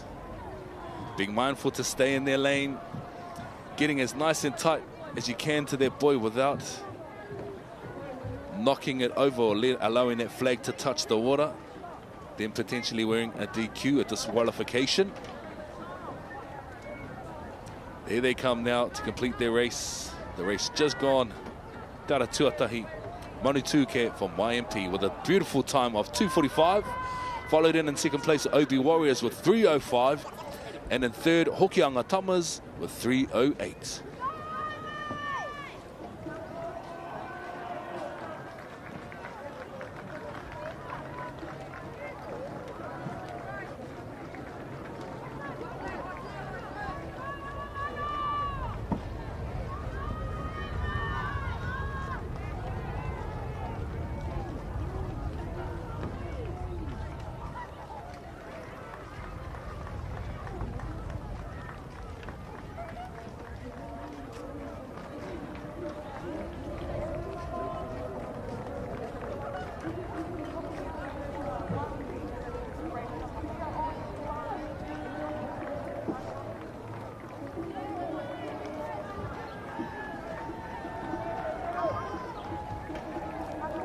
Kei te raurangi tūmatanga I tēnei wā. This is the intermediate men's W6 500 metre turns. Ko ngā whiringa whaiti ēnei. This is the second semis of 2 semis for this division. The top qualifying times and places will advance to Te ngā whiringa toa later on this afternoon. Oh, got some 2 king jelly beans.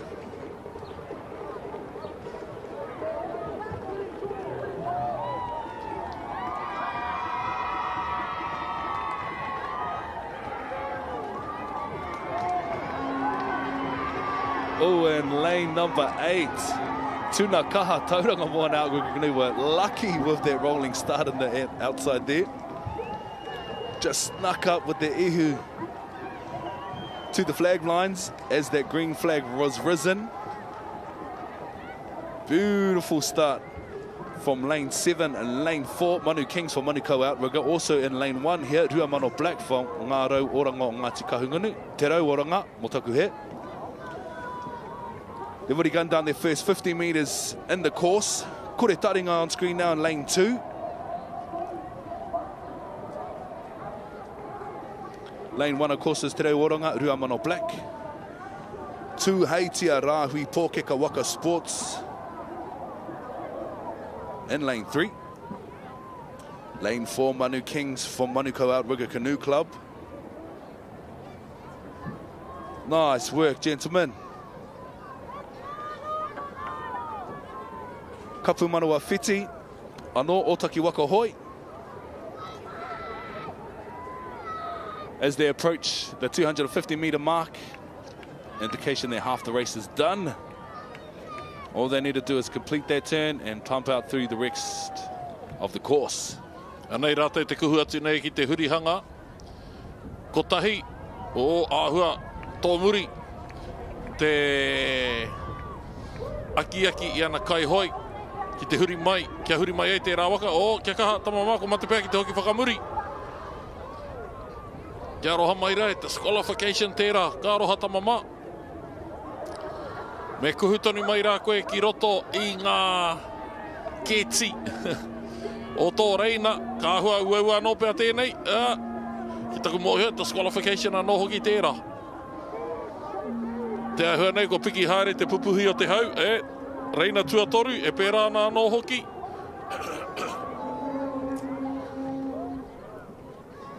Ka roha, kēnei taitama tāne, intermediate.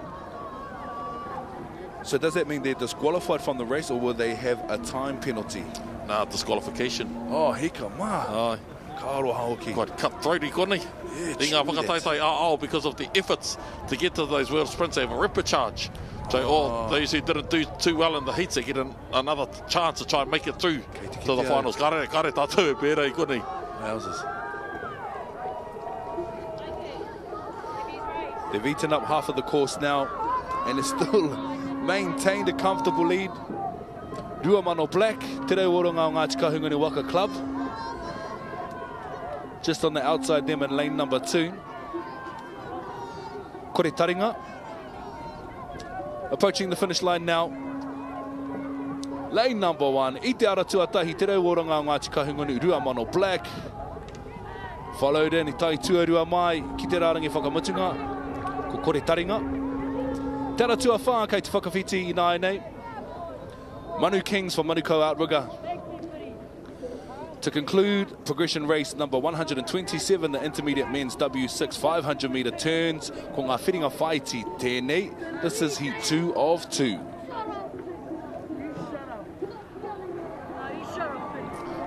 Kua te ahua nei, kua rewa anō te haki kākāriki mō te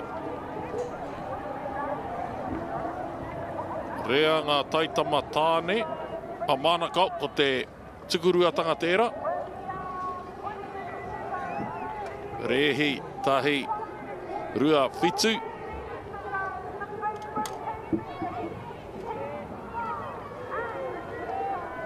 Tērā hurihanga, I ki ai au, ka hāmene hia. Nā tau, ka ore I uru mai ki roto I te reina. Aha kua tēnei kapa I uru ki roto I te reina I te poito I te poi tuatahi, me uru anō hoki ki roto I ngā mea karaka.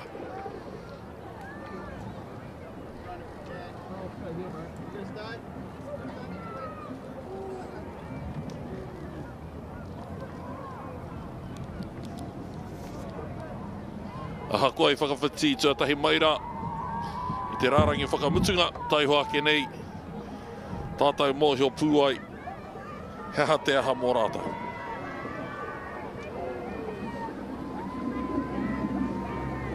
Ruamano Black with a time of 3:02, Kore Taringa, lane number 2, second place, and Manu Kings in third.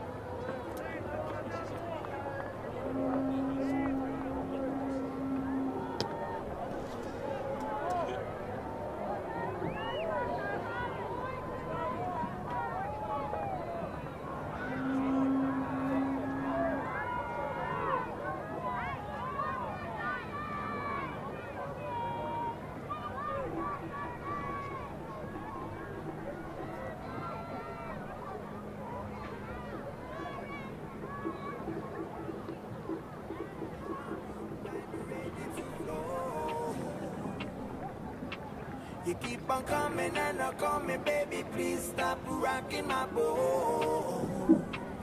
'Cause I'm ready to rock. Honey, don't say it if you're lying, 'cause I came here to water down your road. So baby, why you shoot down on a good time, ready to flow?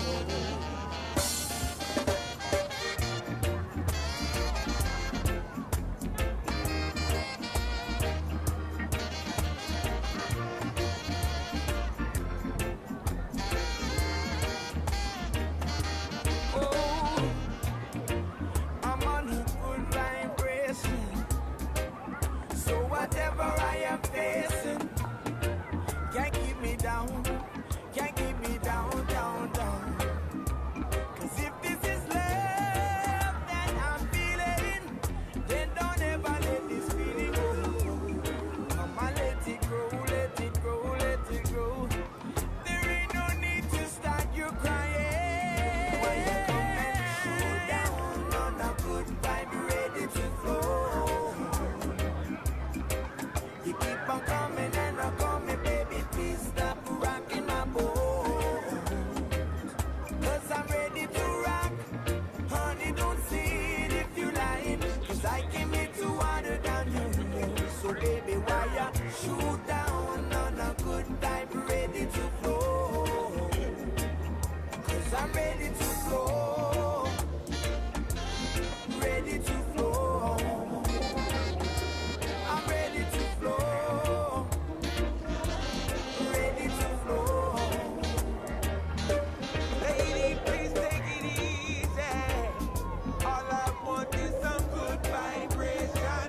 Please say it if you need me to relieve you from that negative situation. I won't stop at nothing just to show you the light. Please, I'm begging not to bring me down tonight. Girl, if you can only meet me halfway, you realize all the words you don't need to say. Why you come and shoot down on a good time, ready to flow? You keep on coming and coming, baby, please stop rocking my boat. 'Cause I'm ready to rock. Honey, don't say it if you're lying, 'cause I came here to water down your road. So baby, why you shoot down on a good time, ready to flow? 'Cause I'm ready to flow. The beautiful voice don't need me. Monkeys on my back, too easy. Cover me, baby, and I'll love you freely. I can give it, come and get it, you can have it all. I'll sacrifice everything that I have 'cause you blew me. I never felt this before. If you're feeling it, honey, come along and be why you come and shoot down on a good time, ready to flow. Te whiringa toa nei J16 tāne WTA 500 metres o te ara tuatahi ngaru moana Moulays, Mullets. Ara tuarua a whio kamakani pūtake ruamano blue and green boom bullets te tumu waimata me MBKs. If you're just joining us for the first time this afternoon, no mai, you are tuned in and locked into Whakaata Māori, giving you full and exclusive coverage of the 2025 National Sprints Championships. Ki konei ki Karapiro. And like my tuakana said, on the water is the J16 Tāne W12 500 metre whiringa toa. This is going to be a fast race. E te whānau, put your seatbelts on, lock it in, because that's exactly what these boys, these young men, I should say, are going to do.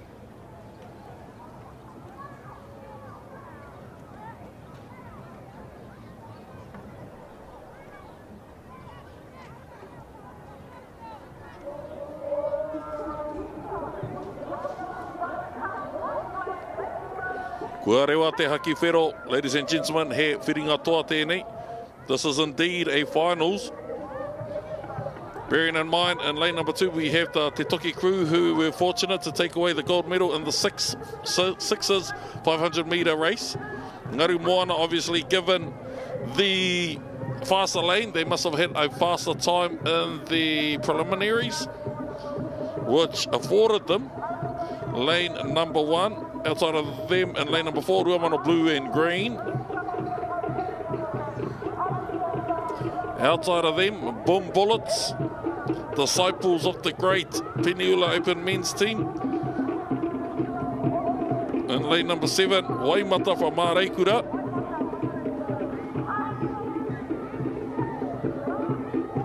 Outside of them, MBKs and Orahui Pōkeka.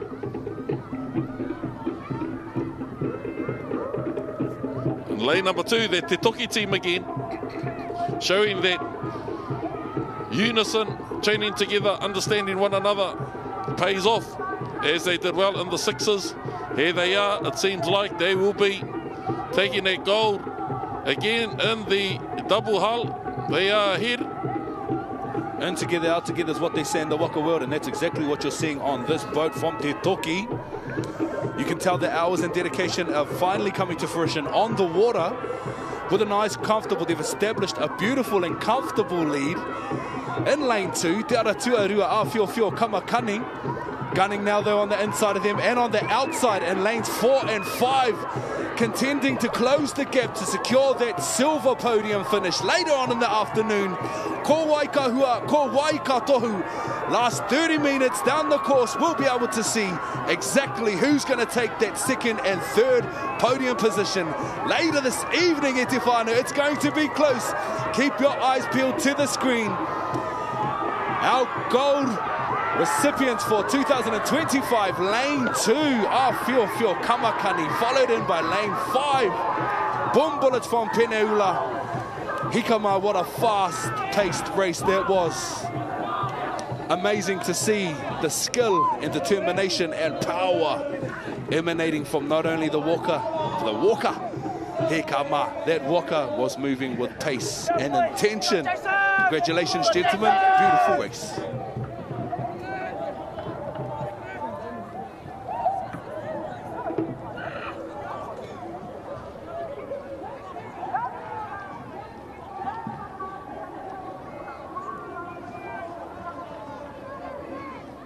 Awhiowhio Kamakani with a time of 2 minutes, 18 milliseconds.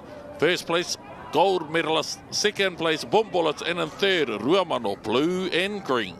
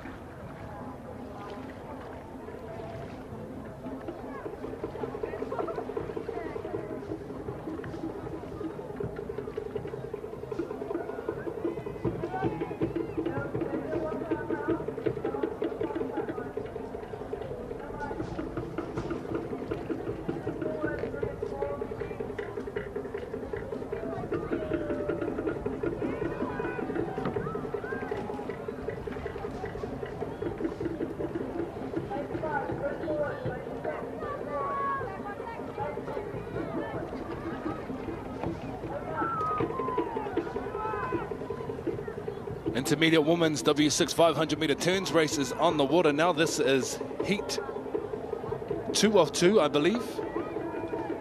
No, aroha mai. He whiringa whai ti tēnei. Lane 1, Manuai Red. Lane 2, Rangakura Black. Hinepu Kohurangi in 3, Whakaari in 4. 2, Te Winiwini in 5. Whakatoa in 6. Manu Taiko Manawaroa in lane 7. HMP McFlurries in 8.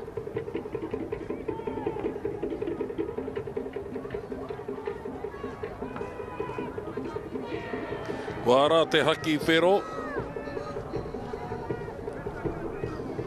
Taiwa nei, ara mai ai ko te haki kākāriki. Ara. Tīmatanga pai ko nei te ara tuarua ko te krapu ko Karapiro, ko te kapa ko Rangakura, Black. E rimarau mita te roa o tēnei rehi, ko tahi ana ki te hurihanga. Mo te hunga kāori haere ki te kura.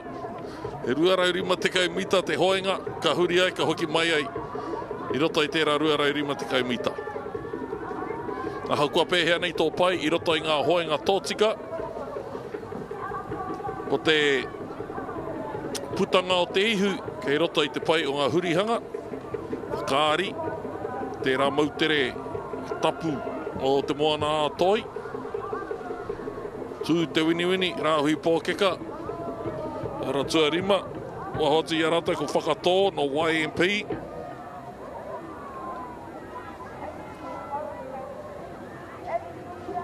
Te huri, te anga atu nei ki te hurihanga. Tuatahi ko tahi ana ki te hurihanga o tēnei rehi.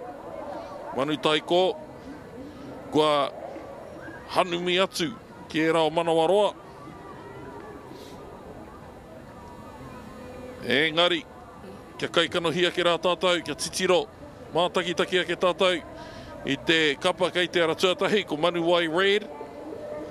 Kua mutu te hoi, a te kai hoi tuatahi me te mea tuarua. Ka re, he take o te māharahara o te Ākirawa. I ngā kai hoi, ki te hoi, i nā kua ki te puta rātai, ngā rohe rohenga o tō rātai, ara o tō rātai reina. He roi mata te kai. Engari, i roto i tērā punu a whakatā, ko hoki mai anō te ngāo, te riaka, te kaha. E hoi mai ai rātai ki te Waka inga. E ki ia mai ai hoki rātai, he toa papa tū. Arā, ko rātai tēnei ka whanake ki te whiringa toa. Ka kitea karangona anō hoki hei te ahiahi nei. I kuhu tuatahi rātou ki tērā hurihanga. Kātahi ka puta tuatahi anō hoki. And it's beautiful to see that they've been able to maintain that power and strength throughout the entirety of this race. As you can see, the rest of the course has got somewhere to focus on and gun down. Rangakura Black now on screen. Yep, a little bit. The rest of the lanes are now closing in the mark. Oh, our girls from Manuai Red can feel the intensity behind them building as they cross that finish line in first position. Mihana kia koutou katoa Manuai Red, followed closely behind, lane 2 and 3. Rangakura Black and Hinepu Kohurangi. Crossing the line now in lane number 5. To Te Winiwini Rāhui Pōkeka. Manuai Red, the winners for the intermediate women. W6 500 metres. Semis 1 of 2.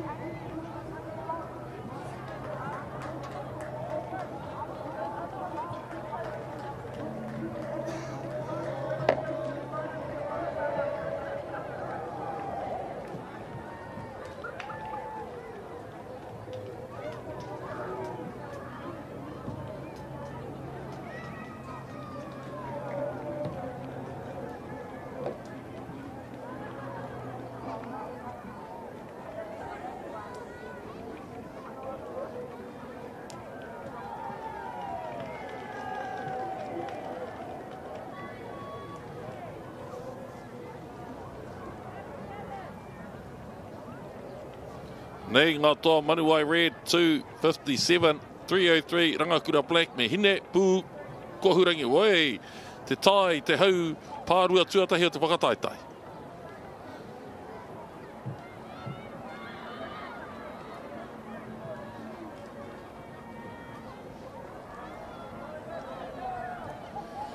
Intermediate woman, W6 500 with a turn, whiringa whaiti tuarua o ngā mea erua, te ara tuatai a nue blue, ara tuarua taiko hine, ara tuatori tiare manea green, mani taiko tūkaha, ngā tū Lakers, OB Kiwis tūrehu me Hawaii.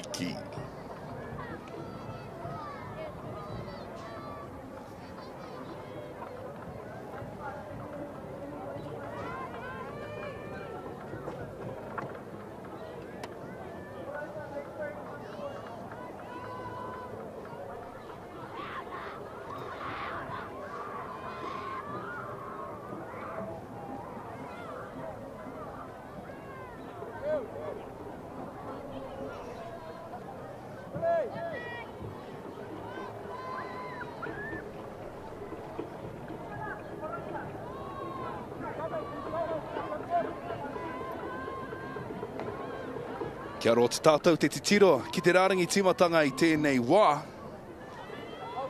Kei te kite I te haki mā I rere ana.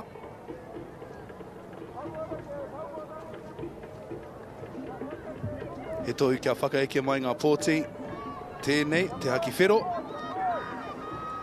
Ki te rārangi matua me ki.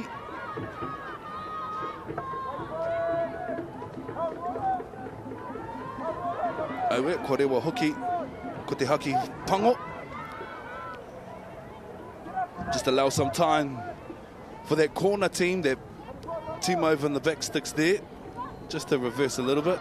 There we see the green flag flying. And race number 130, the intermediate women's W6 500-metre turns race semis 2 of 2 is underway. Lane 1, Aotearoa Blue from Te Toki Voyaging Trust. Nice starts across the board. Tai Kohine in lane 2, ngā hoi horo.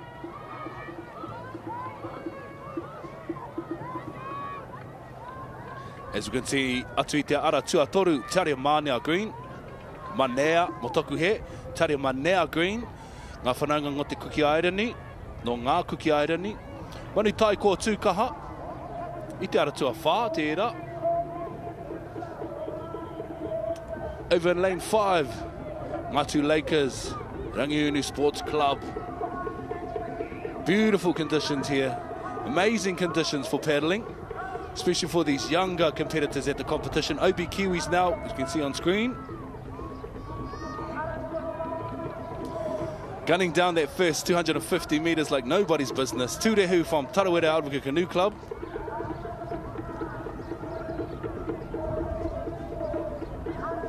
As they approach the first and only turn in this W6 500 race. First to go into the turn in lane number 1, Aotearoa Blue, Te Toki Voyaging Trust. Wow. Pai, ko u ngā. Ko ngara watu e hine mā.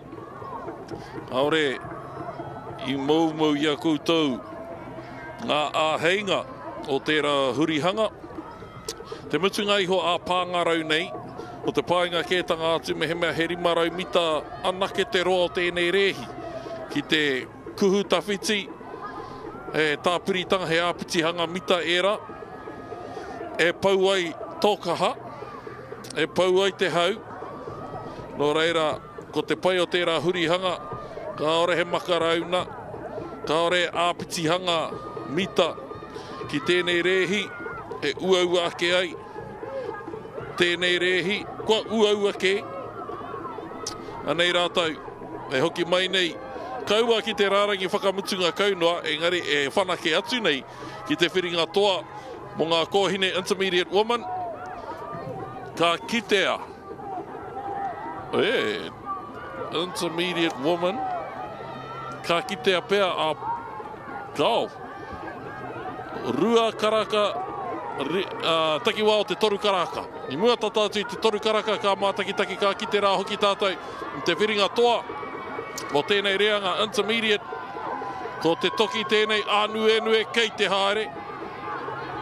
Ki te whiringa toa Aotearoa Rima. Ngātui Lakers kei te haere rātou ki te whiringa toa. Aratua taiko hine kei te haere.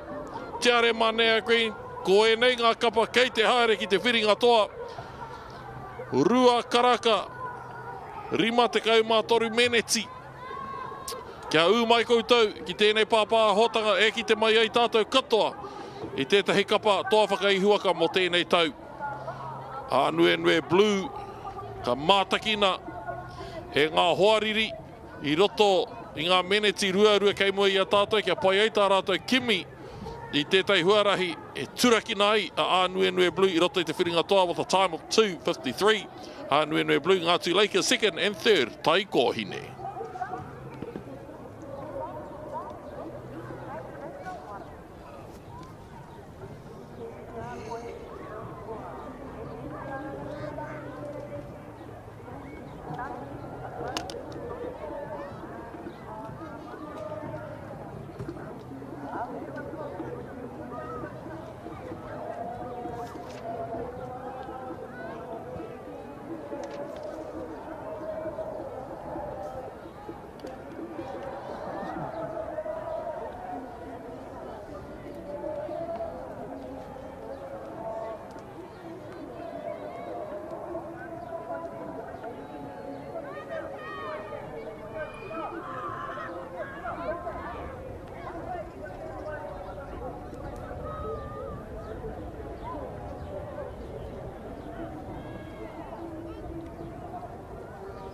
Tēnā koe nei e kare mā. Kia moko whiti atu rā tātou ki era o Āwhio Kamakani ngā toa mō te J16 tāne W12. They are your winners for 2025. They went into the race, the second fastest qualifying time, but that didn't mean anything because they came out winners. I've got Rico with me. Just tell us how it's like to be the champs for 2025. It feels amazing. It feels amazing. Bonding with the boys over these training weeks, I guess. All of it has paid off. 5:30 every morning. I love each and every one of them. And shout out to our coach, Tiranga, Whai Kids and Hosiroa. We cut some trees down, and it feels great. I'll just take my mic back. He took my mic, I'll just take it back. And I hear one more race to go, so we've got one more race to go. Yeah, one more race, the 1,000 metres, that's an easy gold. Oh, there we go. Well, we've got, that's coming in soon. All the best. That's it.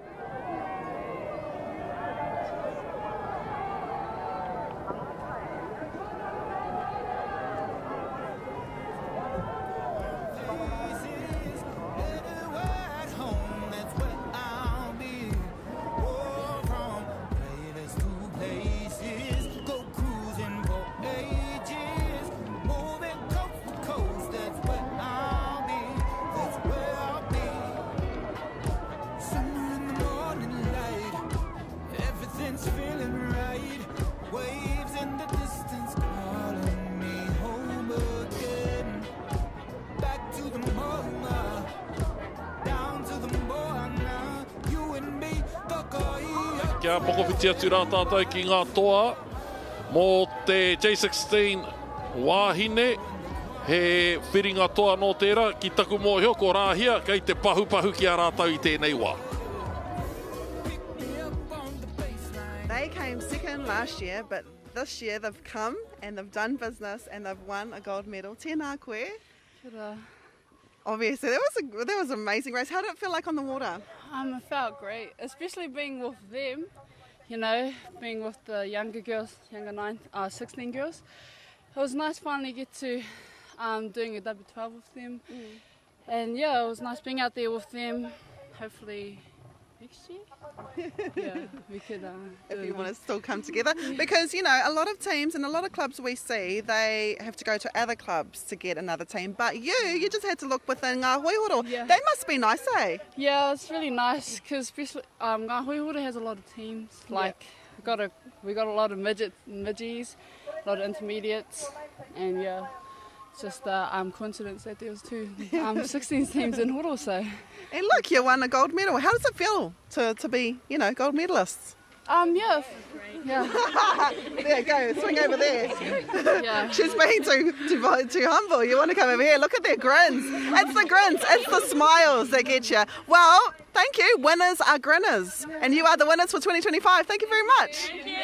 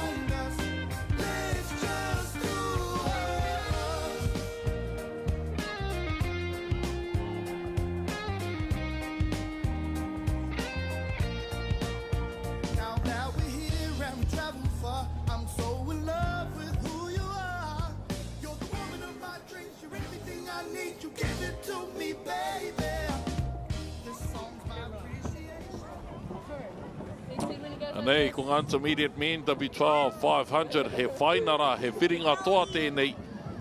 Hei te, tino hari koa, nā taitama o tēnei, kapa o tēnei tīma.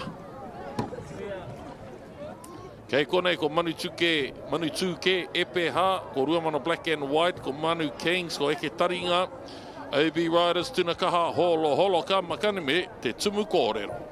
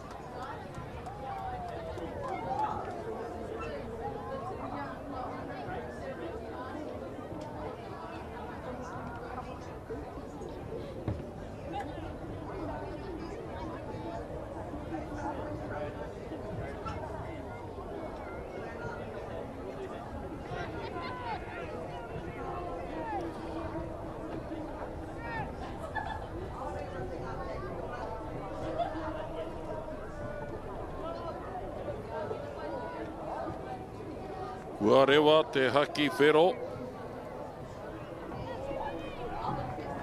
Me te haki kakariki. Manu Tūke, e peha o te ara tuatahi, ara tuatoru. Manu Kings no Manu Kau.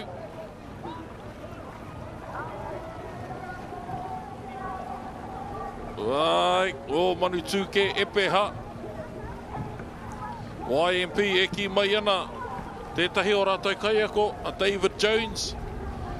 He nui, te whai whakaaro ki ngā tamariki. Kaore anō I whanake tētahi tīma pakeke. E hoatu, katoa hia ana. Ko te kaha, ko te whakaaro nui me te aroha ki ngā tamariki. E ki te mai ana te pūā waitanga. O tērā whāinu I ngā tai tamariki. Ki te aroha o ngā mātua, o ngā kaiako anō hoki.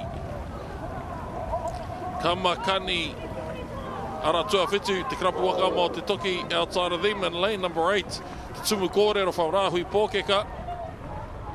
But it seems to be here. Manu Tūke Epeha have a considerable lead, commanding lead over second place getters in lane number 2, Ruamano Black and White. As long as they maintain that, we will be a witness the rise of Manutuke Epeha to the gold medal calling. Lane number 1, Manutuke Epeha, hoi mai nei kiuta. I think this is potentially their third race of the day as well. So not only have they been racing in the W12 heats, they've also been racing in the W6s. So as you could imagine, these boys will be feeling it on the water now. But with beautiful technique and with an awesome team behind you, you can achieve amazingness. Manituka Epeha, YMP paddlers in lane 1 established a strong lead from the get-go and have maintained that all the way through to the finish line. Ngā whiringa toa, lane 2 coming across now, Ruamano Black, followed in by lane 3, Manuko, Manu Kings. Those are the 3 recipients, the gold, silver and bronze recipients. Your fastest time and winners and recipients of their gold medal, Manu Tuke, Epeha, YMP, Waka. Now, just in case you all blinked and did not see that race, I tika hatere. Lane 1, Manu Tuke, Epeha. Come on, boys, take your double hold straight down to your last pontoon. O tātou toa, o Manu Tuke, Epeha. I taku mōhio, e kapake atu tērā, ai, o tīmata te waia haere o aku karu ki te kikorangi tea o YMP. E hoi mai nei kaua ki uta, hoi atu nei ki te taumata o tiki o rangi e ki a mai ai koe. E toa whakai huaka, ki konei ki ngā whakataetai, waka ama āmotu o Aotearoa. Taku mōhio, taku I rā mutu tērā, te tamā Walter.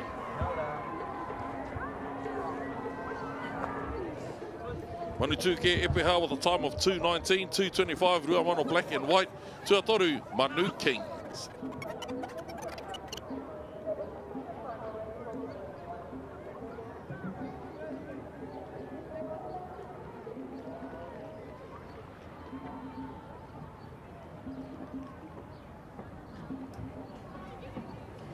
He whiringa whaiti tēnei, te tuatahi o ngā whiringa whaiti J16 Women, W6 or 1000.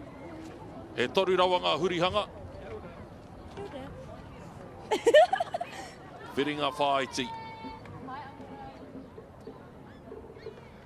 O te ara tuatahi ko puhi ka yeriki o te ara tuarua, ara moana, ara tuatoru, puna ariki, tiare manea green, mako uawa hine te rā, tiare manea yellow, hihiko me Bayside Legacy Juniors in exhibition team, he tīma no Tāwāhi.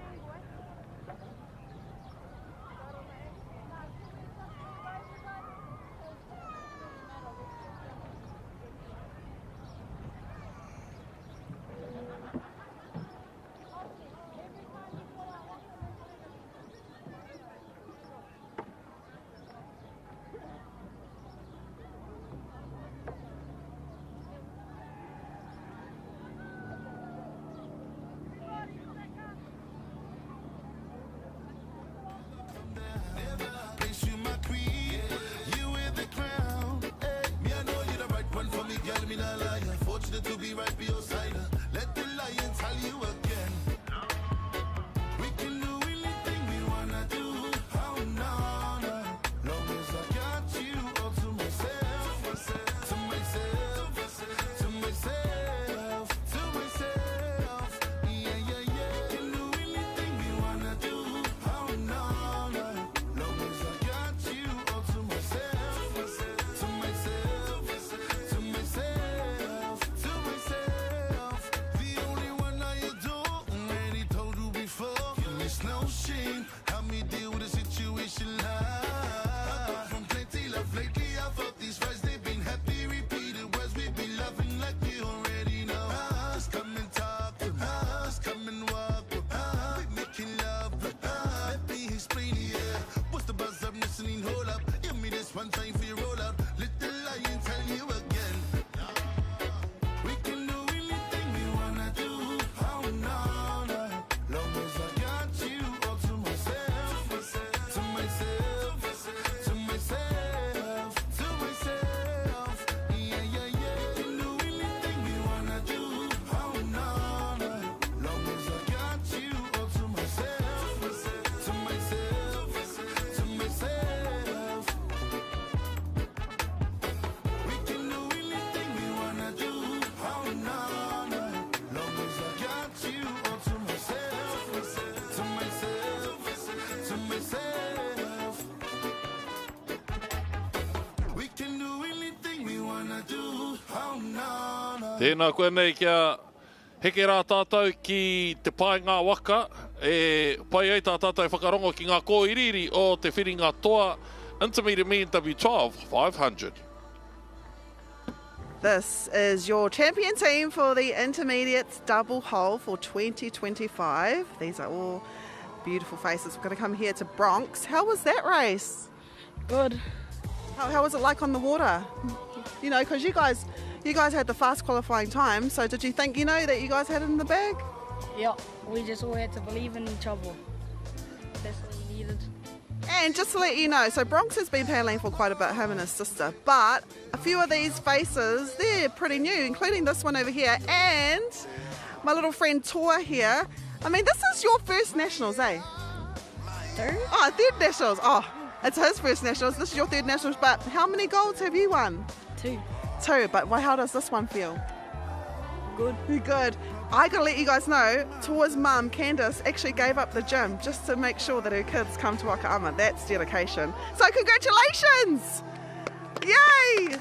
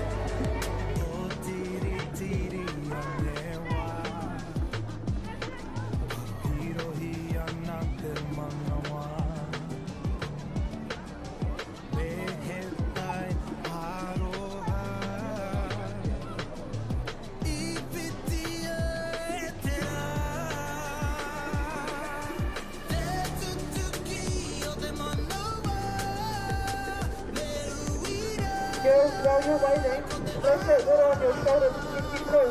I know it's hot out there, but use that water to keep you cool.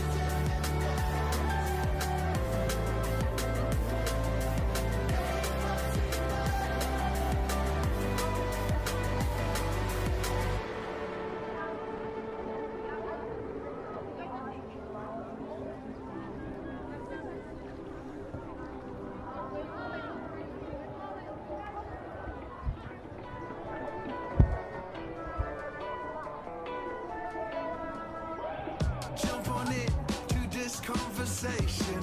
Let's shake it with the bang bang, that feeling we're chasing.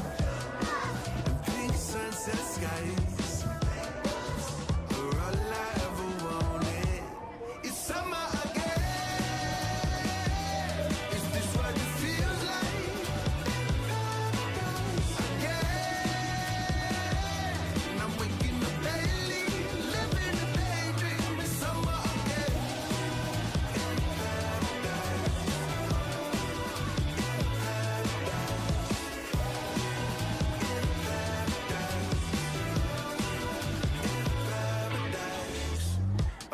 Back. These days never wasted. I slip on the rocks every west, still so I'm fading. Oh my, my. It's all I ever wanted. It's summer again. Is this what it feels like? Again. And I'm waking up daily, living a daydream. It's summer again.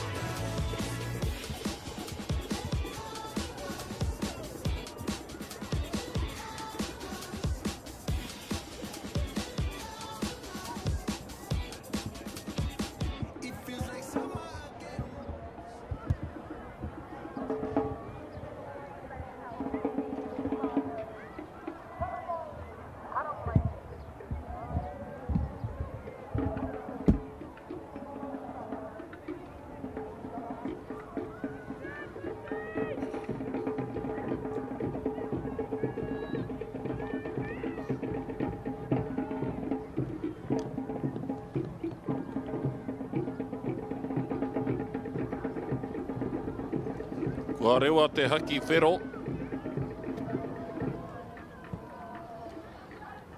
J16 Women, W6 1000, e toru rawa ngā huri hanga. Kua rewa hoki te haki kākāriki.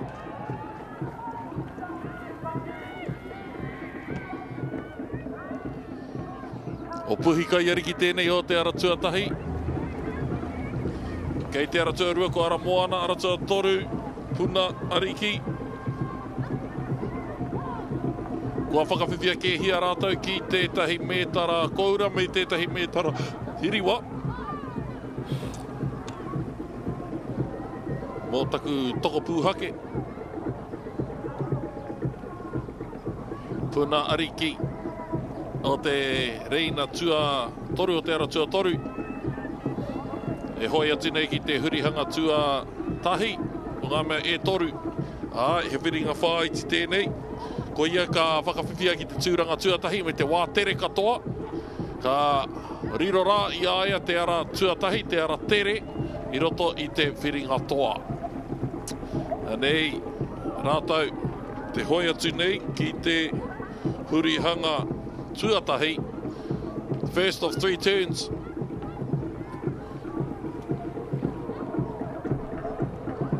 Cast the kapi nai over the steersman. How she enters into this turn, but of a Kiwi Campbell steers characteristics by the Kai Urungi there, pulling their leg up. And they are heading towards turn number 2. So amazing to see the different techniques and the different strategies entering into these long races. Endurance isn't the only thing you need. You need awesome technique. Diligence and perseverance too also helps. Resilience, you know, when you want to give up. It's like I said earlier in the broadcast, for the majority of these paddlers today, this is their 3rd and 4th races for the day. Only to have a couple more left. I'm sure they'll be grateful. But as we know, they're fitting a whaiti wene. And later on, we'll be able to see them to potentially progress through fitting a toa later on this evening. Lane 1 established a beautiful lead from Horota. Puhi Kaiariki. Over there in lane number 4 is Tare Manea Green. On the inside of them, on the outside I should say, and from Heimato Paddlers Mako. These girls have been training hard too. Te rotori o nui a Kahumata Momoi, out there most mornings, doing the do's. Second turn now for Horota, for our Puhi Kaiariki girls. Coming into their turn now to Aramoana for Ngātai, Te Tai, Ora Kimata Karamerangi Wāia. Out of their turn is lane 1, coming out of their turn now is lane 2 and 3. Puna Ariki Marekura Waka Ama. Over there in that iconic Hingareti and those colours there.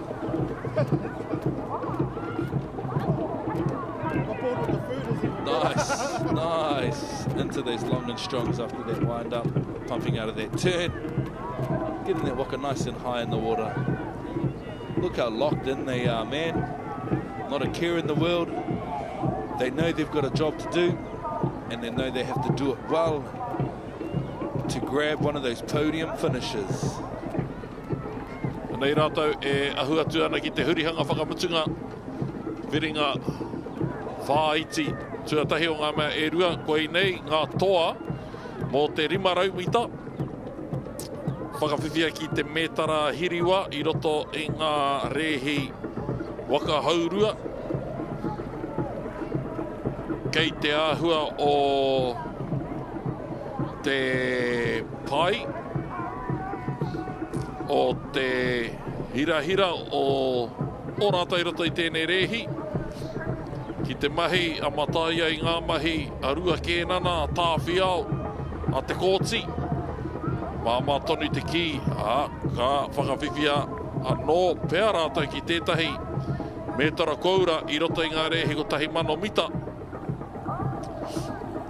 Anei rātou kua puta nei me ngā hoariri e kuhu haere nei ki tēnei hurihanga. Kua puta kē rā a Puhi Kaiariki. If I was to put my prophet's hat on,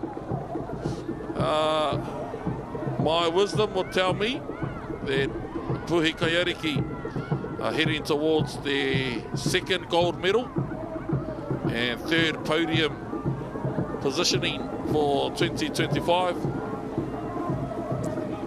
as they make their way home from this semi 1 of 2 W6 J16 girls.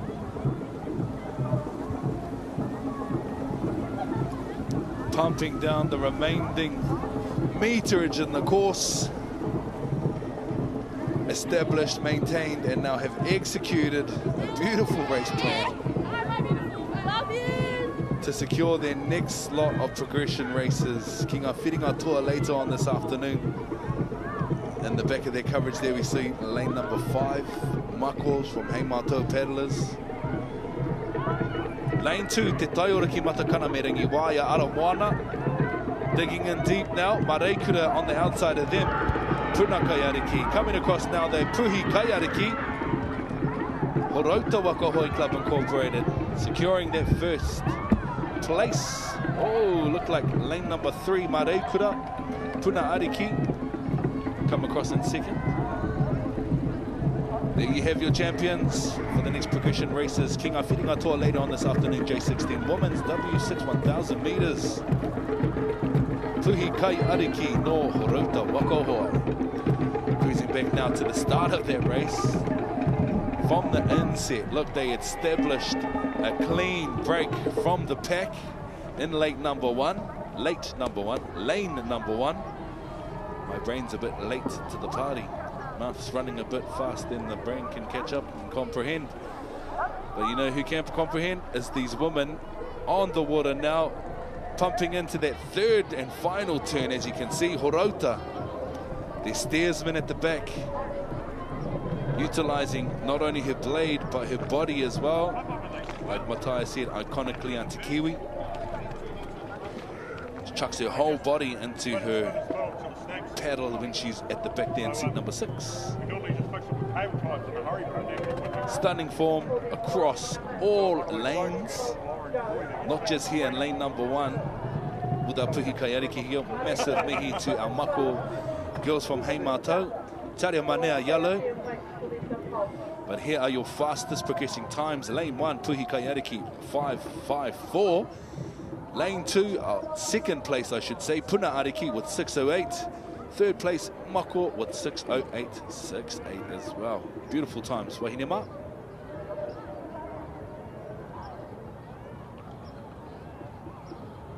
Oh! Hey!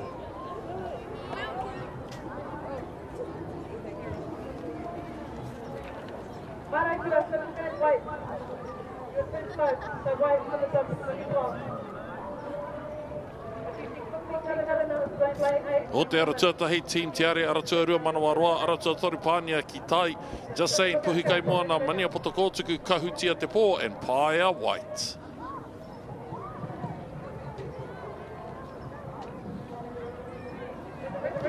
Korewa te haki whero.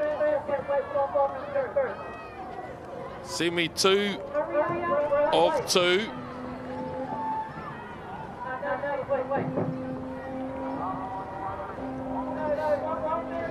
Pai te tīmatanga I konei te Aotearoa.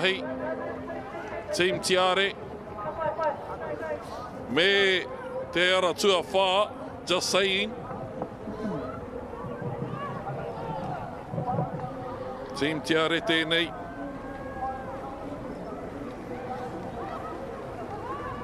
Wahoti a rātou Manawaroa.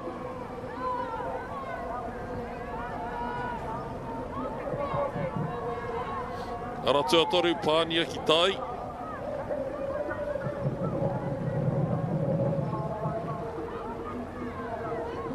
Aotearoa whā, just saying, ngā hoihoro. Rima Puhi kai moana.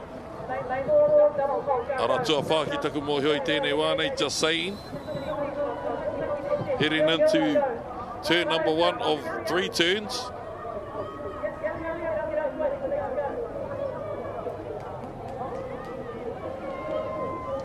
Tēnā koe nei kia mātakitaki ake tātou, ko ai ka kuhu tuatahi atu. Ko ai hoki ka puta tuatahi mai, tuatahi atu. Taku mō hiongo te ara tuatahi ko Team Tiare first into their turn. And a close turn to their boy, minimising that 1,000 as best as they can. As you can imagine, adding another couple of metres to their 1,000. will prove to be a fight and a half, especially as you all lock in horns with teams who have perfect turns and trying to make their 1,000 as authentically 1,000 as possible. Ara tuatahi Team Tiare. It's crazy to think that half of these ladies are still only 14 to 15 years old. With the drive and dedication you can see in the Waka, it's inspiring. It's inspiring for their teina in their clubs to see their big tuakana representing amazingly in the national stage. Ka miho ki te mai au e nei wahine.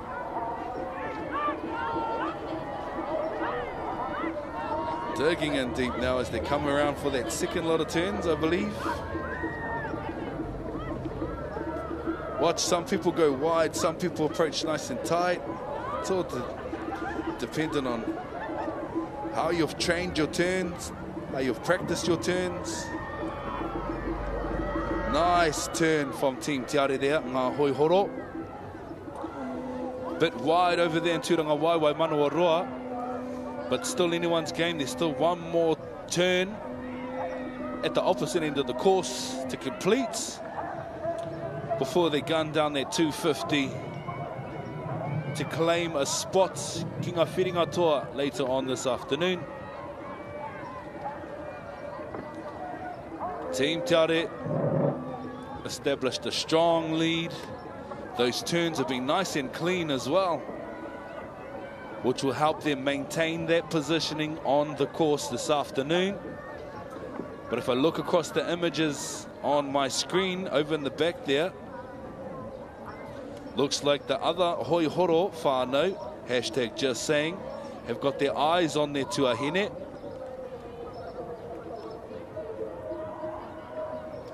Healthy competition on the water. As we know, these two clubs train together.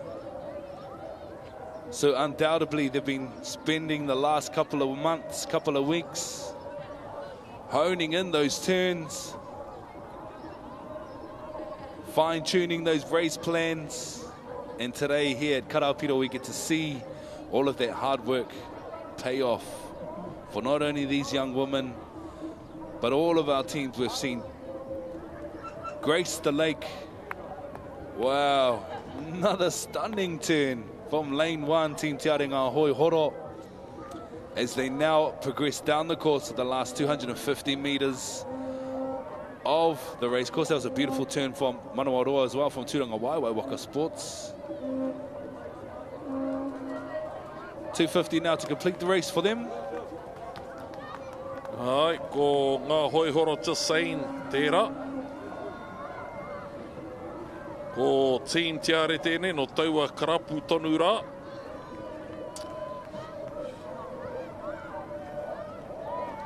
Ai, hei tuakana teina pēr ki era o J16.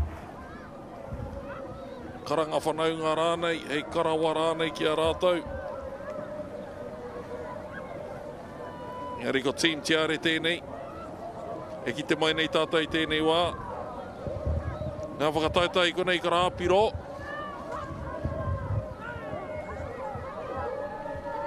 J16 me ngā hāte mumura nei.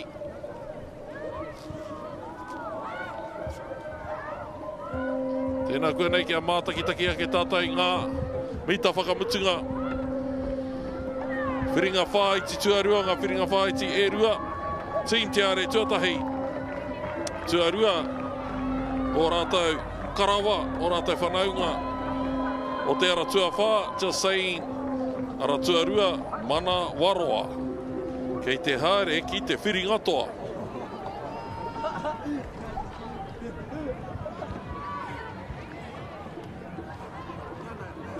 Anei anō te tuku ruatanga o tērā rehi.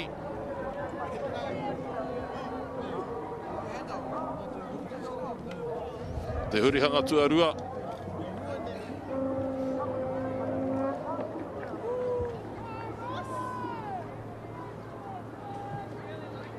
E huri mai nei, e huri mai nei. E huri atu nā, e huri atu nā.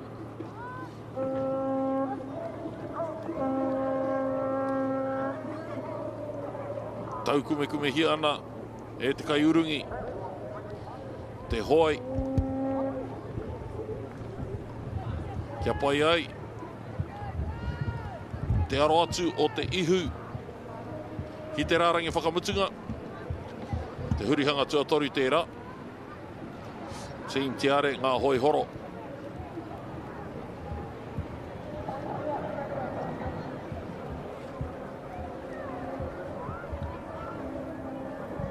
Girls, if you can see the boys trying to get out, just let them go first, okay? Thank you. O ngā toa o te rāwhiringa whāiti ko Team Tiare with a time of 5:59. 6:07, just saying, Manawaroa tuatoru.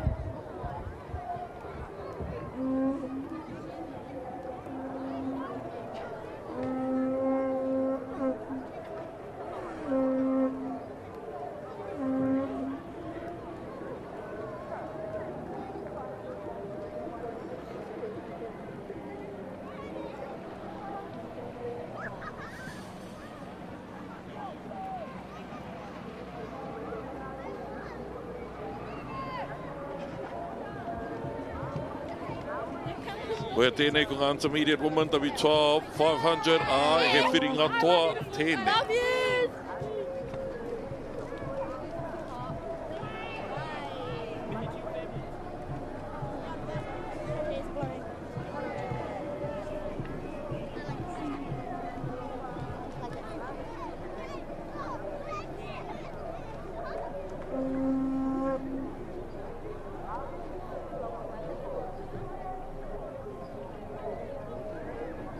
O te aratua tai ko Manawaroa, hine pū ko hurangi, aratua rua, Manuwai Red, horo ki ngā tū, a nue matawhā, OB, Kiwis, Manawa whakaari me tūrehu me whakatō tūkaha.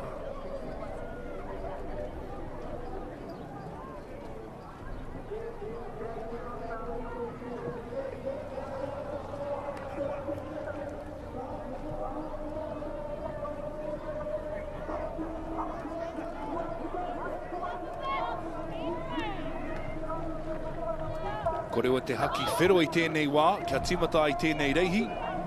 Intermediate Women's W12 500 metre finals. We got a green flag flying. And here we go. Ko ngā whiringa toa e nei.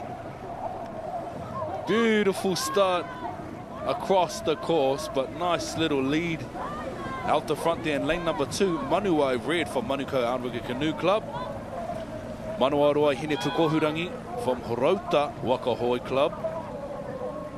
Te ara tuarua Manuwai Red, Manukau Aotearoa. Rawe tamariki mā. Ara tuatoru, horo ki ngā tū, ngā kaihoi. Mā hoi horo, rangi aunu. OB Kiwis from Ocean Blue Sports Club. Taratua ono, Manawa Rahui Pōkeka Waka Sports. Whakaari and Tūrehu from Tarawera Aotearoa Canoe Club there. And lane 8, Whakatoa and Tūkaha, Horauta and YMP. Whakawhiti tuatahi te ara rua rau rima te kau mita. Ko wai ko te ara tuarua Manuwai Red. Ahakoa te pai o te tīmatanga o etahi atu kaore pēr I pēra rawa te pai. Me te toinga o te rehi. Anei ko te ara tuarua Manuwai Red. E whakatu mai nei ki a tātou. Te take ka ki a rātou he toa whakaihuaka I roto I ngā hekona. Tata kei mua I a tātou. Ai e kare mā he whiringa toa tēnei. This is a final. Why hold back? There's no training tomorrow. This is what it all boils down to. This very moment. This is when a champion is made. It's either gold or silver. And it seems like here, lane number 1, they might actually want their gold a little bit more than those from Manukau, Horauta, Manawaroa, Hine Pūkohurangi. coming down to the final seconds, and in first place, second. So first place, Manuwai Red in lane number 2. Second place, Manawaroa Hinepu Kohurangi. Despite that kick at the end, girls, Manuwai Red, our champions for 2025 here at Karapiro. From Manukau, usually the hunters, if the drone comes to your waka, you're the champion. But they don't believe that just yet. Oh no, they do. There was one who celebrated. As we can see, the start of that race was impressive from the starting lines. Those Manuwai Red girls had established a strong start and were able to maintain that through the duration of that course. Pumping through that 250 mark now. On their tails, though, on the inside of them was their whanaunga from Horauta and YMP.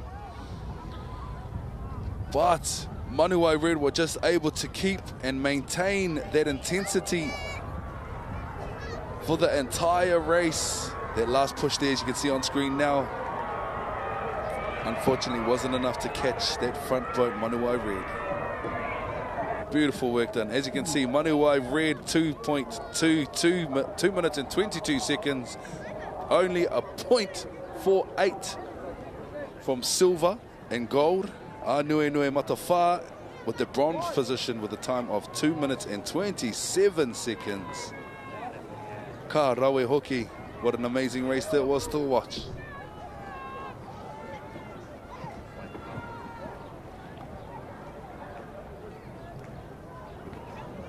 J16 Men W6 1000 semi 1 of 2.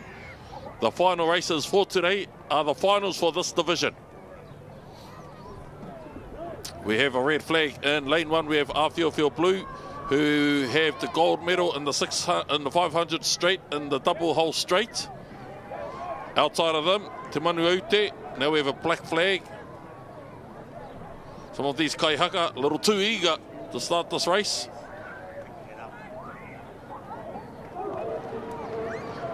Outside of Te Manu Aute in lane number 3, I Roam. Lane number 4, 6 Mullets. Lane number 5, Boom Bullets Orange. Lane number 6, Waiheke Return of the Midgets. Lane number 7, Aotearoa White. Lane number 8, Boom Bullets. Good start here in lane number 1, Aotearoa.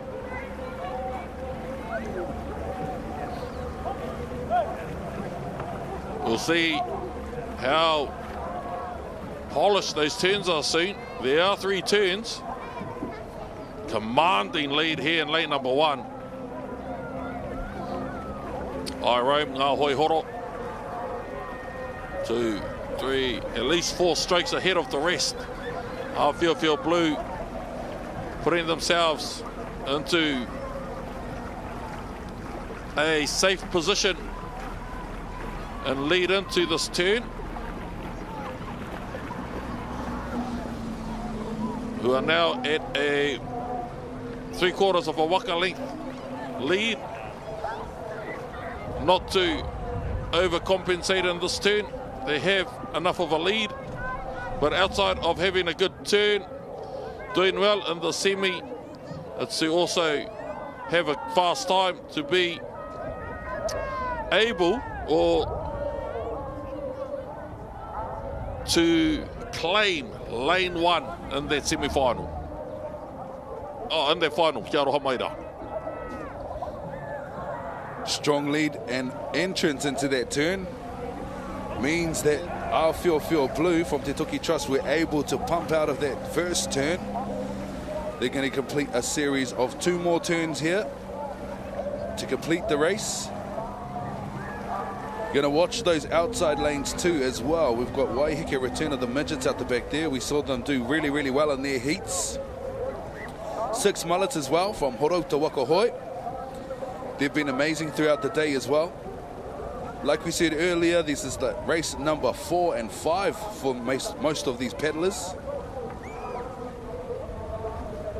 It just shows the endurance there. It's not just a quick sprint. Being able to last and paddle for lengthy amounts of times with the same intensity, the same passion, Have a look at this turn now as Te Toki approach their second turn. At the small buoy in front of us here in the broadcasting station, the Whakaata Māori. Lovely turn. Also into their turn too on the outside of them, Te Manu Aute, Te Pau Herenga Wakaama. And in comes everybody else. Boom Bullets, Peneula in the back there in lane number 8. In and out. Horota, 6 Malata out of their turns too. Everybody's come in and out of their turns now too.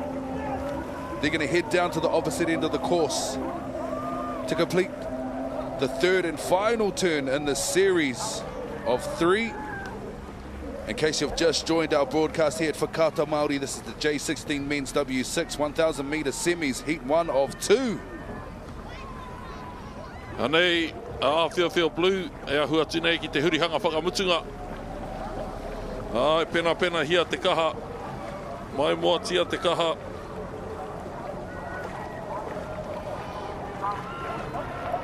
Kua heke te hohoro o te manawataki me te pai o te era. Nā te mea he whiringa toa. Kei mua tonu i a rata i te takiwa o te whāreihi. Anei, e kuhu mai nei ki te hurihanga whakamutunga. E mahi ana te tūru tuatahi me te tūru tuarua. I a rāua nā mahi. E hoki pēnei mai ai te ihu o te waka.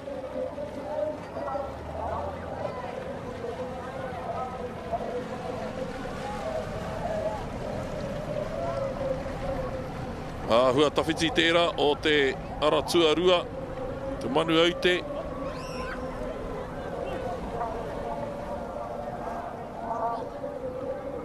Home and hose. Heading home. Te toki. Atoa mō te whiringa whaiti tuatahi o ngā mea e rua. E ata hoki mai nei ki te kāinga.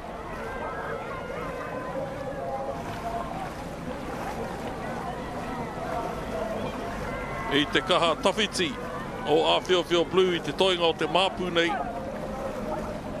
Kua kore he take o te pāpāho. Pēhea nei te whakamārama. Mauri whita. No real reason to give our all in the commentary. They're far ahead.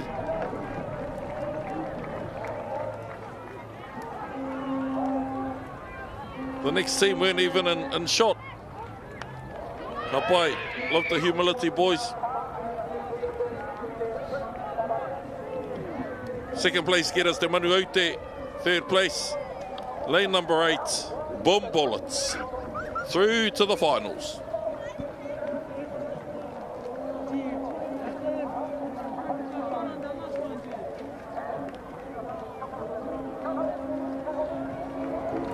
Kia rau tātou ki te tīmatanga o tērā rehi. Ara tuatahi, puta tuatahi mai. I taua rārangi tonu rā. Amazing. Pumping off the blocks first. I believe this is the first lot of turns. No, this is the second turn. Nice. Working together. Like my bro said, manawa taki. The synchronicity on those boats is amazing to watch, man. Absolute skills, absolute weapons on those boats. Not just those blades. But ngā ringa e pupuri ana ki awa. Hoi. Absolute weapons. Look at that face. That's a face of determination if ever I've seen one. And that was them coming across the finish line there to secure their next lot of progression races to ngā whiringa toa later on with a time of 5 minutes and 20 with their gold place there. Second place, Te Manu Aute with 5:39. And third position, Boom Bullets, 5:43. That was the J16 Men's W6 1,000 metre semis 2 of 2.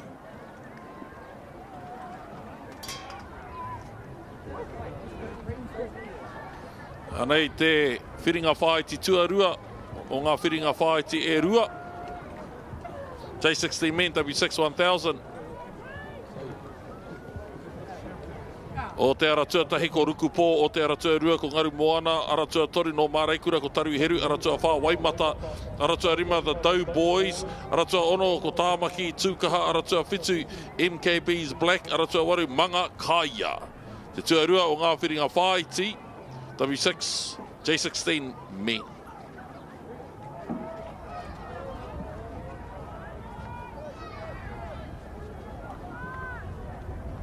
Ko rewa te haki whero. Kinga Pōti wahora. Yep, and up goes the green flag. Nice rolling start. First to pump up and off that line. It looked like our whanaunga from Horauta, Ngaru Moana. Looking across the course though, with the nose out the front, looks like Rahui Pōkeka MBKs. Could be Tamaki Tūkaha anō hoki. Definite leaders though on the fastest lane on the inside here. Rukupo from YMP Wakaama. On the outside of them, they're whanaunga from Te Tairāwhitia as well. Horauta Waka Club, Ngaru Moana. Taruheru on screen now for Māraikura.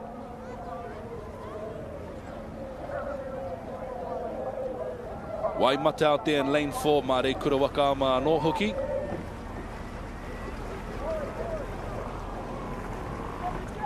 Dow Boys from Rātana Pae Kai Hoi. Work it. As they approach their first lot of 3 turns. Watch the precision as they line themselves up. Nicely done there. Lane 1, Rukupo YMP. Everybody's now into their first series of 3 turns. Te huringa tuatahi tēnei o ngā huringa e toru mo tēnei reihi. Tahi mano te tawhiti o tēnei reihi i tēnei wā. E utonu tamama, e utonu. Krapu tēnei o Māraikura ko Waimata o te aratua whā.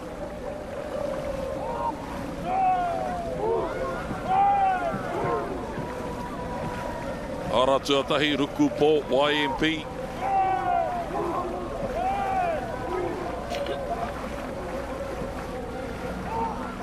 Ane anō, te poni kai urungi. O tēnei kapa. E ahu mai nei ki te hurihanga tuarua. A pai e tama. Hurihanga tuarua. O te wā hei aru mā rātau.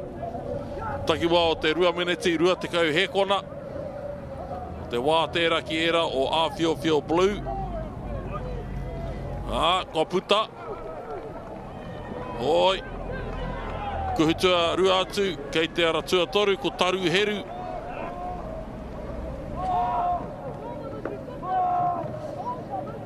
Engari. Kei wahora. Ko Dow Boys ki taku mōhio. Hei te pirangi ki tētahi tūranga i roto i te whiringa toa.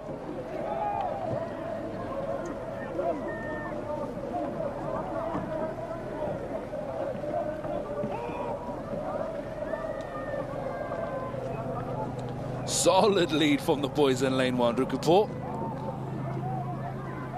Absolutely emptying the tank. I bet you there will be some little bit of stored in the reservations, in the reserve tanks, if you will, because they know with a lead like this, it's definitely allowed them a space. Kinga whiringa toa later on this afternoon. Man, that blade looks bigger than that pedal in seat number 6. See, it just shows you it ain't about size. It ain't about mass, it's about skill. And look at that skill. Rawe tama, ka rawe. And just like that, man, got that waka around that boy. For the third time. Nicely done. Everyone else now on the course is into their third turn for the race. The J16 Men's W6 1000 metre semis, 2 of 2. Mare Kura out, the Doughboys are out from Ratana Pa now. Over in the back there, Mangakaya from Ngakaihoia Te Puaha Incorporated. In and out of their turn now, 2. Beautifully done. Watch these teams pump down the last 250 to complete this race. Aye, the speed was a little bit faster. And then Aotearoa Blue Waka, I think they were hitting some 4s. Here we are with Rukupo. Final kick home. They want a fast lane, which will unfold. Their final unfolds in 2 races time. After this, we have an intermediate men W6 500 final. After that, intermediate women W6 500 final. And then we get into the J16 Women 1000. And then the finals for this. As I said, semi number 1, we had Aotearoa Blue with a time of 5:20. Kua nei tātou ka kite. E pēhea rānei te tere ake, te pōturi iho rānei o Rukupo. I te rawa, again, 5:20, 35 milliseconds. Here is a replay, te tuku ruatanga.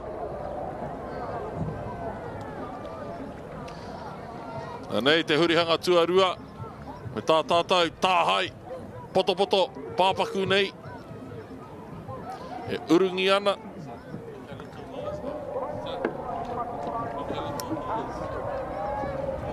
Third turn on screen now, as you can see. Watch this lung gun at the back there. Yeehaw! Yeah, absolutely inspiring, man. The youngest in his crew, with the biggest role and responsibility on the boat.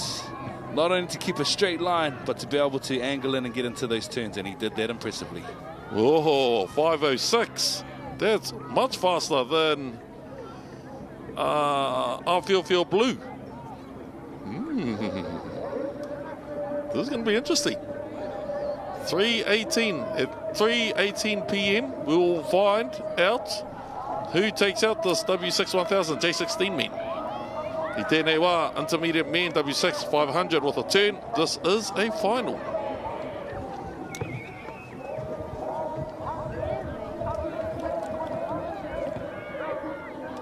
In this intermediate men's W6 500 turns finals race in lane 1, Manu Tuke, lane 2, Manu Kings, lane 3, Obi Warriors, lane 4, Holo Holo, lane 5, Hokianga Tamas, lane 6, Tu Haitia, lane 7, Aotearoa, and lane 8, Tuatini. Koiaranga tangata, ngā tīmai whakakanuhi ana I tēnei whiringa toa for the W6 500 metre turns.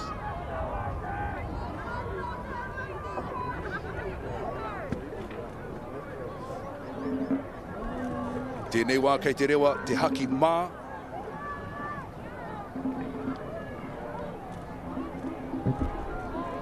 O tōna tikanga akua nei ka kite te haki whero. Ara, ko rewa.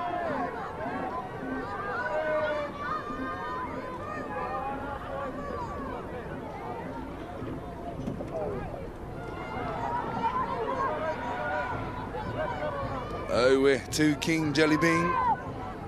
Hoki mai, hoki mai. Taku tina, kia huri au. Tui te nai, whakatu. Akwa rewa te haki kakariki. Let's go! Ko ngā whiringa toa e nei e te whānau for the intermediate men's W6 500 metre turns race. Kaua noho puku. Don't sleep, don't whakatā. Get on the edge of your seat e te whānau, because this is the creme de la creme for this reanga, the intermediate men's W6 500 metres. Whiringa toa. Even though they're all champions at the end of the day, we want to see who officially will walk away with the title of Toa Whakaihu Waka for this division for the W6 500 metre turns races.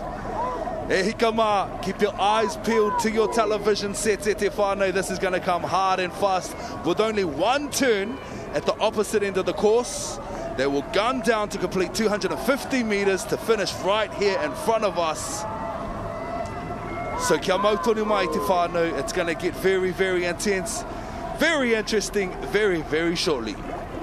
Hurihanga, ko tahi o tēnei rehi, kei mua Marika a Manu Tūke. Ai rānei ka puritia e rātau, tēnei paku wikitoriatanga, āhua tawhiti. Hoi anō, he take tonu I pērā ai, kia pai te hoki koi mai, ki tēnei ara, e hoki kaha mai ai rātau. Ki te rārangi whakamutunga e kia mai ai rātau he toa. Ka pai YMP, Nancy, David Jones, kua kitea te whanaketanga o tēnei kapa, I roto I ngā tautata nei. Me pēhea hoki e kore ai, nā koutou tonu te tauira, he anō tā rātou he whai. Ngā tohu ki enei tamariki, me he mea ko Nancy Ray Tarawa, he puna mā tauranga no ngā whakataitai ao, I Tahiti rawa, I hea David Jones anō hoki tana tīma o Mauri ora. Ngā kai hoi roto I tērā kapa ko ngā Mangu Kemps, ko ngā Rangi Colliers, Patrick Leach. He tahi o ngā maire tūwa o tēnei hākinakina. Ngā kai pupuri I te mātauranga o ngā Greg Whakataka Brightwells. Ka maringi, kairunga o Manu Tūke, YMP, te take e angi tū mai ana rātou I tēnei wānei. Ka pai tamamā, ka whitikina koutou e ngā hihi o tamanui te rā. I nā koe ki ana koutou nānei, he toa whakaihu Waka. It's going to be exciting to see who's going to cross and secure that silver and bronze medal position though for the podium finish this afternoon. Kai te kite te ara tuatoru, OB Warriors, Ocean Blues, followed in by te ara tuarua Manu Kings, Manukau Aotearoa Canoe Clubs, Aotearoa to conclude race number 137, the intermediate men's W6 500 meters. Your champions and toa whakaihu Waka for 2025, Manu Tūke, YMP Wakaama. Anei te tuku ruatanga, e hara I te mea, ia rātou te tīmatanga pai katoa. Hea ia no. No te ū ki te rautaki, no te whakapono o tētahi ki tētahi, no te hoatu I te katoa. I eke ai rātou, e kia mai nei hoki rātou, he toa whakaihu Waka I tēnei tau. YMP, Manu Tūke. How you can see beyond your makawe and your portai boy, I have no idea. But henceforth, all you have to do is look down because around your neck will be a gold medal. Manu Tūke with a time of 2:51, 3:04, OB Warriors, Manu Kings, Tuatoru.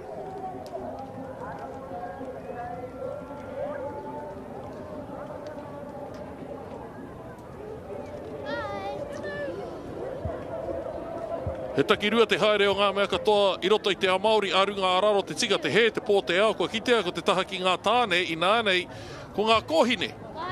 Me te ingoa rā o tātou māreikura ka hinga nei kiwi e kitea mai nei kua tāia ki ngā pokohiwi I ngā ringa o e rakai hoi aratua tai a nue blue aratua rua manu white red aratua toru hine pū ko hurangi ngā two Lakers tū te wini tiare manea green manu tai ko tū ka hame whakato. They are all here vying for a gold medal.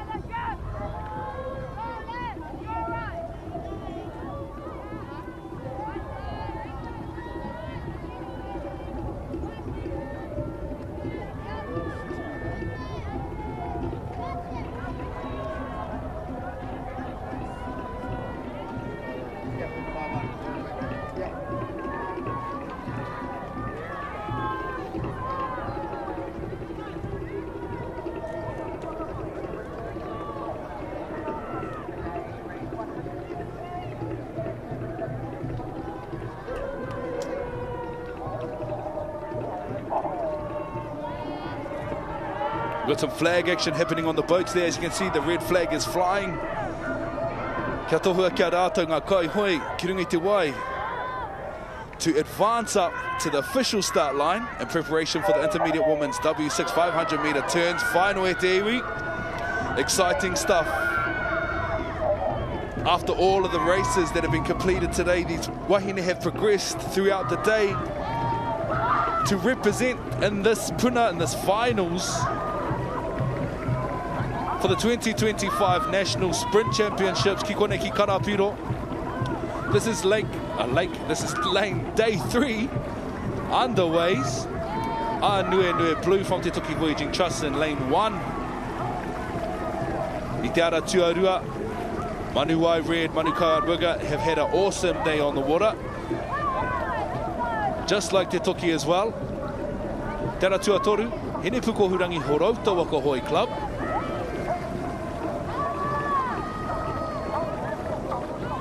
Whakawhiti atu ki te Aratua Wha. Matu Lakers doing an amazing job too. They've represented amazingly through the progression races. Glad to see them here representing today.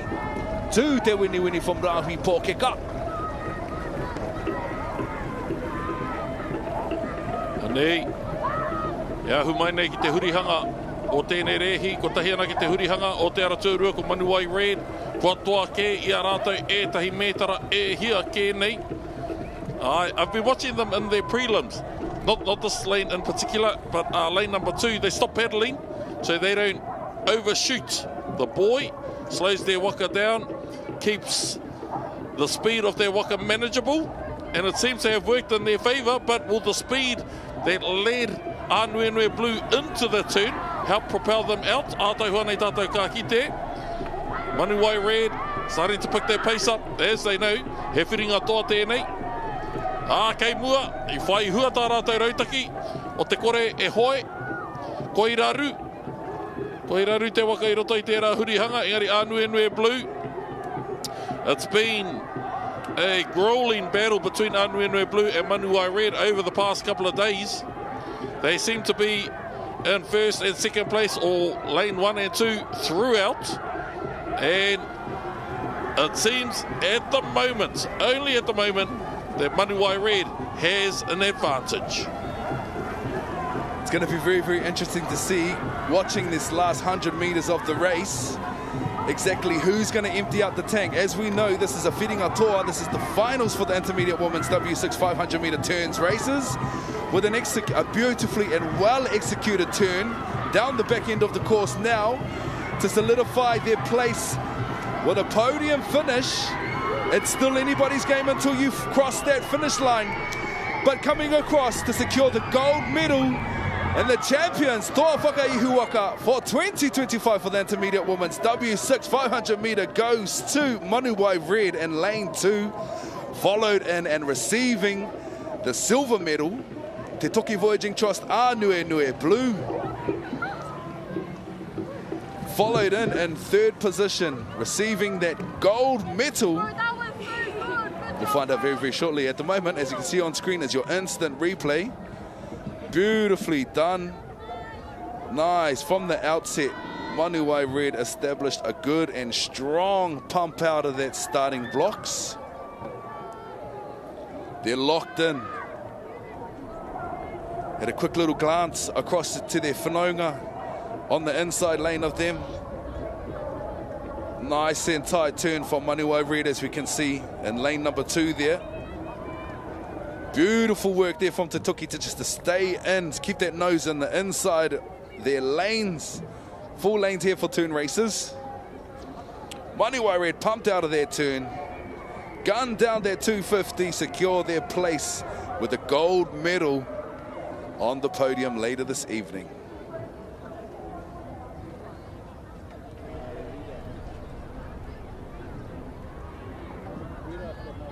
Looking at the official times now for race 138, the intermediate woman W6 500 meters. Gold recipients, Manuai Red with an impressive time of 2:57. Our silver recipients, Aotearoa Blue with 2:59. And our bronze recipients, Hene Puko Hurangi with 3:04. Ka mau te wehi.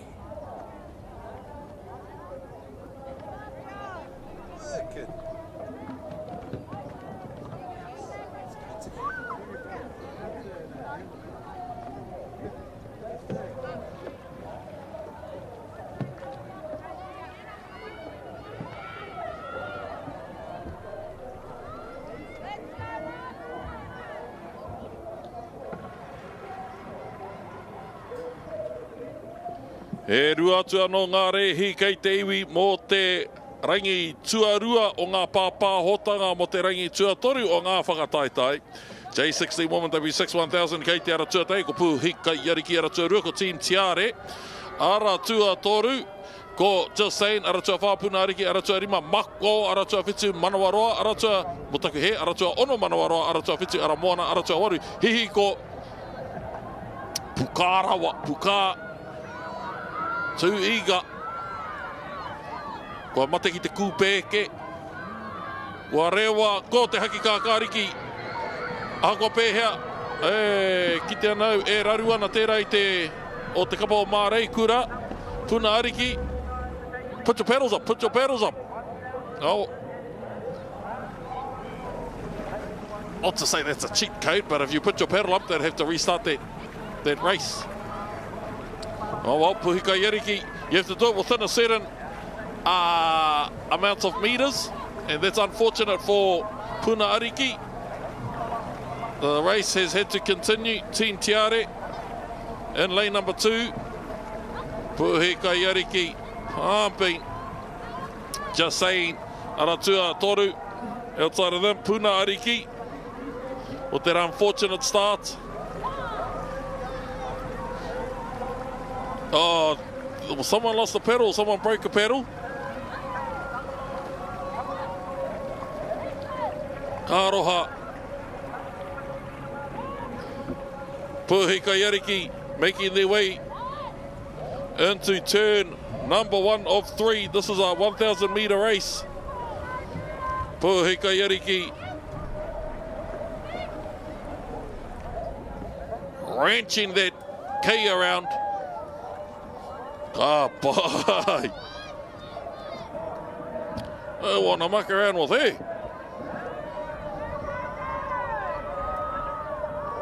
Muck around, girl.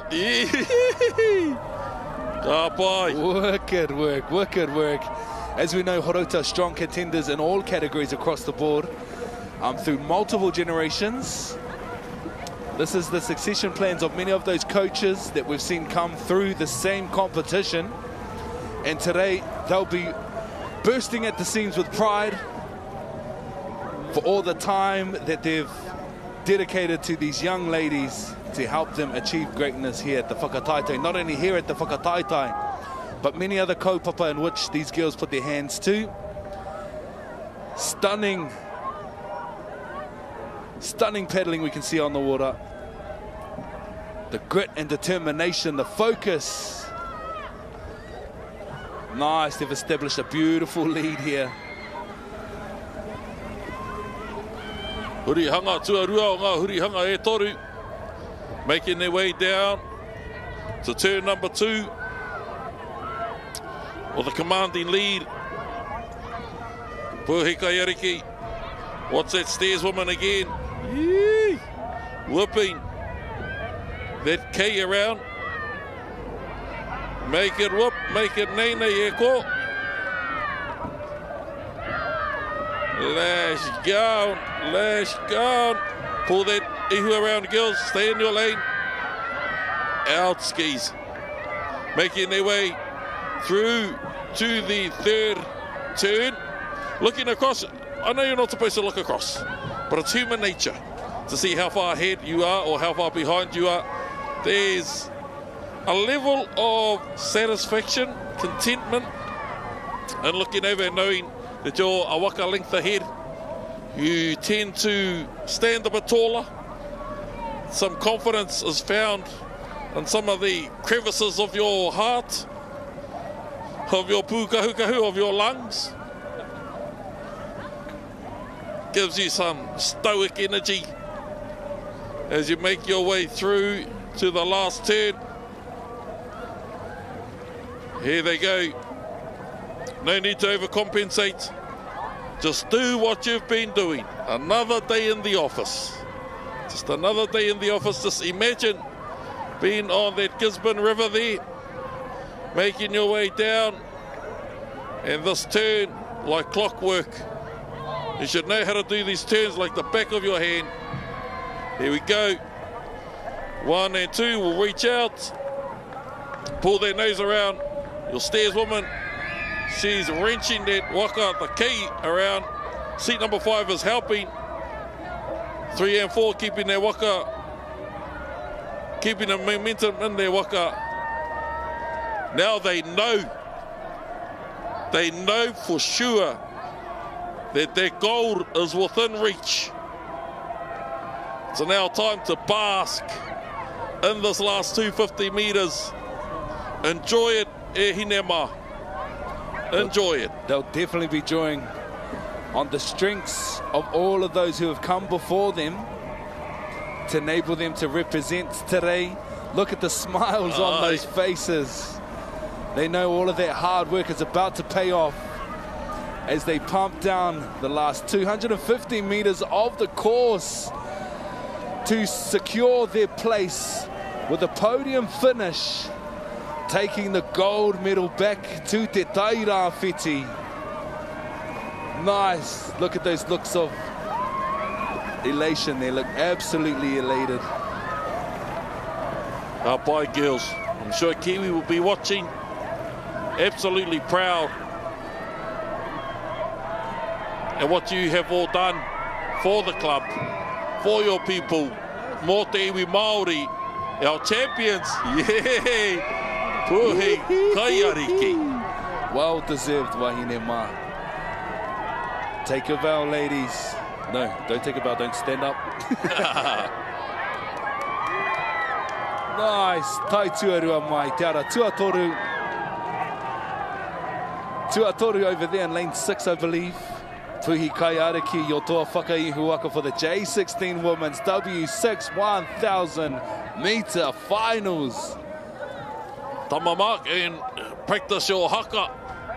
You're about to do one for these girls when they receive their gold medal later on this afternoon.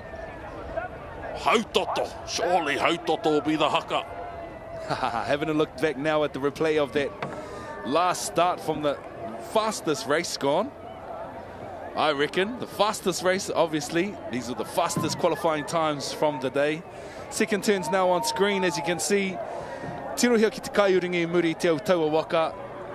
She makes that look like nobody's business. Easy peasy lemon squeezy. Nice work from seats 1 and 2. Drawing the front end of that nose around. Beautiful line too. Such a Kiwi stance, look at that. I don't know who's responsible for the social media or the promos for Wakama, but do take a snippet of those turns.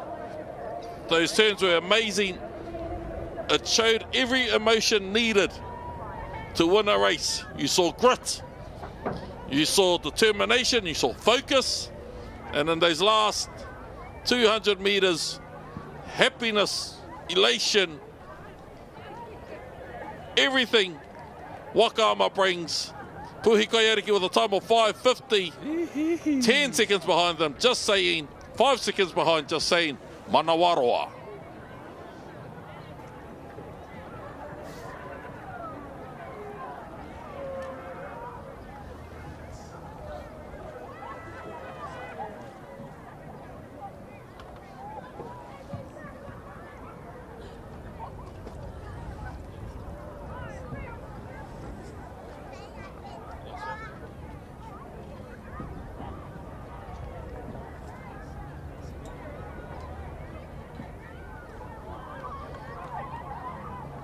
Ai, e tatari mai ana I te pai ngā Waka ko ngā intermediate women W6 500 champions Manu Waireid. It's a clean sweep for this Whakamanu team. You know, you train so hard during the Christmas and New Year's. Sometimes you don't even get a holiday, but that must be worth it, right? Yes. We spent almost all year training hard just for this one moment. We're so glad that we got to come first. Yeah, once again, shout out to all the girls. They all paddled really hard out there. We all paddled hard. And my team too, we did so good. And I'm very proud of my team. Before coming to Nationals, did you think you could get a clean sweep? Yeah. Yeah, If being humble. Being humble, but also knowing that you put in the mahi. Well, congratulations. E rere ana ngā mihi kia koutou. Go and enjoy your time off now. There's no more races. What are you guys going to do now? Eat. Eat. That's what we want. Thank you. Ka pai, well spoken. What a humble leader. Tēnā koe, tēnā koutou, manu Waireed.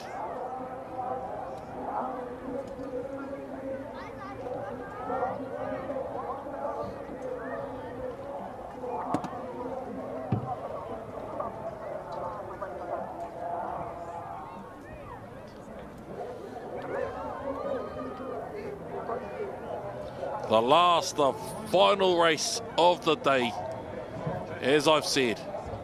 Day 2 of the broadcast, day 3 of competitions. These boys have progressed through the preliminaries, the heats, the semis, to make it here to this day, to this moment. Rukupo in lane number 1, lane number 2, Aotearoa Blue, champions of the double hull and the 6x500. The Doughboys, Te Manuote MPK's Black Bomb Bullets, Taruhiru and Waimata. Ladies and gentlemen, he whiringa toa tēnei, this is a final.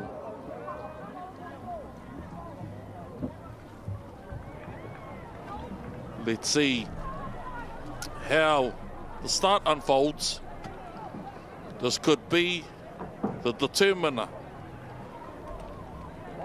This could be the difference between a gold, a silver, and a bronze. Rukupo, lane 1.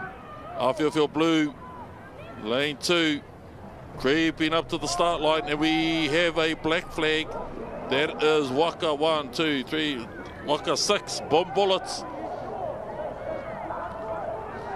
You don't want to overcompensate in the backup. Now we have a green. It's going to be here in lane number 1 and lane number 2. As I said, lane number 2, they are our current champions for the double hull, as well as the 500-metre straight. Out with an amazing start there, Aotearoa Blue. It is hoped that they can maintain that lead through the turns. Tā tātou punua, tā hai, tā tātou tamaiti kai urungi nei I roto o Rukupo. There's a magician when it comes to those turns. But this first 250, here it is, Aotearoa Blue be heading into their turn first. Work it, man. What an exciting day of paddling here at Lake Karapiro.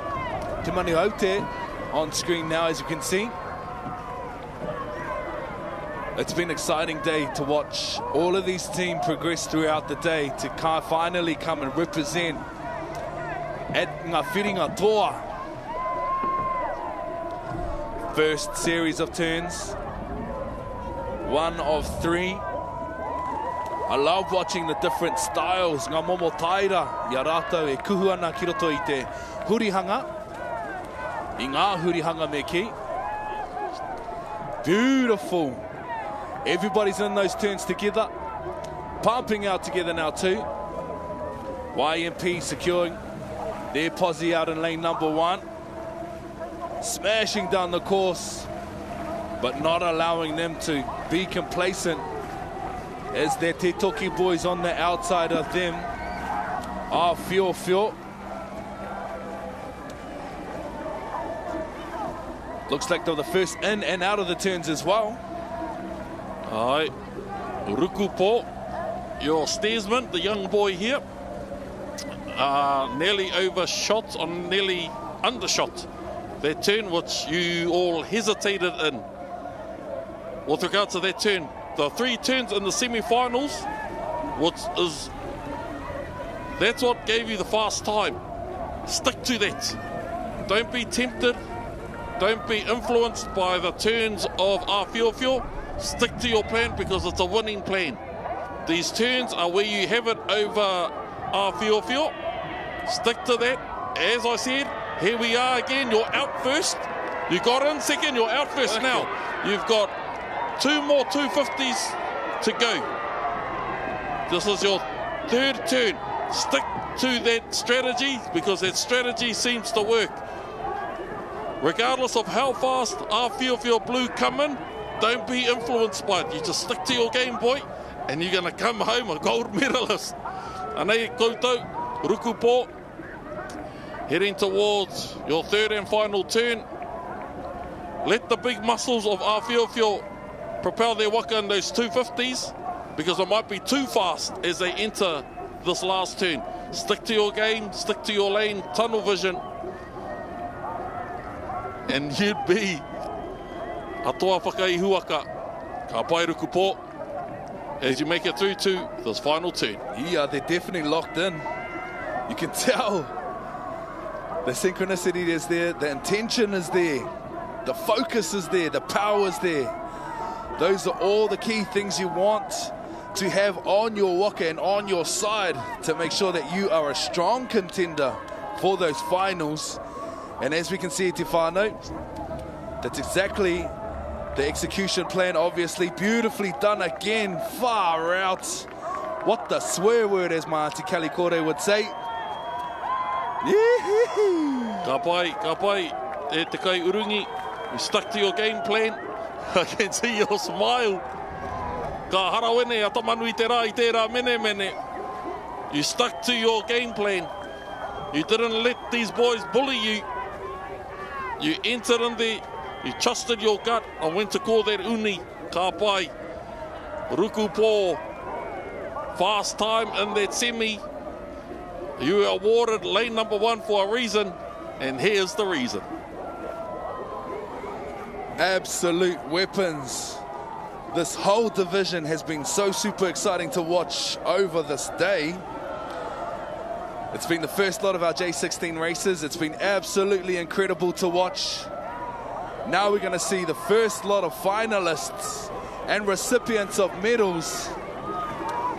Rukupo from YMP, Te Tairāwhiti, take a bow as your boys secure the first gold medal for the J16 boys. Amazing. Te Toki coming across. They would receive the silver medal. Rukupo winners of the J16 Men W6 1,000 meter whiringa toa. Amazing. Absolutely incredible, boys. Such a sight to watch. Aye, as a past peddler of Te Toki, there are a lot of lessons in that. E tamama. Saying that it was going to be an easy win has backfired. A lot of humbling in this race. Take the lessons, take the learnings. Kia u ki te humari e tanga ki te whakaiti. Nā te mea, koe nei te utu o te kore e whakawhirinaki ki ngā uara o tō tātou karapu. E hara te whakahihitanga I te uara no te karapu I pakeke mai ai ahau. Kia mau tātou ki ngā mātāpono, ki ngā whakaakoranga o tō tātou pāpā Hoturoa. Tangata whakaaro nui tērā. Ahakoa pēhea nei te wairua tātā whāinga, regardless of how the competition gets or how heated competition gets. Hold fast to the teachings of our teacher of Matua Hotu, kia humārie, kia ngā kau whakaiti. Champions for 2025, e tū, give Rukupo a huge round of applause. 509, 514 Aotearoa Blue and Te Manu Aute in third. Meke.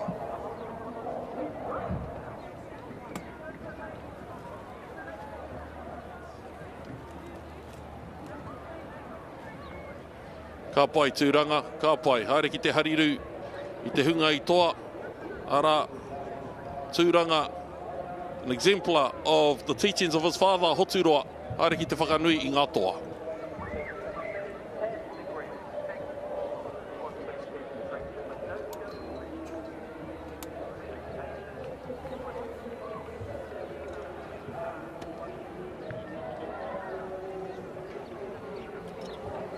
Ai, kia haere rā tātou ki ngā toa, ki te hunga ka noho mai hei kaupapa kōrero mo te roanga ki o tēnei tau, ko wai, ko Rukupo.